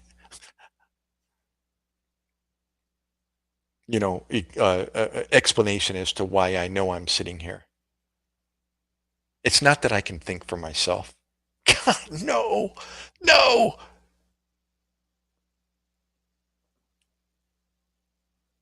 Yeah, it's awesome. Well, OG, you too. It's amazing that I can even talk this way. Think about it. How would you and I be even able to share what we just shared with each other if you didn't and you and I didn't know anything about this? How could we? Where does all this knowledge that we're sharing with each other come from? It comes from because we were introduced to the Word of God and it made so much sense. It was like it's like this is this is incredible. It is. That's the way I talk about it. I try to tell people, you got to get on board. I try to get my brother. I can't help but talk about the Word of God when I'm in the presence of him because something he says will just all of a sudden bring up a verse that I read or an article in the journal that I read or a video that I watched. And he's my older brother. And I'm just like, Lanny, his name's Lanny. Lanny, I got to share this with you. Something I just read, something I just learned about. And unfortunately, the wall goes up when I mention anything to do with the Word of God with my brother. And it's sad, but I have to now make my plans to visit my brother in a much different approach now. I want to just be able to spend time with him and stay at his house and use his residence as a place to stay when I go back to California. Awesome. Well, not awesome that you did that to yourself, but awesome that you're here. Well, again, OG, just if you haven't already, and I mean this from this, from the Word of God. If you haven't already, go to the artreformu.com website and plug in your Josh did it. Plug in your zip code. Zip code? Yeah, that's your address code into the website and find out where there is a Reformers Unanimous near you. Go to reformu.com. I'm going to type it here. I'm telling you, bro, it's a Christ-centered program, and it is geared towards sinners like you and me. whether you're somebody that struggles with drugs or alcohol or pornography or whatever it is. I'm raising my hand. I fit into one of those three, and it's the Word of God approached like I've never. Well, actually, it was the first time I ever got an organized method of studying the Word of God. But it's just another tool to help you and me. And I was introduced to it 17 years ago, and it is the reason why I'm sharing with you with what I'm sharing with you because of that program.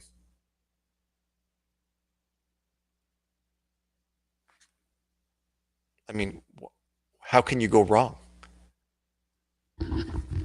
Anyways, reformu.com. That's the old website, but it'll connect you to the more current. It'll redirect you to the whatever the website is now, and it has an obvious uh, chapter near you or something like that, and then you type in your zip code area. What is it? Zip code, and it'll show you. More than likely, you've got a chapter operating every Friday night at 7 p.m. near you. I'd be curious if you go there right now. No, no, no. Just I don't. I thought I mentioned this program to you. I'm sure I have. I've talked about it. Go to reformu.com. It's a Christ-centered program for sinners. I'm just going to leave it at that. You fill in the blanks. That's what it is. It's a discipleship program for those that struggle, for those that are struggling with a stronghold a little more than the average person that wants to admit it.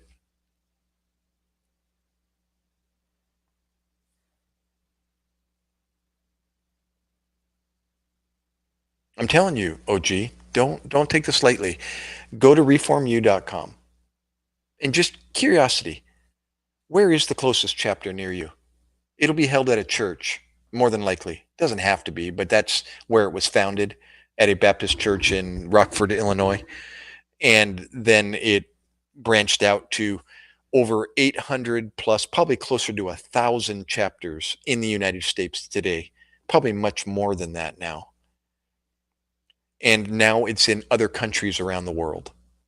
The Philippines has 500 plus chapters in the country alone.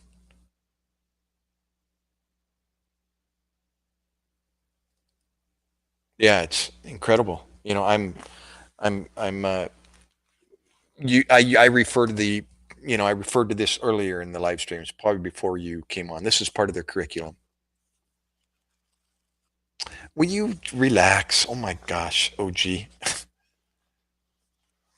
Just, well, then do what you got to do to avoid that.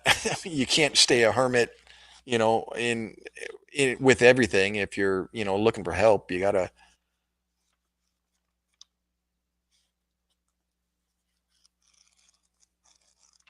I was saying, yeah, this is just part of the curriculum. You should work on your camera. It's always blurry, too much blurry. Um, Sorry about that to hear, but thank you for the advice. I'm constantly working on that, and for some reason, I it's like I do my best to focus, and it I'm actually paying for the 1080 quality, and unless the camera's focused properly, then I'm not going to get that quality. Yeah, I noticed that sometimes. Oh my gosh, did I just delete everything? I It looks clear on my end, and then when um, I review the video afterwards, I'm blurry in the picture. Um, Also, to hear Khan, just I know you probably know this, but make sure that your setting is not set at 144p. which I've done that myself. Here I am watching a video and I'm like, why in the heck is that so poor quality? And then I click on the settings and it's in 144p. And I think that has to do with their signal, our internet signal. But I have to make sure that I'm not viewing the video in 144p when there's a 1080 available at the top, high definition.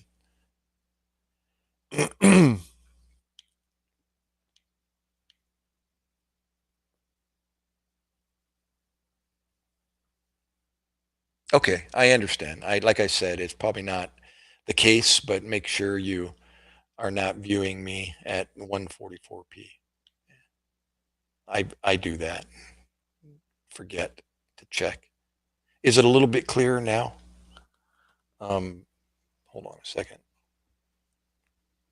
I'm gonna make you dizzy here for a second and go to manual focus and then focus on my hand here. Let's see if I can. Let me get back to the distance. Hold on a second. That's blurry. There we go. See if I come up a little bit better with the manual focus.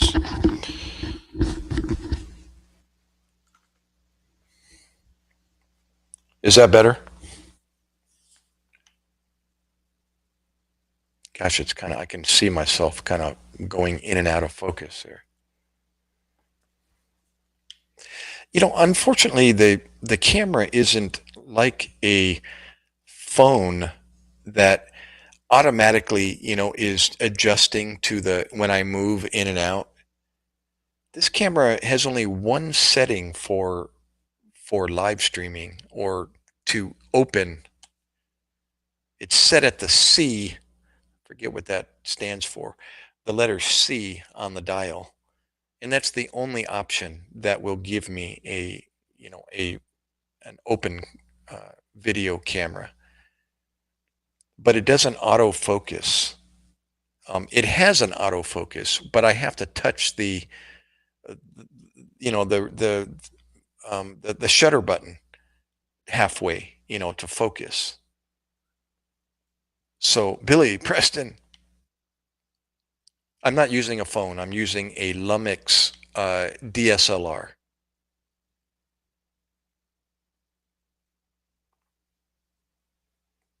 And I'm using the browser. When you say network, the browser that I'm using, that's Microsoft Edge.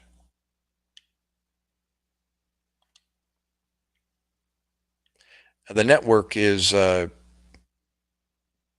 it's a internet service provider using, let's see, what is it, 2.4? I think that's what network it's at. No, he's just trying to get the best out of what I'm actually the same. I want to figure this out and get the clearest picture. I want to get what I'm paying for. But I think it has a lot to do with, it might be with the camera that I'm using. I'm using an Xbox, which is attached to the modem, and it's at 2.4, I believe, is that the network that you're asking about?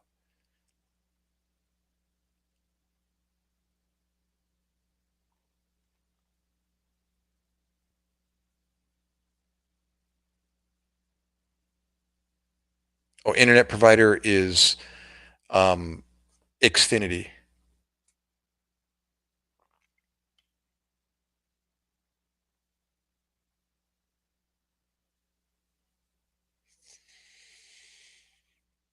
And that might have something to do with it. I've done a upload, download, test, ran that, and it says it's fine. And they've worked with me on that as well. asked me how many devices I'm running in the house, and we're not running but 4 or 5 at the most. And so the speed in which I'm paying for is supposed to be fast enough, to support what it is that I'm trying to do. So maybe um, I could upgrade it one more to see if that makes a difference in the speed.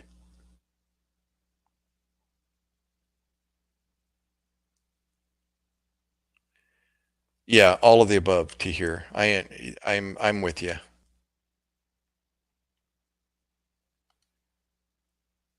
It's like when I didn't realize that I was on mute for like the first 20 minutes of my live stream, and I was for sure people just weren't dropping in, but I kept seeing people viewing my channel, but then they would leave and disappear. And it went on for 20 minutes, and I thought, why are people not coming in? And then I checked my settings and I was muted. I didn't have the right audio setting, and it wasn't, so no wonder they were leaving. That's just an example of, just things that people look for that engages them and keeps them. What is a waspy or waspy type of guy? Where are you from, Marty? What um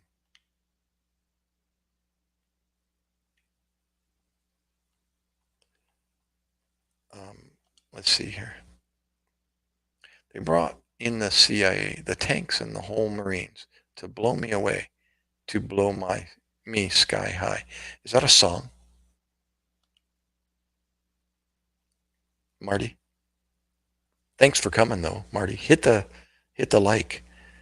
Try to spread my channel uh, to a few more people.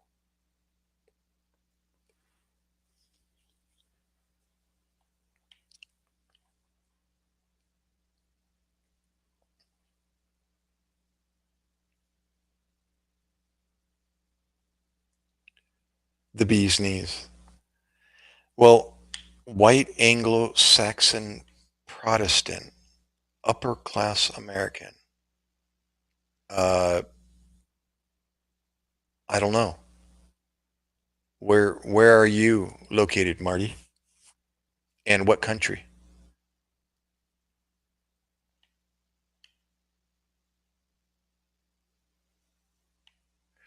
Yeah, remember we were talking about separation? Um, uh, OG. Here's an example of that. When people come in and make, comments, whether, you know, uh, whatever intent they have behind it. But that's an example of, separation of people by classing them, putting them in categories. How does that keep people on the same page with each other when you start, classifying them, whether it's by color or we used the term race earlier, but how that is abolished now because of genetic research.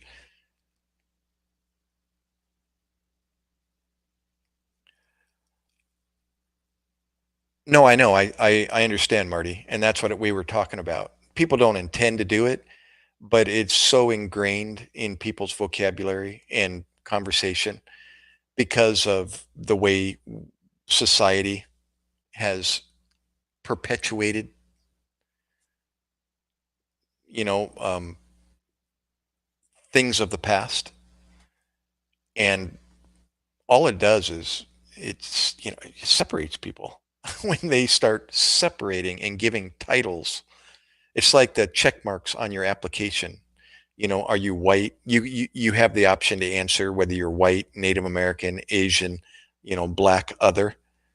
It's like, well, I know their intent of why they asked that. It's more for demographics, but all it does is separate people. Now you got, you know, It's like, why do you need to do that? Why do people need to know that? People are people. They come from one original man and then one original woman.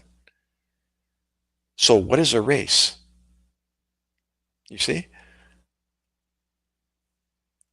The genetic information was in the original humankind, male, and the original female kind. All the genetic information for all the peoples that you see today was in originally those two, male and female. So everybody that came from them had the ability to look like and have the variations that you see today. Just like the wolf kind, the two original male and female wolf had the genetic information to produce the Dalmatian, the pug, although these are breeds that we did in a lab, but you get the gist. The genetic information had to have come from somewhere originally. It came from the original dog kind, which are now been determined to be a wolf. The original male wolf and the original female wolf. Everything that you see today in that canine kind came from two original male and female wolves. So there's no difference between the except for the way they look and the color they are. Does that sound familiar? But as far as what they are, they're dogs. They're canines. And the same with us. We're human kind. Some of us have white skin, some of us have black skin, some of us have in between skin, some of us have different color eyes, different color hair, and so on and so forth and so forth.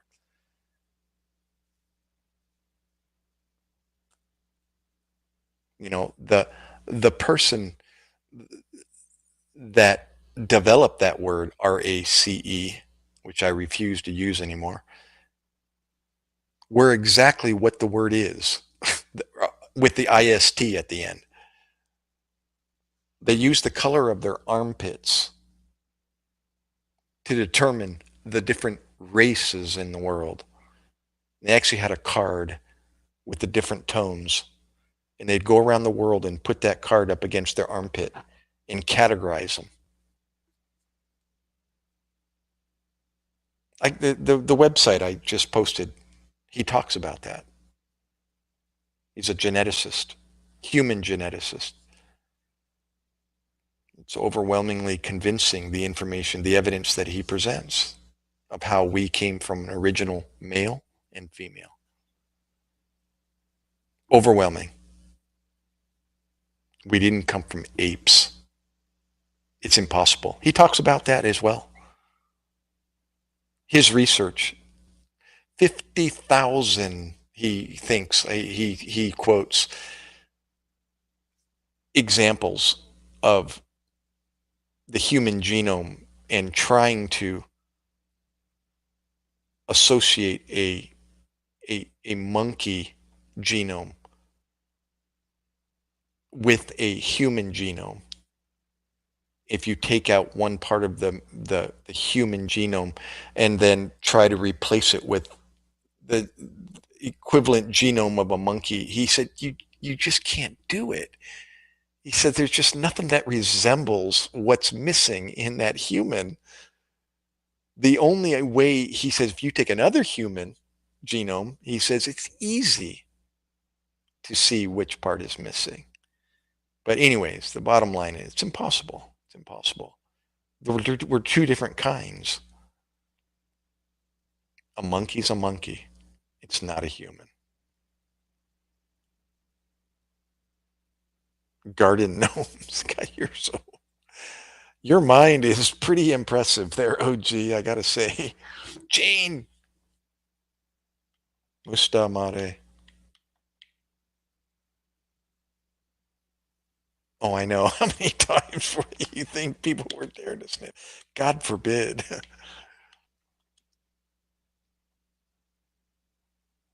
Yeah, you already mentioned that. That was an old one, OG. Race is what happens when the doors open on Black Friday.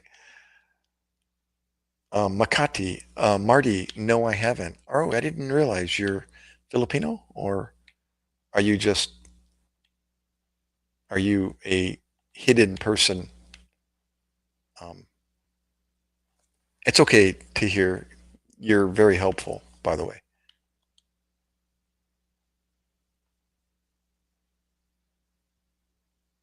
Oh, to answer your question, to hear or to hear, Khan. Um, it's a long story, but I decided to try to see if I could grow my YouTube channel like 4 years ago. And I'm married to a Filipino girl. And because she's from the Philippines, she introduced me, actually, her family introduced me to this live streaming. And they use live streaming to grow your subscriber base when you're small, before you have 1,000 subscribers. And the goal for many Filipinos is to become monetized, to be a monetized YouTube channel, because that opens up the opportunity to be, uh, to earn, what's the word? Um, Revenue from posting videos or going live on a live stream. So I decided, oh, well, let me try this. So I had my wife's family member in the Philippines explain to me how to grow my subscriber base. And then part of that process is going live, using live stream. So to put it simpler,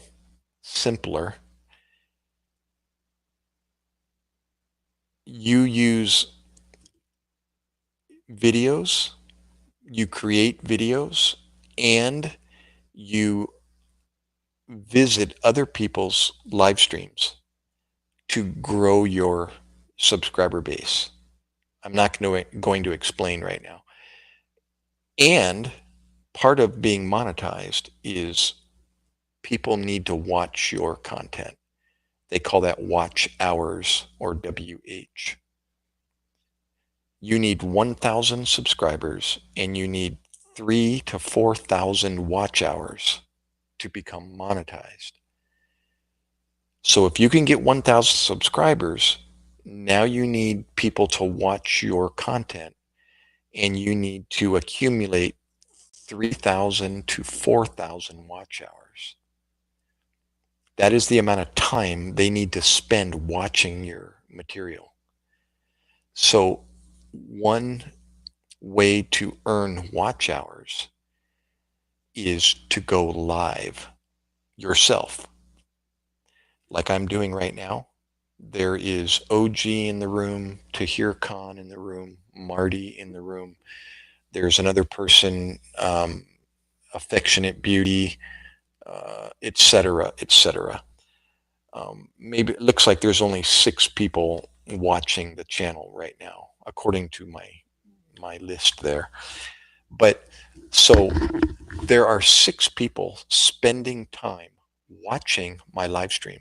My live stream is a video. It's a live video, but it's a video. So you're watching my video. And if you spend 1 hour with me listening to my live stream video, it's equivalent to, example, if I had a video of fishing and it was 1 hour long, it's equivalent to you watching that whole 1 hour video. You see? So I have 6 people in the room. I'm giving an example. Watching my live stream for 1 hour. That's 6 hours of watch hours. You see, that's a long time watching a video for 1 hour. That's like a full-length movie. Not many people will sit and watch a 1 hour YouTube video. You understand? So live streaming, I can entertain you a lot easier in my live stream than I can with a 1 hour video. It has to be a pretty good video to watch for 1 hour straight without skipping, etc. So you see, this is how I can get watch hours, and that's what I'm doing. I'm trying to get monetized. I already have enough subscribers. I have 2,500 plus subscribers. That's relatively easy. But to get 3 to 4,000 watch hours is even more difficult. So right now I'm about 1,600 watch hours. I still have 1,500 watch hours to go to reach 3,000. So it'll be a while before I'm monetized. When you get monetized, you can start earning revenue via ads, commercials. That only pays pennies, though. That is not a money maker. Ads on your video does not earn you money, nothing significant, literally pennies. But when you become monetized, you will get a super chat icon and other ways of earning revenue where people can donate money to your live stream. And you probably are familiar with live streamers that are getting donations all the time, especially if they can grow a large audience. The more people, what are the chances that somebody is going to decide to donate money to you?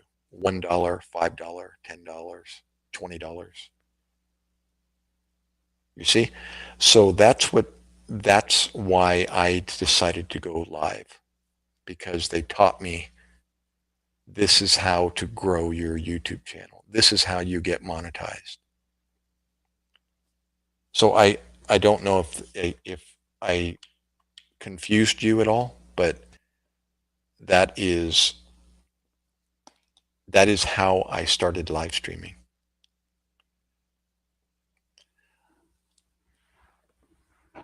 Oh,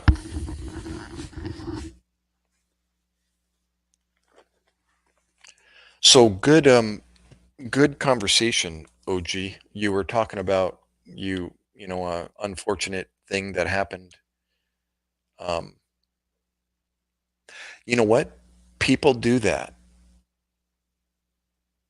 You said I'll make 1,000 accounts and subscribe. Funny that you say that, because that is what people, Filipinos in particular, because I've been in the Filipino live stream community for over 4 years or going on 4 years, is one way to help a small YouTuber, somebody that's still growing under 1,000, is people will they will develop 10 YouTube accounts. And all you need is emails. So you can develop an email. You can develop as many emails as you want. All you do is you use a different username every time you establish the account. So that's what they do. Some people have tens of 20s of YouTube accounts. And when they find if you're in their live stream, they click on I said I wasn't going to go into detail, but now I'm going to explain. For example, I go to OG's live stream, if he had a live stream, and I go there, and I've already copied my YouTube address, the HTTP address. And when I go into his chat room, in order to post my YouTube address, my account address, he has to make me a moderator. And that's something, it's a feature that when you are a host of a live stream, you can make people moderators. Well, in this case, in the Filipino live stream community, most everybody that comes into your room will be made a moderator. Their username becomes highlighted blue. You might see some people in the room that are highlighted blue. That's because I've made them a moderator. Most of the time, they're Filipinos that are moderators because that's what they're trying to do. They're trying to grow their YouTube channel. So back to what I was saying. In order to post your YouTube address, I'll tell you why in a minute. You have to be a moderator. In order to click on a link and to post a link, you need to be a moderator. So when I come into somebody's live stream and they might do a quick check to make sure I'm legitimate, they just go to my YouTube channel to see if I have content, if I have videos, and to see how many subscribers I have, as opposed to one subscriber versus 500 subscribers. You see, the person with one subscriber obviously probably isn't growing his YouTube channel. So I might be suspicious about that account. But if I see that you've got close to 1,000 subscribers, then more than likely you're there, or you might even ask them, why are you here? Or something nice, Are you here to grow your YouTube channel? Do you need subscribers? Do you need watch hours? And you can pretty much tell pretty quickly, if they even know the lingo, that what their intent is. So anyways, they make you a moderator.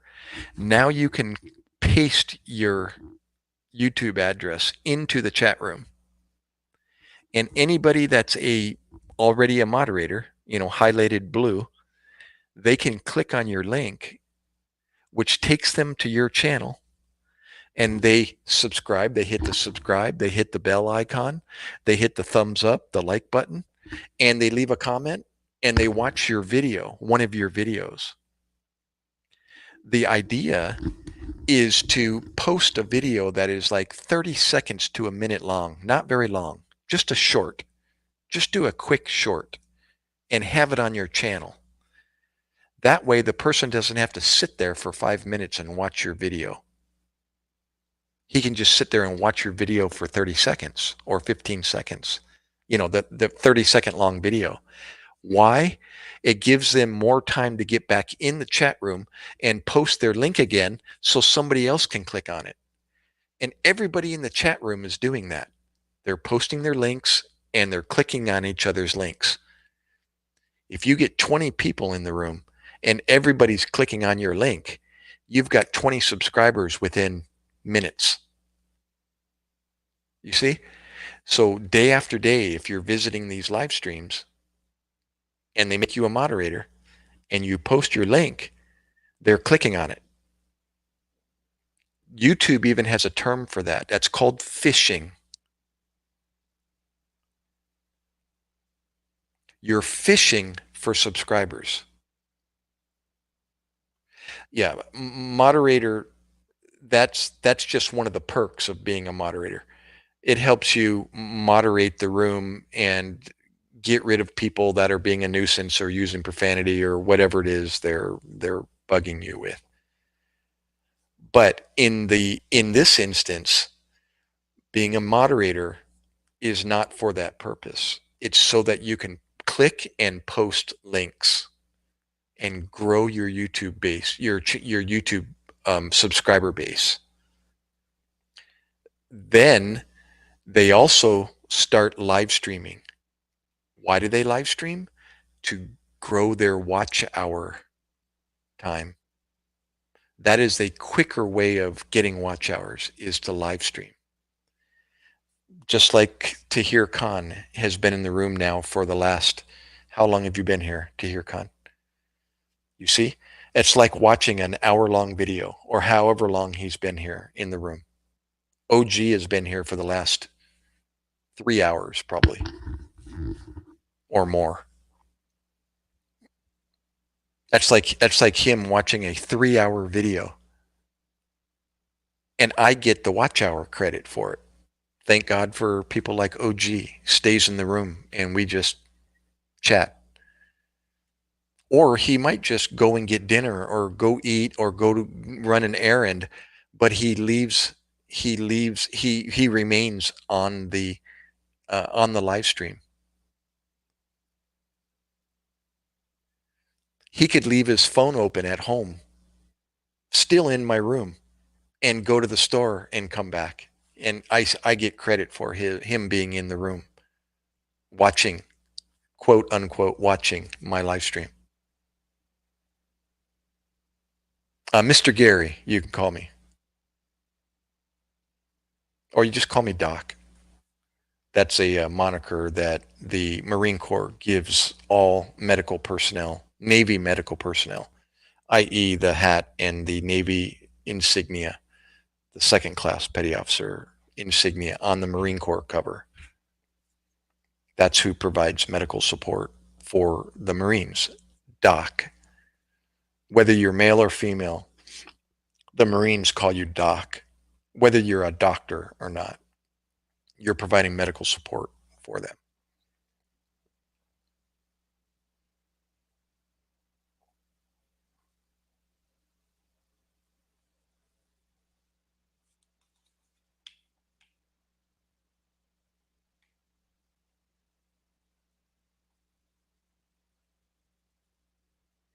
Yeah, there's more to it. Like I explained, Tahir Khan, there's more to being a moderator. Now you know. You maybe didn't put that together before. I didn't know either. I didn't know what moderating, something. I could figure out by the definition of it, but I didn't realize, what an actual moderator did or what their function was, their purpose. And I didn't realize at all, had no clue that you can use it to help grow your YouTube channel by being a moderator. Enables you to click on links and post links. If you're not a moderator, you won't be able to do that in my channel right now. If you post a URL right now, you'll be able to see it on your phone or on your laptop, but I won't be able to see it, and nobody else will be able to see it because you're not a moderator.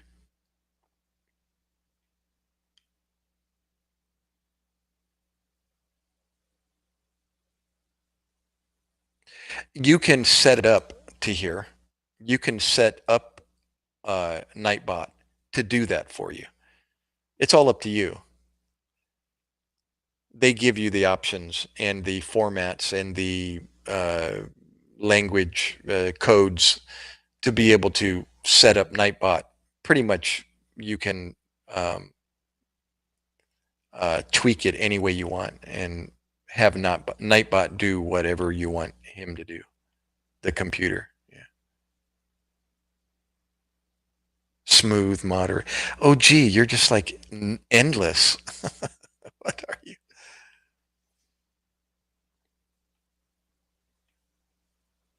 Jamie. What's up, Jamie?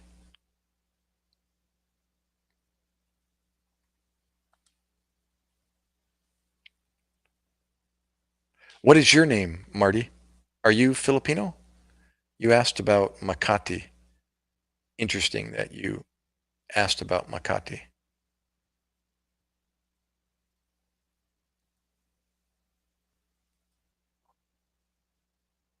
When the word was created according to the Bible?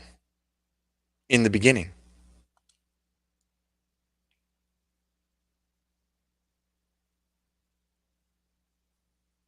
If that answers your question.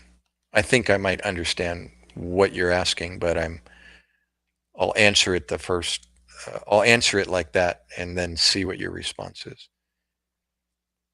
The word was created in the beginning. Actually, no. Before, in John 1, that answers that question, Tahir Khan. before the world was. Let me answer that with the Word of God, and not my own stinking thinking. I'll answer that here in a second. Matthew, Mark, Luke, John 1. You may have heard this before. In the beginning was the Word, and the Word was God. Let's see here. And it tells you when the Word was created here. In the beginning was the Word. So that kind of answers your question. When was the Word created? In the beginning. And the Word was with God, and the Word was God. This is capital W, so it's a proper noun. It's referring to a person, place, or thing. The same, the Word, was in the beginning with God. So here's how long it's been around. All things were made by Him. Oh, so now we know that the Word, capital W, is a Him. And without Him, without the Word, was not anything made that was made. In Him, that's the Word, was life, and the life was the light of men. And the light shineth in darkness, and the darkness comprehended it not. And then it talks about another man named John. That's the name of this chapter. Talks about who he was. And let me continue here. Then they talk about the true light, capital L, which lighteth every man that cometh into the world. He was in the world, that is, the light was in the world, and the world was made by him. Again, it's referring to the Word and the light as a person, as him. But the world knew him not, and the world knew him not. He came unto his own, and his own received him not. But as many as received him, that is the Word, or the light, to them he gave power to become the sons of God, even to them that believe on his name. And then it goes on. But to answer your question, when was the Word created according to the Bible? In the beginning.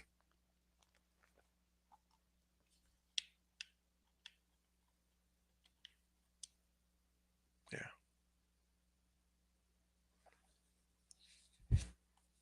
Marty, are you still there? Marty?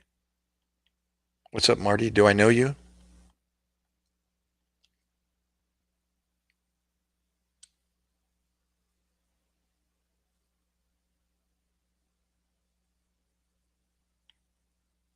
I'm vacationing on my hoverboard, rocking myself, lacing Nike shoes. What is that, a song?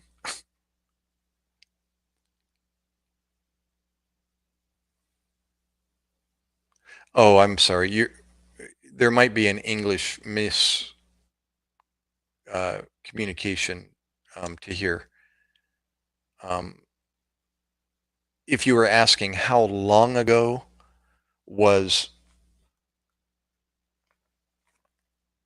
did everything get created? It's approximately 6,000 plus years ago. Yeah, when you do the math and go backwards, through the lineages and all the mentions of the years between the kingdoms, all the way back to in the beginning God created, it's approximately 6,000 plus years.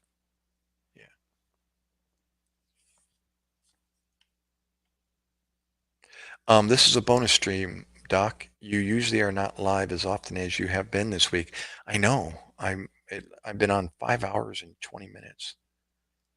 And the last live stream last night, I think I was on for 5 hours and something minutes, but I was actually on at 1 a.m. It was just a spur of the moment, go live.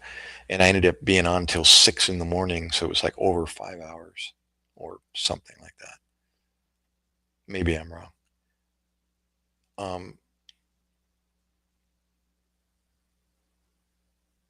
Marty, no, I can see. Yeah, I might not be following everything you're saying. I'm talking and not following everything people are saying here. You said, no, I'm an American.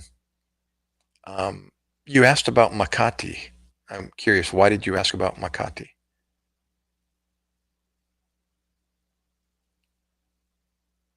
Makati is the airport in where the airport is in Manila.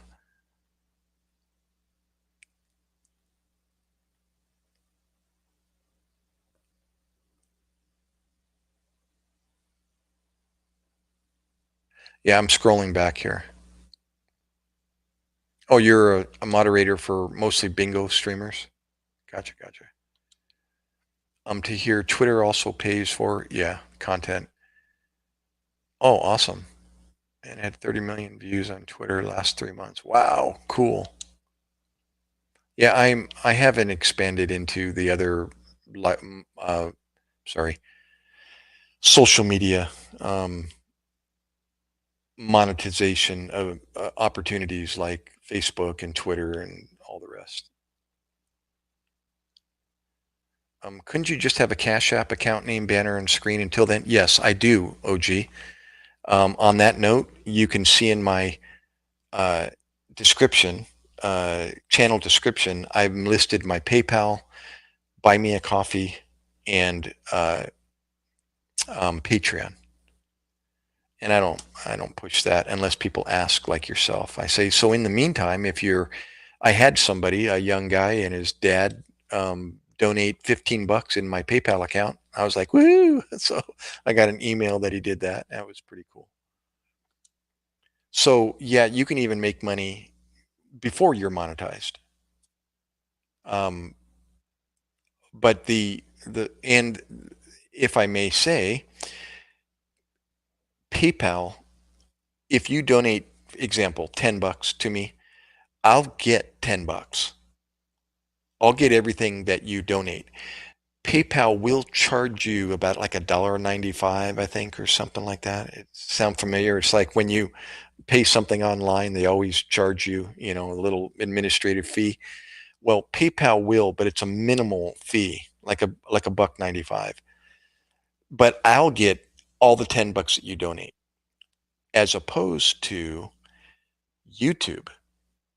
If I'm if I'm live streaming and I'm monetized and I'm live streaming using YouTube platform, they get 30% of what you donate.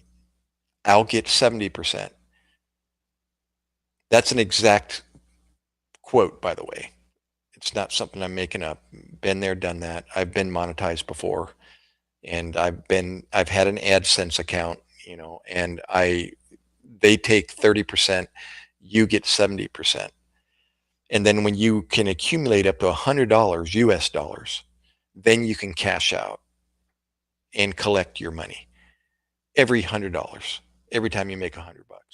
But remember, in order to get $100, you've got to make what is it? $130. They'll keep 30%. You'll get 70%. So really, I tell people, if you want to donate to me, go to my PayPal account.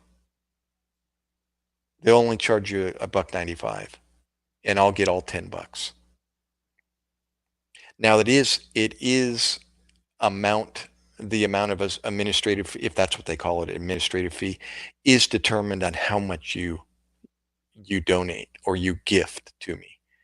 If you're going to gift me $100, the fee is going to be larger, but it's if you donate $100 to me on YouTube, on YouTube, I'm going to get 70. YouTube's going to get 30. Buy Me a Coffee is 60/40, even less. They keep 40%. I'll get 60%. Patreon is pretty much, um, yeah, I'm sorry. I remember I did it to myself. I had my wife donate me $20. I got 17 and change.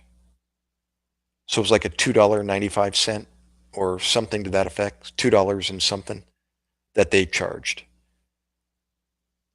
So I don't get $20. I only get $17 of that, whatever percent that is, equates to. 3 of 20. So that's 1.5 of 10. It's 1.5%.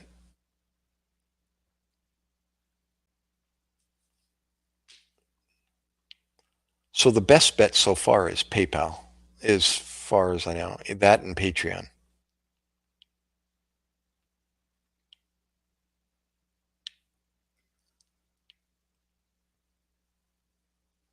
Uh-oh, there goes my battery. This is amazing. Let's see. I got nearly 3 hours from my first battery. The other drawback of this camera, it doesn't have a hard power cord ability to keep this thing charged. I've looked and I've tried every port on this camera, and there is no charge port.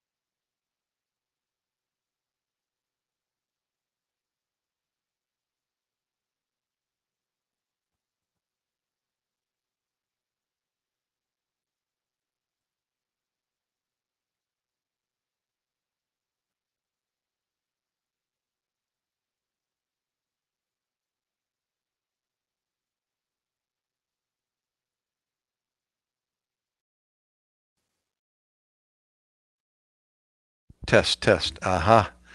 The button on my headset was pushed. How in the world did that happen? I am sorry, guys. I'm sorry. Sorry. Okay, I'm back. Test, test, test. Alrighty. Okay. Sorry, guys. I am so sorry. I just started reading and it says uh, he can read lips. Okay. Bro, you're on mute to hear Khan. Sorry. God. Okay. I'm going to assume it wasn't longer than 3 minutes.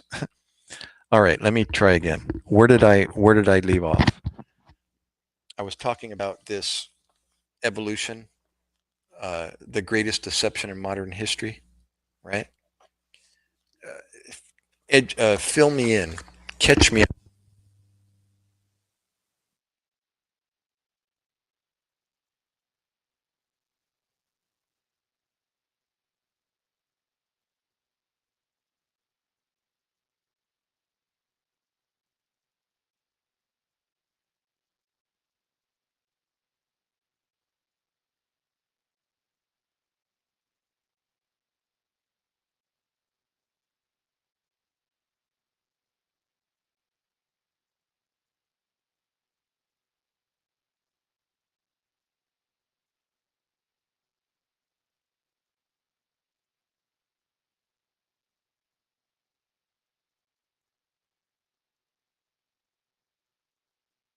Is it on mute now?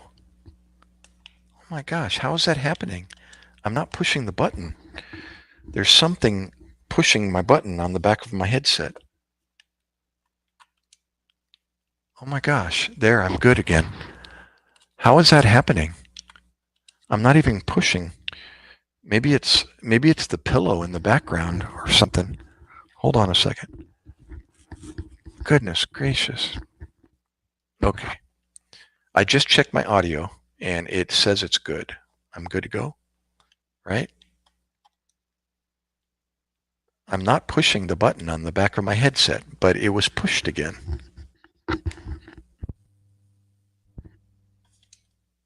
Test, test, test. Yeah, I'm good. Okay. So let me know. Also, guys, the amount of time from the time you write and comment takes 15 seconds to get to me. So I'm like lagged big time. No, I know. I'm pushing it so that I can turn it back on. But I didn't push it initially. Or maybe when I'm adjusting, that's probably what I'm doing. When I adjust my ears, I'm taking one off and going like this. You're right. My thumb must be touching the button. Yeah, I'm not pushing it. I'm adjusting my headset. And I'm not realizing that I'm pushing the button. Okay, okay. All right. I'll stop doing that. Gotcha, gotcha. So, what did I say last about this book? Help me out so I don't repeat myself. What did I say last about this book?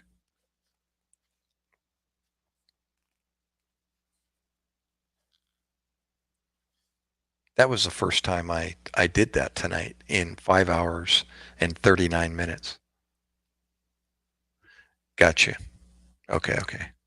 Thank you, Con.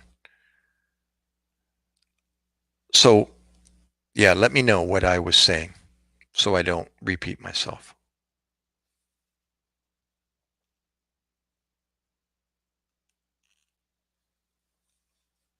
Was I starting to read the preface, the explanation of the book?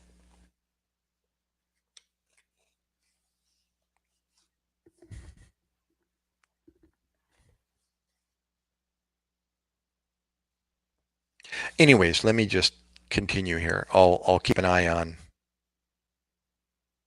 um, I'll keep an eye on the chat room, and that way I don't miss what you're saying.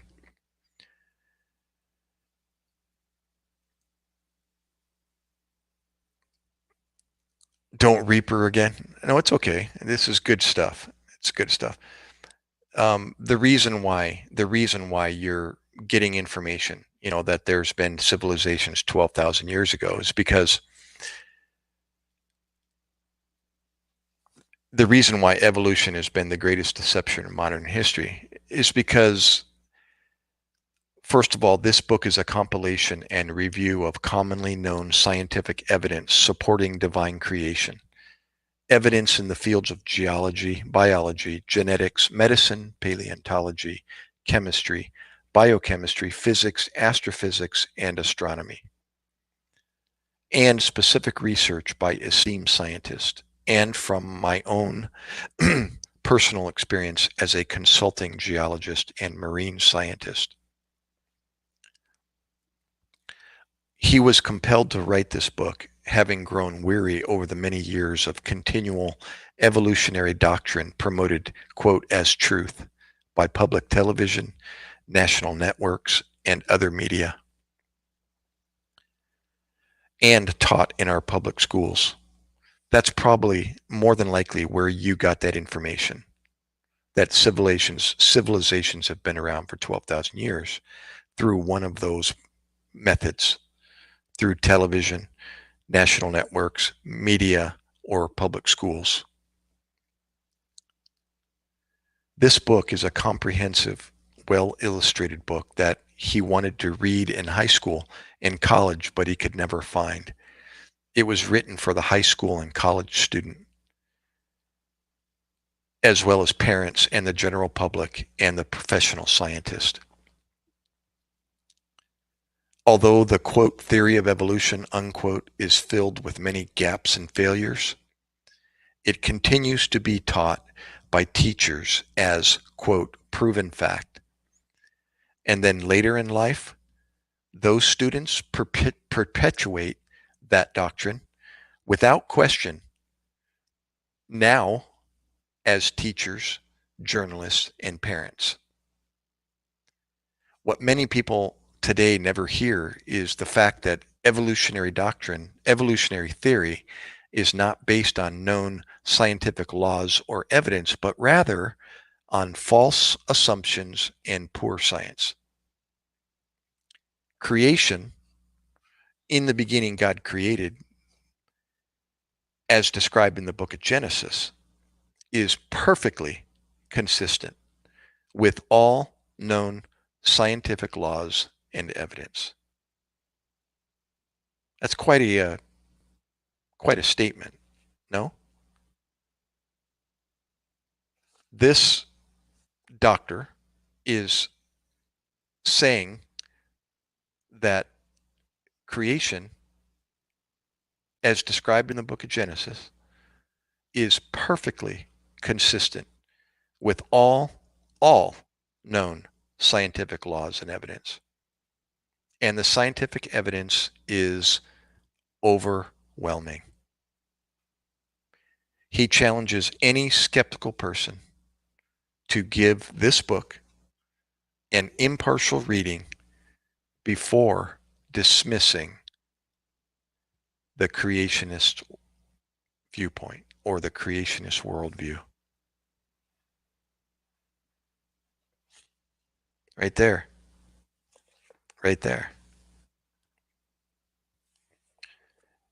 And I've been studying for the last 17 years every creationist viewpoint. I did what he asked me to do. I gave that an impartial reading, and it put me on a journey that has changed my life.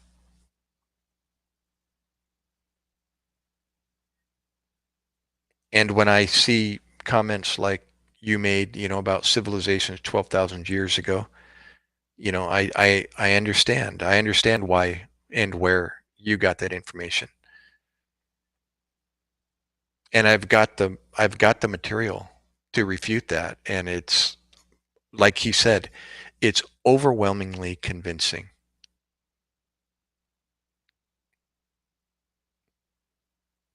And that's Yeah, that's my answer. So I hope you guys heard it this time. I'm checking my audio again. Yep, it looks like I got a full bar there. Billy Preston, I saw you come in long time ago. Thank you, brother.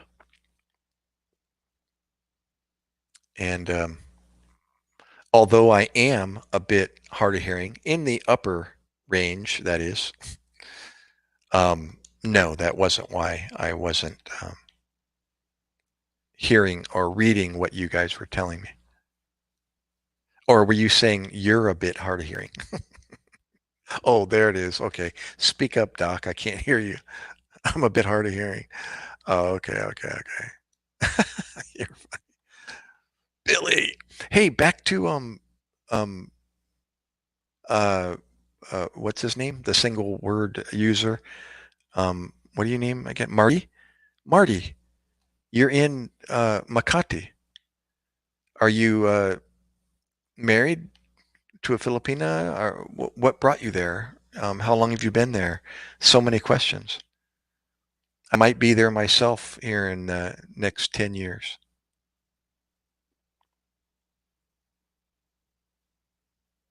Oh, Cash App is the best, completely free. Um, Cash App. I'll have to look into that. It's a free app that I can establish an account with, and then um, put a link in the description and do it that way. Oh, you could also see on the. Oh, did you see that video? I was actually married there, Marty. I've been married for 22 years, and I was married at CPU Iloilo in 2002. Sorry, I'm scrolling back and reading comments that I missed. I'm going to look into the Cash App. It sounds like the I'm behind times there. You're engaged. So tell me your story. Are you a YouTube long distance relationship story by any chance? You know what I'm referring to. How did you meet, if you don't mind me asking? Um, yeah, what's your story? I'll tell you mine while you're writing. I actually met my wife here in the United States. She was already in America for, let's see, she got here in 1995, I believe. And then I met her in 2000. I actually found her online. I was in California. She was in New Jersey. She's a nurse. She's got her bachelor's in nursing over in the Philippines. And then, if you don't already know, they have a human resource liaison that works with the United States, and they put together classes, nurses, graduating nurses, and gives them jobs over here in the United States. And my wife was part of one of those um, transactions, and she arrived in Texas apparently, and then her aunt eventually moved her to New Jersey, and her sister's here. Her three sisters are here. They're all nurses and or physical therapists over in the Philippines, and did the same thing. Were able to come to the United States because of that. Her aunt is actually a retired RN. Um, and then, yeah, I met her on a chat room, talkcity.com or something. I think it's called Delphi or something now. But I was on the internet searching, and I ended up chatting in a chat room and found my wife, and she's in New Jersey. I'm in California. So we did that relationship for about 2 months before I finally met her in person in New York City. And basically, the rest is history. I made the decision to marry her, and I went back to California, where I'm from. Sorry, I didn't mention that. Or maybe I did. I'm a San Diego boy. And uh, I made the decision to marry her.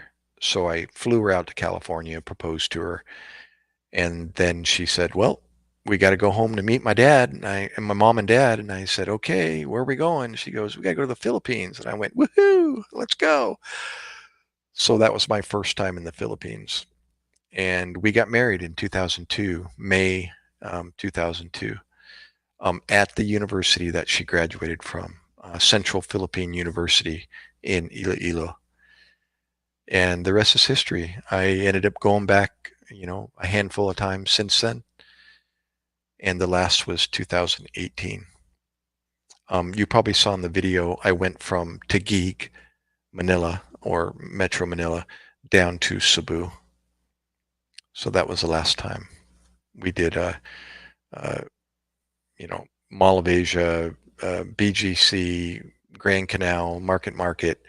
We went down to Tagaytay, to All Volcano, flew to Iloilo, saw her family, went over to Bacolod, Negros Occidental, down via Ceres bus to Dumaguete, basically, caught the fast craft from Sibulan Port over to Santander, Cebu, stayed at Mawalboal, Kawasan Falls, went into the city on our last 2 days and did the tour around Cebu City, and then eventually flew back to JFK. That was that video that I think you saw online. So where is your Osawa from? Have you learned any of their dialect? Oh, and I think you might have heard, therefore, because of this being married, I got introduced to the Philippine live chat community, and then hence the reason why I'm here today.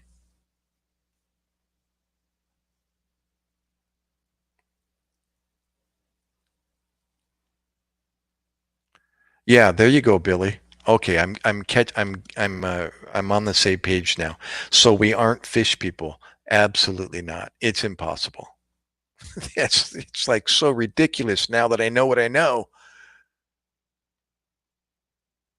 I'm telling you, the lies are just perpetuated in universities and public schools.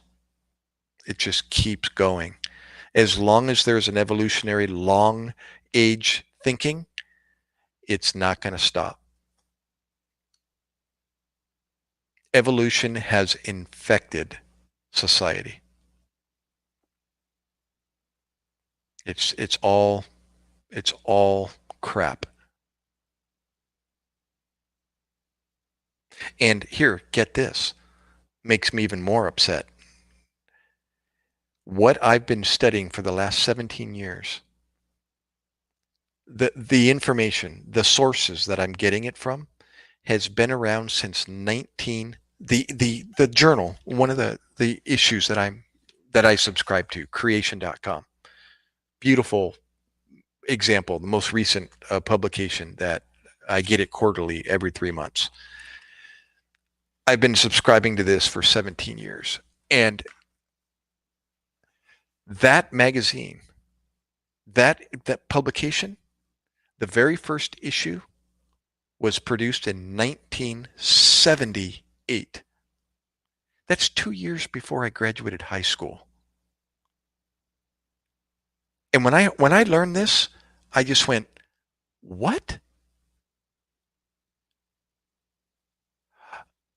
I was a sophomore in high school. I was 15 years old. And this information was out there? How come I never heard about this in my classroom, in my 10th grade class, nor my 11th grade, nor my senior year, nor college? Ever. This information is it's baffling. It's so overwhelmingly convincing. And this has been held from me for 40 plus years. I was flabbergasted. What have I been learning? What have they been teaching me? And it isn't the information that I'm reading. And I was just, even today, well, now with the advent of the internet and social media, you'll see much more of it. But in mainstream media, in mainstream public education, this information can't be. I'm reaching for the magazine again. Cannot be talked about in public school. I.e., this.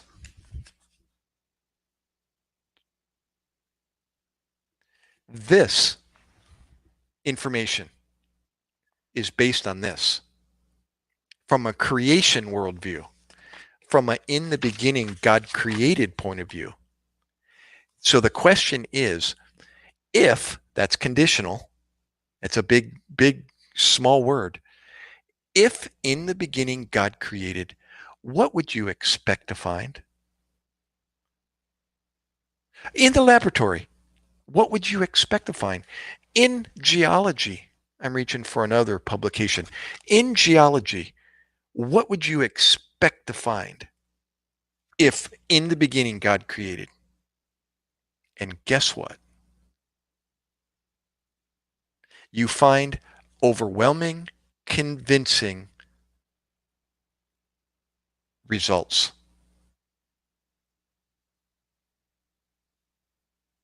And the rest is history. I was sold. I was sold beyond, I was sold in an overwhelming, convincing, I was sold overwhelmingly convincing. Am I saying that correctly? Convincingly. And that's all I study now. I am catching up on so much school, on so much. I'm relearning what over the crap that I was taught. I'm 62 years old. I only have 17 years of this creation worldview education. My son, my 19-year-old, he has 15 years of this education, of the creation worldview education. Sorry, I haven't moved my chat room up, so I'm probably behind on your comments. But what's wrong with that picture? I got a 19-year-old that's been studying this worldview since he was 4. That's 15 years. I'm 62. I've only got 2 more years up on him.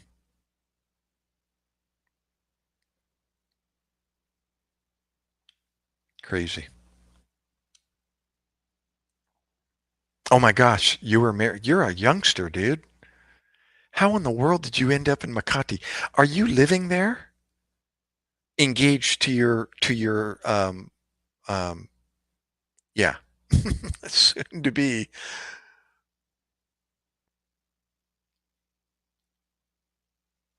fiance. I couldn't even think of the word.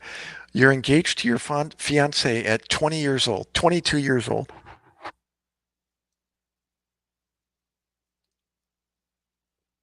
Well, I got to give you lots of credit that at your age you are actually in the Philippines.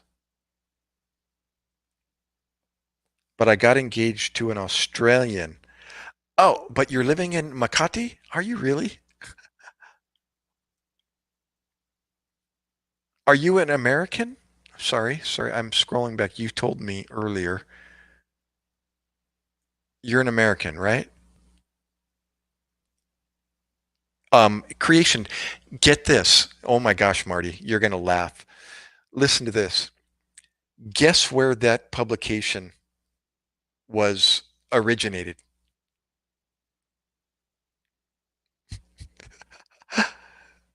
Guess where this started?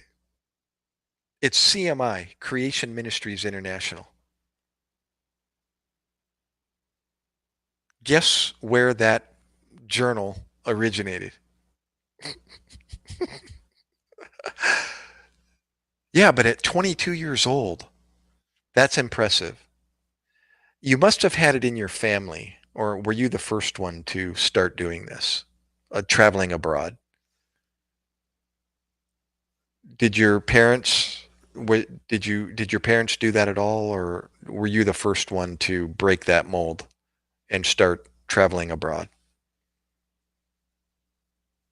Because I'm kind of you're pretty much the first one. Well, gosh, it's wow. Anyways, the answer to the question is Australia. That's where Creation Ministries started, was in Australia. And now they have a United States office. They got an office in South America. Let me read the beginning here. They got, Australia, in Queensland, Canada, New Zealand, Singapore, South Africa, UK and Europe, USA, and other countries. It just says other countries at the bottom. It's very simple to remember, creation.com. Just remember creation and add .com. Go to creation.com and it'll plug you into this publication and a more extensive, higher level of reading scientific journal. This is considered a journal as well, but it's more geared towards the general public. But they do have a scientific journal that's written, in the more, how do you phrase that? Politically correct. A higher level, we'll just call it that, a higher level of reading.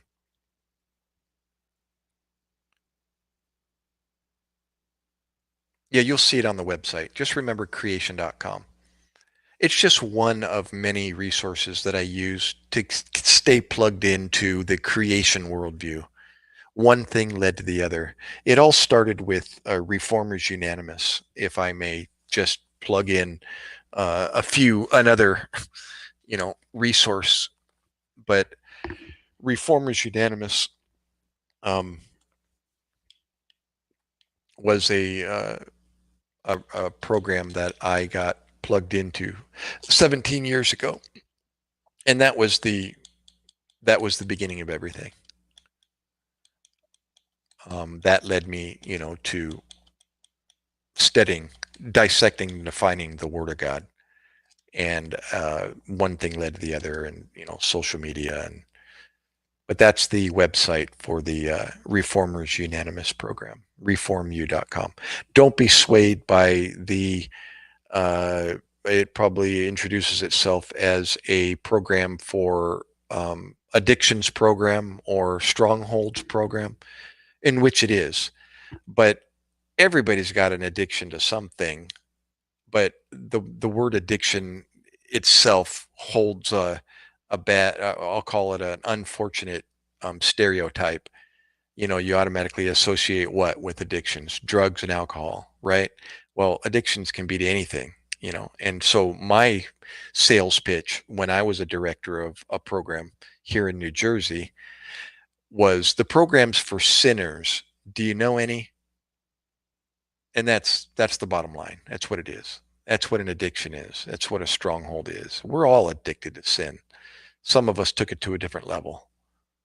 So the program was originally designed to help those that are hurting themselves and others, and getting them to, live constructively. I'm refocusing here on my hand. Oh, wait a minute. I'm taking pictures. What am I doing? I'm trying to focus on my hand. There we go. And that way my hand is kind of where my head was. So hopefully my face gets focused on. So anyways, one thing led to the other. This reformu.com program, I found one locally within 3 miles from me, and um, it is on every Friday at 7 p.m. So I started that program and been involved in it for 17 years. And then the Word of God, of course, opens up the doors to, whatever I needed to use to, to find out information on what I was studying. Creation.com was one of the websites. And then, yeah, that's where that's what I read and watch videos. They've got videos as well. Creation Ministries. So, anyways, I was going to say also, Marty, you're almost like telling my story about what you're doing. Here's my story. When I was 22 years old, when I was your age, I became a daddy and a husband. I don't recommend that. Don't know where you're at, but as I told my kids as they were getting older, if you can, wait till you're 30 to start doing what I did. But anyways, it's just my story. So at 22, I got married to a girl from Bangkok, Thailand.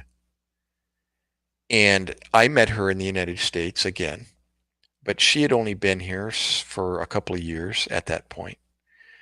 And I ended up having my first two children with her. And now they are considerably older than you are. My son will be 40 in November, and my daughter's 36. She's got two children. I'm a grandfather. She made me a grandfather 12 years ago, and so I got a 12-year-old grandson and a 6-year-old granddaughter through her. And so anyhow, that was my first introduction to the Asian culture. And shortly thereafter, we went back to Bangkok, Thailand. I was only 24 years old when I made my first trip out of the country. Actually, I was out of the country down in Mexico City when I was around 22, 23. Trying to remember.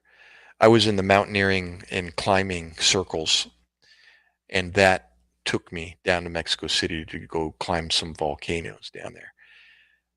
So I was out of the country and started to, yeah, gosh, you sound like me.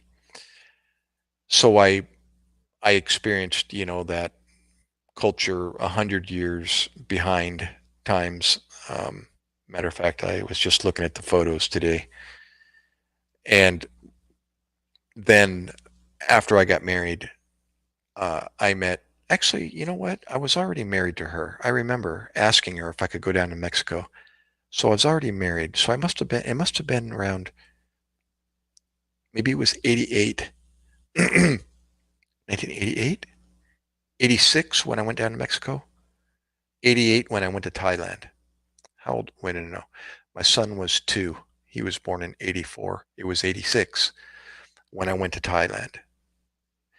We were able to put together enough money to take a vacation back to her hometown in Bangkok. So then that's when I got to truly leave, the North American continent. Yes, you did, Marty. It was not only a cultural shock, but what do you think of the smells and the weather? Dude, hi, up here, you know that expression, up here? If you haven't learned already, I could teach you a little bit if you haven't already picked up or trying to learn the language. But anyhow, so I'm in Bangkok, Thailand. Oh, I know, dude. Welcome to the third world. Yeah. That was really my first time experiencing that, was in Bangkok, Thailand. And the weather. And you're only 10 degrees above the equator, bro. 10 degrees above the equator, if you haven't already figured that out. So you're basically, you're about as tropical as you can get in the world. Yeah, You're learning. What a crash course experience it is. But you know what? The best way to deal with that, if you haven't already figured out, is study. Study about the culture and the country. Do your Google search and just read about where they came from and how the Spanish, arrived for 300-400 years back in the day, and why their language is very or mimics the Spanish culture, even their culture. If you look down in Mexico and look at the colors and the color themes of their buildings and the way they're the Catholic churches and the building architecture, it's Spanish. It's all Spanish. You go down to Mexico City and you see a very similar layout as the Philippines. Yes, with the architecture. Yeah, I just got done saying that. So, anyways, um, yes, all their names are Spanish. Yeah. And if you know any Spanish, it helps a lot. If you know the A, E, I, O, U, A, E, O, U, a burro sabe más que tú. No, that's Spanish. But if you know the Spanish vowels or the Latin vowels, you can pronounce Tagalog, no problem. Just pronounce all the vowels, the double A's, the triple I's, the double O's, the all that. You got to pronounce all of them. U. So anyhow, you're already. I don't know how long you've been there, but you're in the depth of it, bro. So I'm in Bangkok, Thailand, at 24 years old, and we took a train to Chiang Mai. That was pretty cool, and saw the hill tribes up in Chiang Mai, and then took the train back. And well, from there, being in the rock climbing mountaineering community, I had the world map out. I didn't have Google, maps. I had the big world map I got from my brother-in-law. It's like 4 feet by 8 feet, laid out on the living room floor back in San Diego, California. By the way, I mentioned or alluded to that I'm a San Diego boy. I'm now living in New Jersey because of my Asawa and her family. So anyhow, I lay out this world map when we were going to Thailand and having a rock climbing mount or beginning. Let's see, I had about 4 years in the rock climbing community. I'm thinking, where am I going to climb? What am I going to see when I'm there? I'm going to be on the other side of the world. What's available, in those circles over in Thailand. So I realized, oh my gosh, I'm this far from Nepal.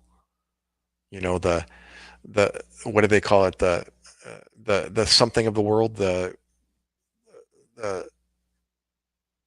anyways, yeah, I'll think of it if you don't already. And um, I'm only this far from Kathmandu, Nepal.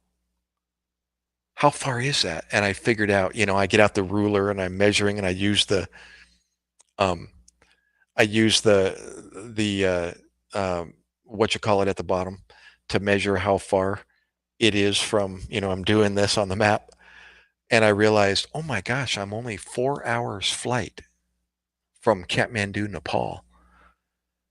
What is the opportunity? When is the next time I'm going to get a chance to go to Bangkok, Thailand, and that part of the world? Probably not very soon. So I started figuring out how can I arrange my itinerary, not only a trip to Bangkok, Thailand, but to Kathmandu, Nepal.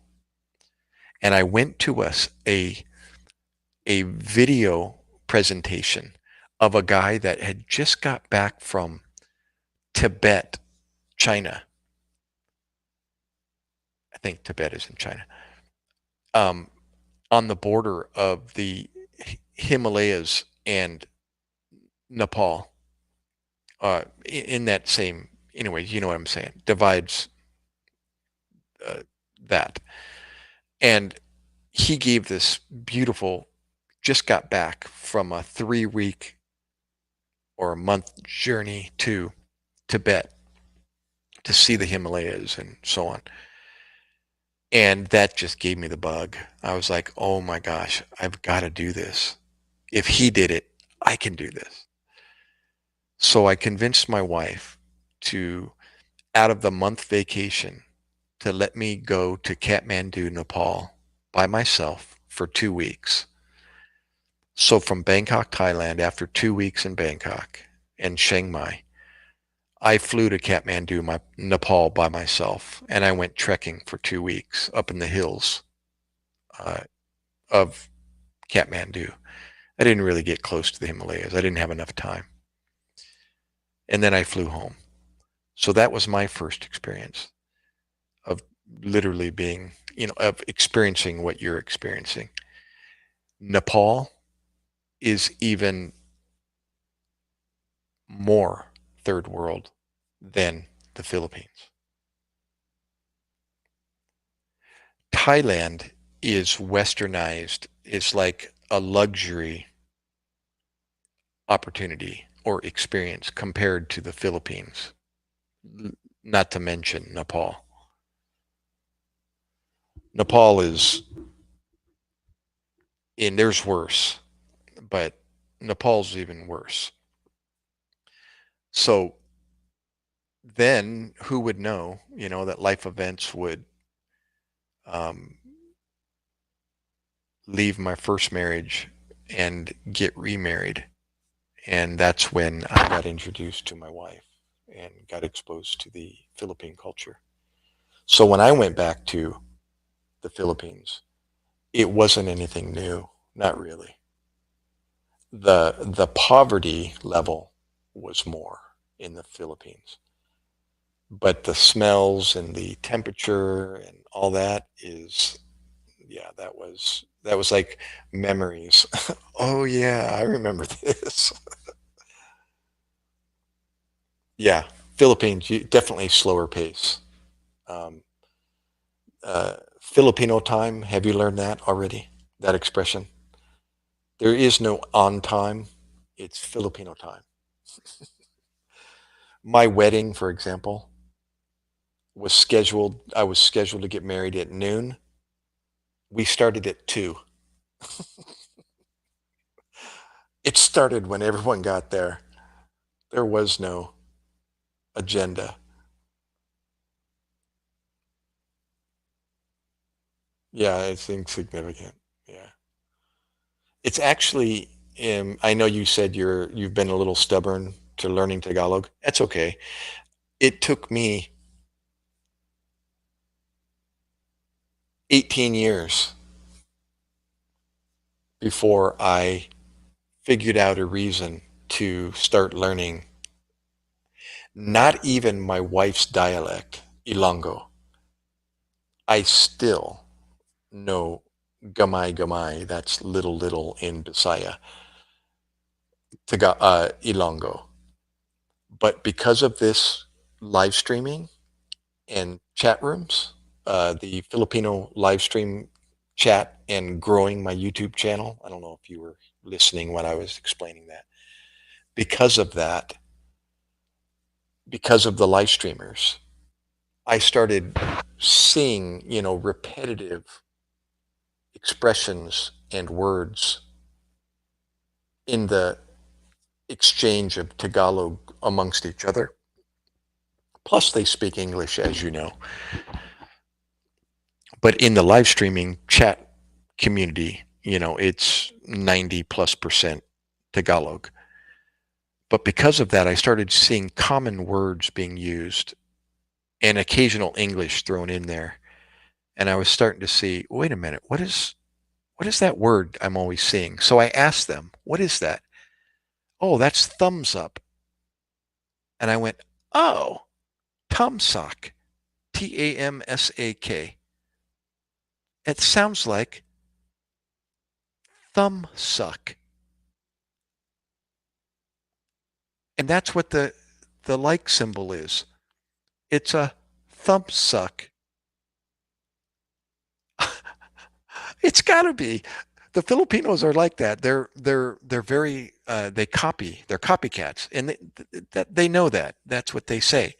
They like to mimic what they hear, and they'll say that. Here's another one. The expression appear, A-P-I-R, appear. What does that sound like? Up here. Up here. Up here, bro. So how do you spell that phonetically in the Spanish vowels? A, A, peer, P-I for E, and R. A-P-I-R. Appear. Appear. It's like it's gotta be. So I was like, oh my gosh, they're just mimicking what they see and what they hear. And they are. So anyhow, it was just it's like, oh my gosh, that's what it is. They're a lot of the times their words, just like como estás in Spanish. Look at the greeting in Tagalog. Como está? It's the same. It's Spanish, but it's spelled the way they hear it. Como está? How does a Spanish person say como está? Como estás in a quick fashion. ¿Cómo estás? Muy bien, gracias. Right? But it's the same. ¿Cómo está? Kamusta. Kamusta. And they have their own dialect, kamusta kana, et cetera, et cetera. But that alone, it's a copycat. They're spelling it the way they hear it. It's easier than so back to my live streaming. I started learning that, I started asking more questions. Okay, so what is that word? And they would say, what did you just say? And I would copy and paste it for them. Or I would use Google Translate, which isn't the best, but at least it helps. And I'd say, what did he just say? They said, or what did you say to me? And they said, oh, what is your name? And I looked at what they asked me, and it's in Tagalog. And I'd ask the host in chat, how do you say that? Say that for me. And they would say it, and I would hear it on, in live stream. And I'd go, oh, okay. I can pronounce that. That's the Spanish vowels. Ano. Ano ang pangalan mo. What is your name? But I still didn't know what the words were, but I could see the sentence, and I went, oh, okay. Ano ang pangalan mo. That is, what is your name? So next time I saw it in chat or anything, a derivative thereof, any of those words, ano, pangalan, mo is you or your, pangalan is name, ano is what. So, I started studying that way, and then I realized, oh my gosh, I'm studying Tagalog for the first time in 18 years, or 18 years. Yeah, po is just, no, you're not called po. Po is just being respectful towards whether it's a man or a woman. It's like sir or ma'am, but if you didn't know, the Filipinos don't have feminine and masculine. So that's why you might have heard already, sometimes a person calls you a she. Have you had that yet? Because they don't have that differentiation. So one way to respect a man or a woman, one word is po. So po after what they say. Okay, po. It's just like saying, okay, sir. but they don't have to say okay, sir, or okay, ma'am. It's po. So yeah, you'll learn these things either through me or if you participate in live streams or through your fiance or through her family or through the people around you. You've been in SM, of course. Yes, you have. Who hasn't, right? SM City. What is the first thing they say when you walk in SM City? I'm going to let you answer this question. What do the employees say to you when you first walk in SM City or any store? What do they say to you? Oh, yeah, sometimes they refer to a guy as she and her. Yeah, just go with it. There is no. Oh, and as far as time, I'm just learning this myself. There's another American guy in live stream that is very versed. He speaks Tagalog fluently, and he's been trying to teach me. He was trying to put me through a course. Um, but as far as time, they don't have past, present, and future. It's it's it's like yesterday, now, and what will be, or something. I forget. Don't quote me on that. But that's why there's no there's no being on time or late. It's Filipino time. Exactly. You just said it, Marty.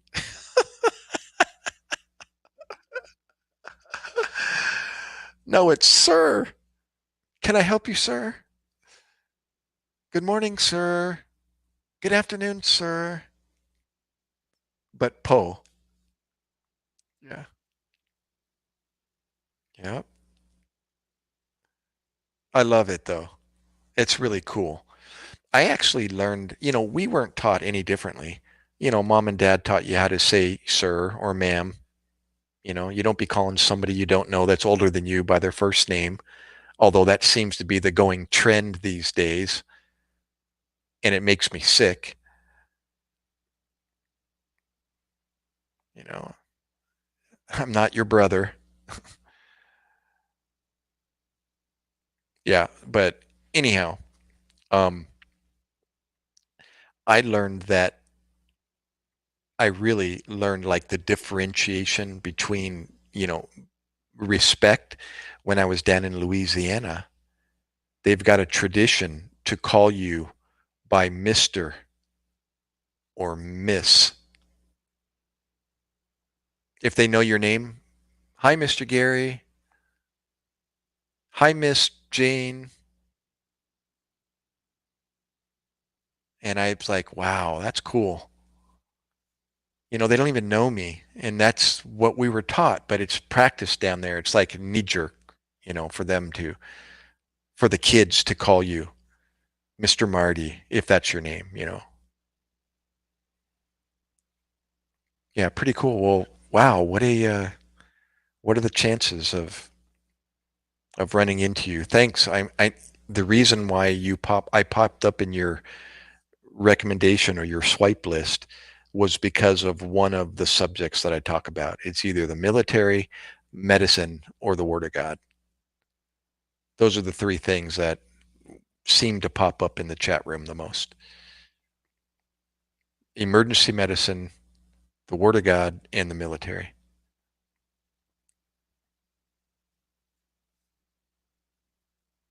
Or it was something else that the algorithm, you know, threw it your way.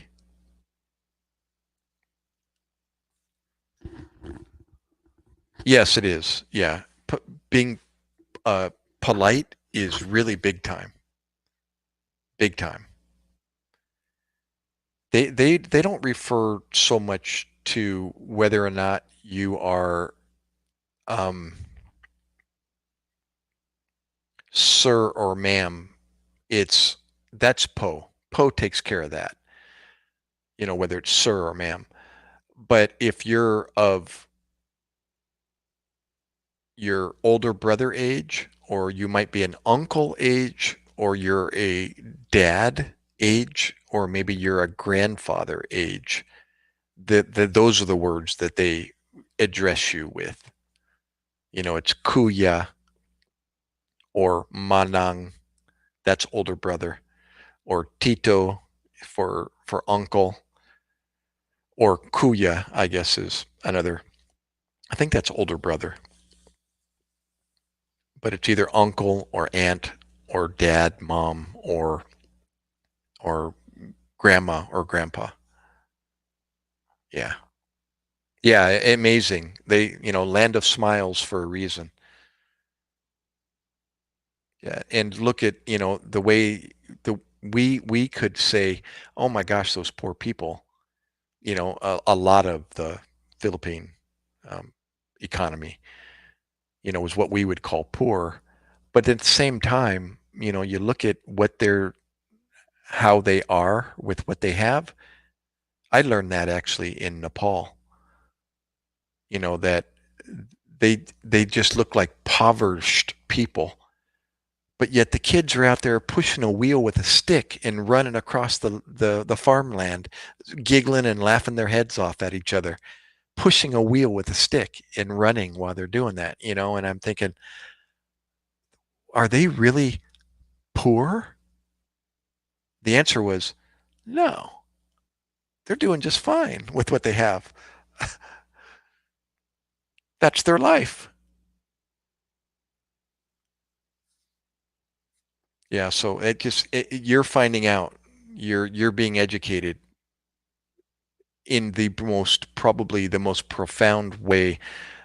uh, I would recommend a young person, because I've been there. I did it myself, and I realized, oh my gosh, look at what I left at home, and look the way it is over here on the other side of the world. It's like apples and oranges. We, I really have had no clue what I had in the United States until I went to Bangkok, Thailand, or I went to Mexico City and the rural outlying areas, below some of the volcanoes down there in Mexico, living. I always said to people, I always say to people, I went to a place 100 years ago, like what it would be like 100 years ago. No cars, no motorized vehicles, all donkeys and burros and carts. Yeah.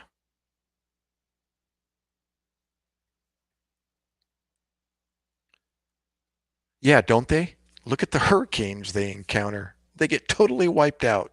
I mean, literally wiped off the face of wherever they are. And then they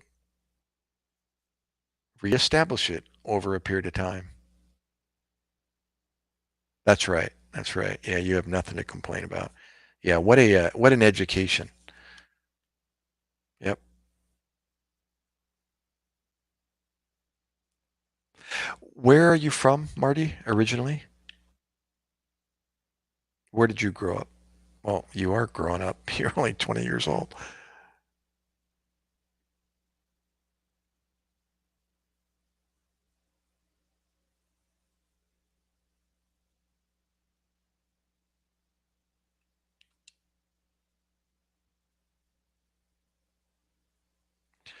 And as well, just to elaborate on the Tagalog language, I started, I'm a geographically oriented, that's the way I think person.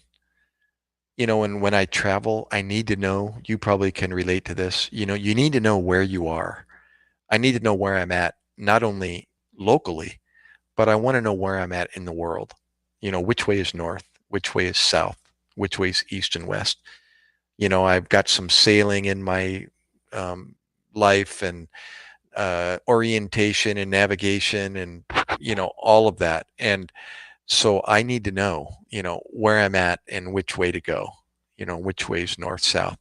As you probably, if you haven't already figured out, the Filipinos don't seem to be too privy with their orientation, but that's not just Philippines. That was the way it was in Nepal, and it seems like my wife is horrible with directions. Um, so, what was I saying about directions? About geography? Oh, you're from Lexington, Kentucky. Awesome, awesome.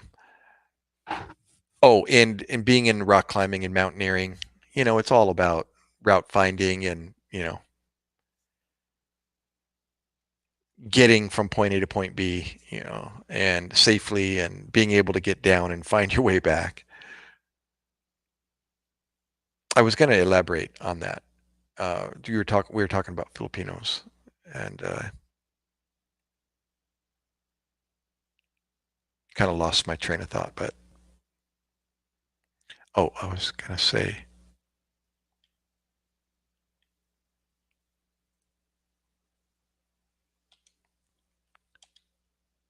um,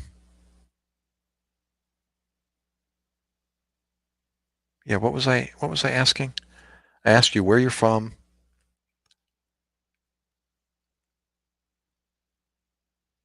Yeah. Anyways, don't worry about it. It'll come to me.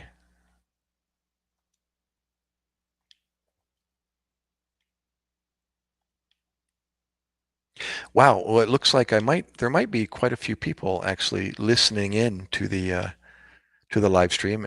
My little device over here says 9 or 8 people, but only you and I seem to be exchanging. But thanks, whoever's out there. If you're hanging out and watching, that's cool. If not, that's okay too. Don't forget the thumbs up.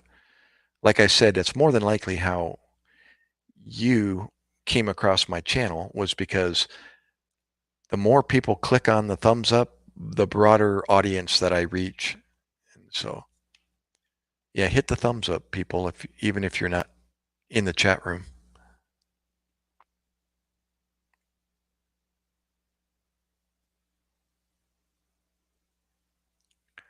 Well, welcome to the Philippines.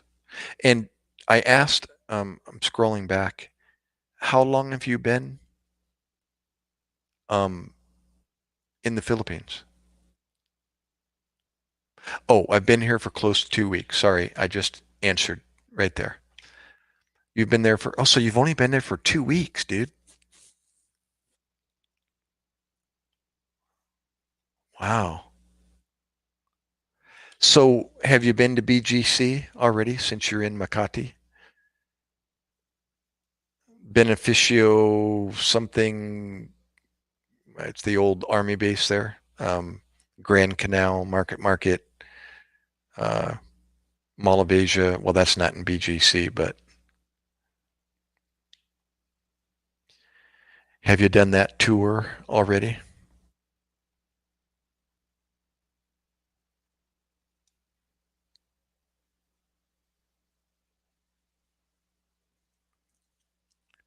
12 days. Do you have any plans on returning? You never know. My wife is, we're always talking about it. She talks with her sisters here in the States. They 10 miles away. And I'm overhearing them, talk about returning then and now or, whenever, but no firm plans yet. But more than likely, we'll be back there, I'm sure, within the next 5 years, probably sooner. Yeah, and again, Pasay, BGC, the Greenbelt area. Yeah, that's where I stayed in Taguig the last time I was there at the Cypress Towers off of C5. That's the highway. And so it was very close to BGC, McKinley Hill. And we did the Grand Canal Market, and all those touristy spots. And then I went to Tagaytay and I went down to Taal volcano. That was before it erupted. It looks different apparently now, but I did the horseback ride to the top of Taal volcano and Tagaytay.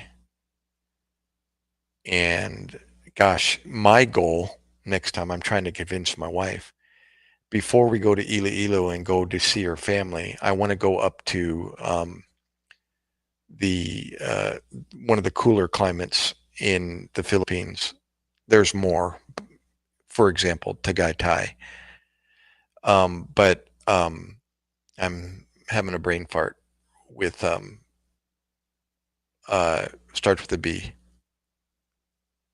Um, Pasay is right there by Taguig, I think. Yeah. The place I'm talking about is oh, starts with a B. Baguio. Yeah. They've got some of the coolest weather. I've heard like 72, 75-degree weather. You know, fog, cool, misty. Oh, the Mall of Asia's in Pasay. Right. Okay, that's why I remember that. Mall of Asia. Yeah. Not too far.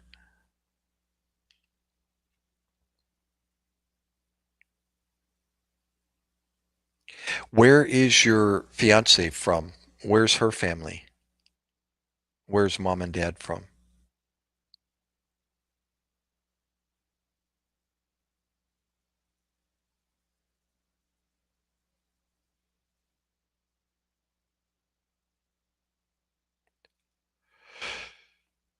Ooh, excuse me. Gosh, it's getting late.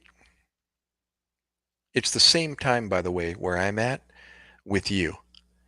Just 12-hour flip-flop. So over there, it's quarter to five in the hapon. That's afternoon. And it's quarter to five in the morning here.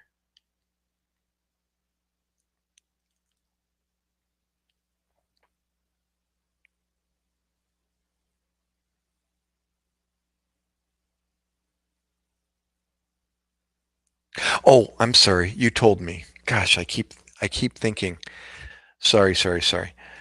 I keep thinking that your fiance is Filipina, and you told me already. No, okay, I got to get that out of my head. Gotcha. So I'm going to assume it's a very popular destination for Australians to go to the Philippines and Thailand because it's so close. So has your fiance been to the Philippines? Was she already in the no, you told me I'd have to scroll back, but you can tell me. Did you meet her in Australia and now you guys are traveling in the Philippines? Or what's the plan, Stan? Does she want to stay in the Philippines or are you guys just vacationing there?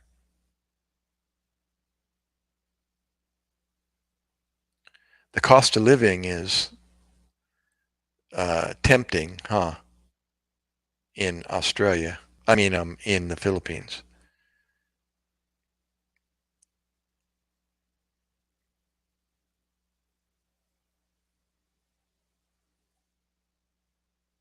Yeah, in Bali. That makes sense. Malaysia, Bali, Indonesia, Singapore. Yeah.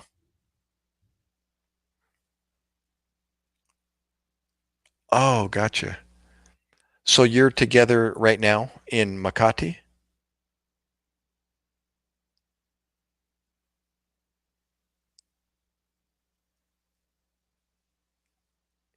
Oh, she's not with you right now. You're traveling solo. Oh, well, cool. May I ask, I'm always curious, and I know you've been asked this before, probably, is how are you supporting yourself, if I may ask?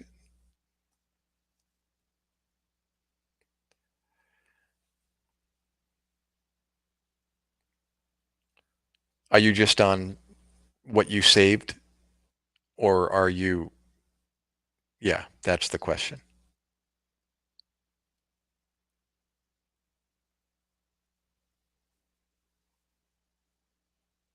Mm. Yeah, sorry about the delay in the responses. After you hit send, it takes 15 seconds for it to get to my screen. Thereabouts, 15 seconds.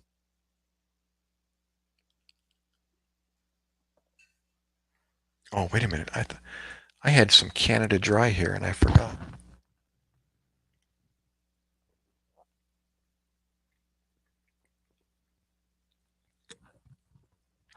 Money and savings. Okay. I was thinking that, and or you're just a brilliant 22-year-old that is that knows how to invest, or you have some kind of online you know business or something to that effect. Gotcha. Lost. Alt cinema.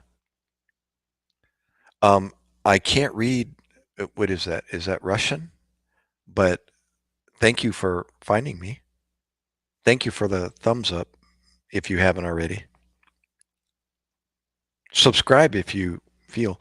Oh, by the way, Marty, Monday, Wednesday, Friday, I try to be on. Just to talk about those three things that I talked about already, that I mentioned. I try to tell medical stories of my past.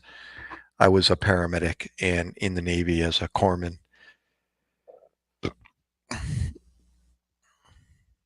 Ah, so you do retail investing.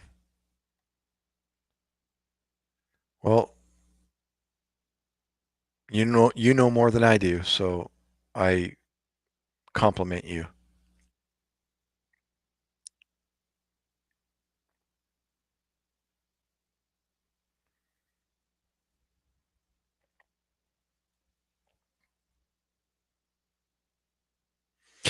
Can you do you do that online uh, while you're abroad?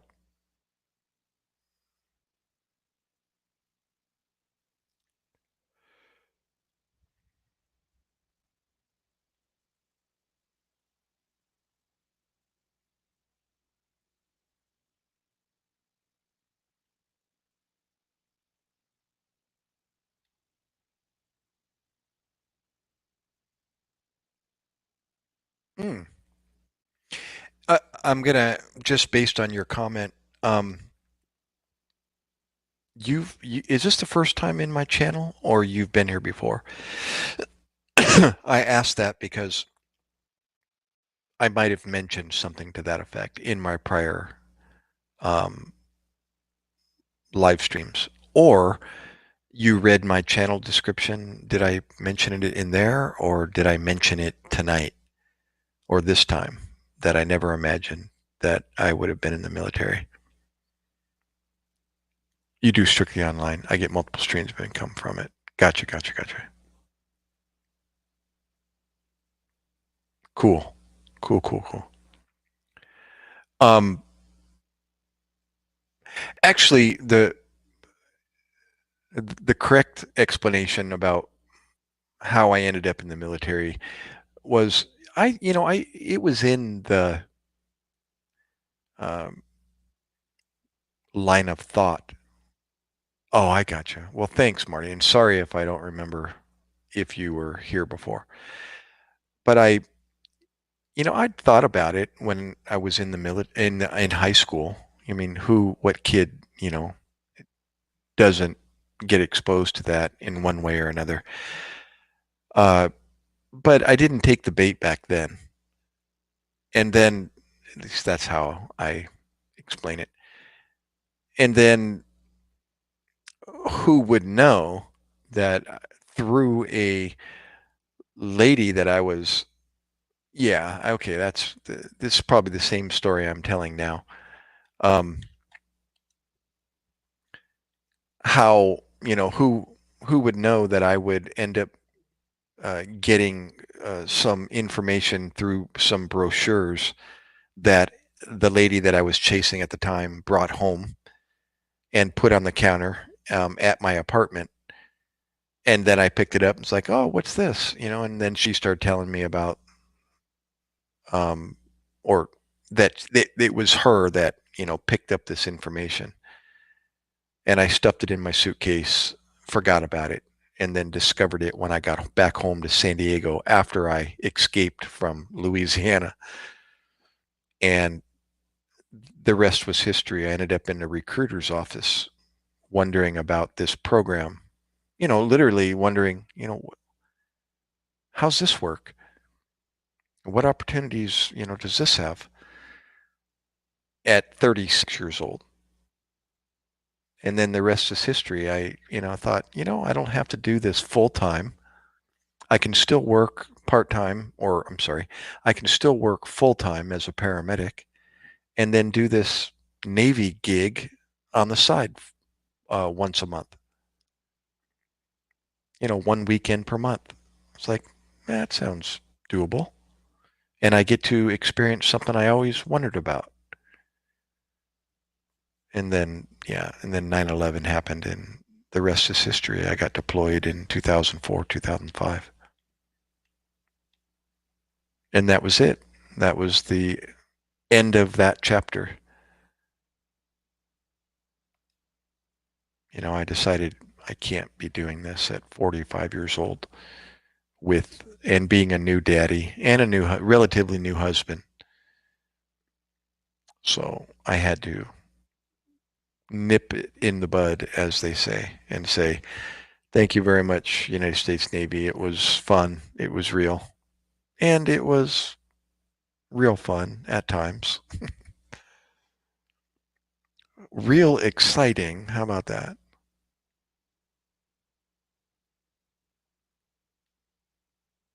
Even the non-deployed time was different. Totally not the civilian world.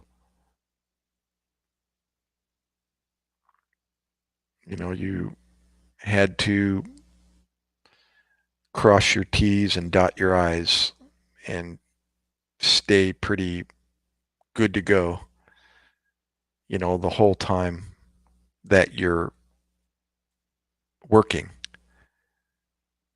on a military base.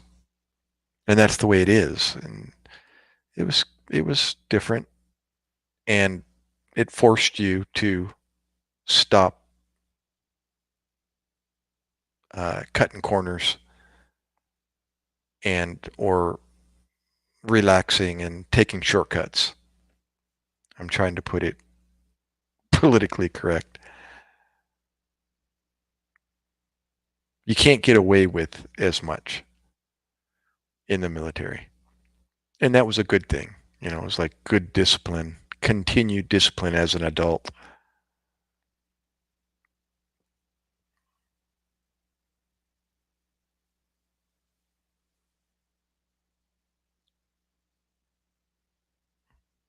Well, I don't want to, it's like I want to, uh, there's a better way I'm learning of saying things. You don't have to just let your mouth run and be, like the other sheep.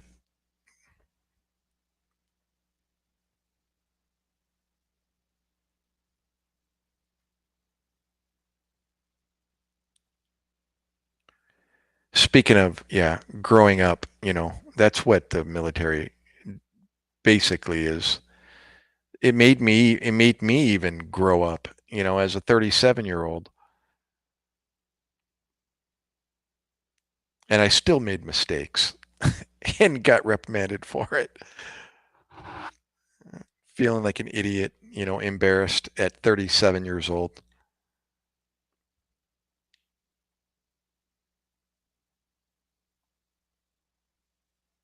during war.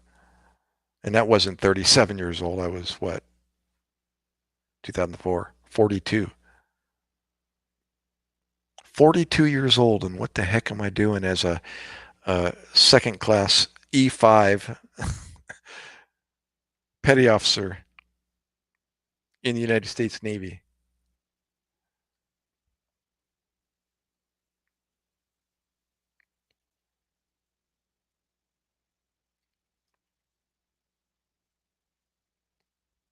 Well, Marty, I'm going to end this. It's way too late already. It looks like I've been on, oh my gosh, 5 minutes from 7 hours. This is crazy. I'm reliving the old days when I first was live streaming and I would stay on for 7, 8 hours. Like, oh my gosh, what am I doing? Actually, I wasn't live streaming. I was participating in other people's live streams, coming up on stage with them. No, no, no. No, no, no, no. I stand corrected. It's when I first started live streaming. That's what it was. And I was learning and didn't know any better. And I'm reliving these days now. It's almost 4 minutes from 7 hours. Well, Marty, yeah, what a pleasure. Now I know where you are. I know a lot more, I can kind of picture where you are now. Well, be careful, as you know, and enjoy yourself. Yeah. Hang out and enjoy the easy life. As you know, your money goes a long ways in the Philippines. And yeah, Monday, Wednesday, Friday. I'll try to do this again on Friday, same time, 10 p.m. my time. That's 10 a.m. Philippine time. And then whenever I end after that. Yeah, what a pleasure. Pretty cool. Cool story. It made me nostalgic a little bit back when I was your age. So, but it sounds like you're a lot smarter than I am. So later, dude, as you were, as we say. See you, all the rest. Anybody else that is still watching, it looks like there's 7 people, at least 7 sets of eyeballs back there somewhere. Uh, I know Girl in the Mirror, she hangs out in the background for me for support. Tahir Khan, Billy Preston, the rest of you, Jamie O, if you're still hanging out. Um, Bat Mom, if you're still there. I know you had to clock out and go to sleep, but good night, everyone. See you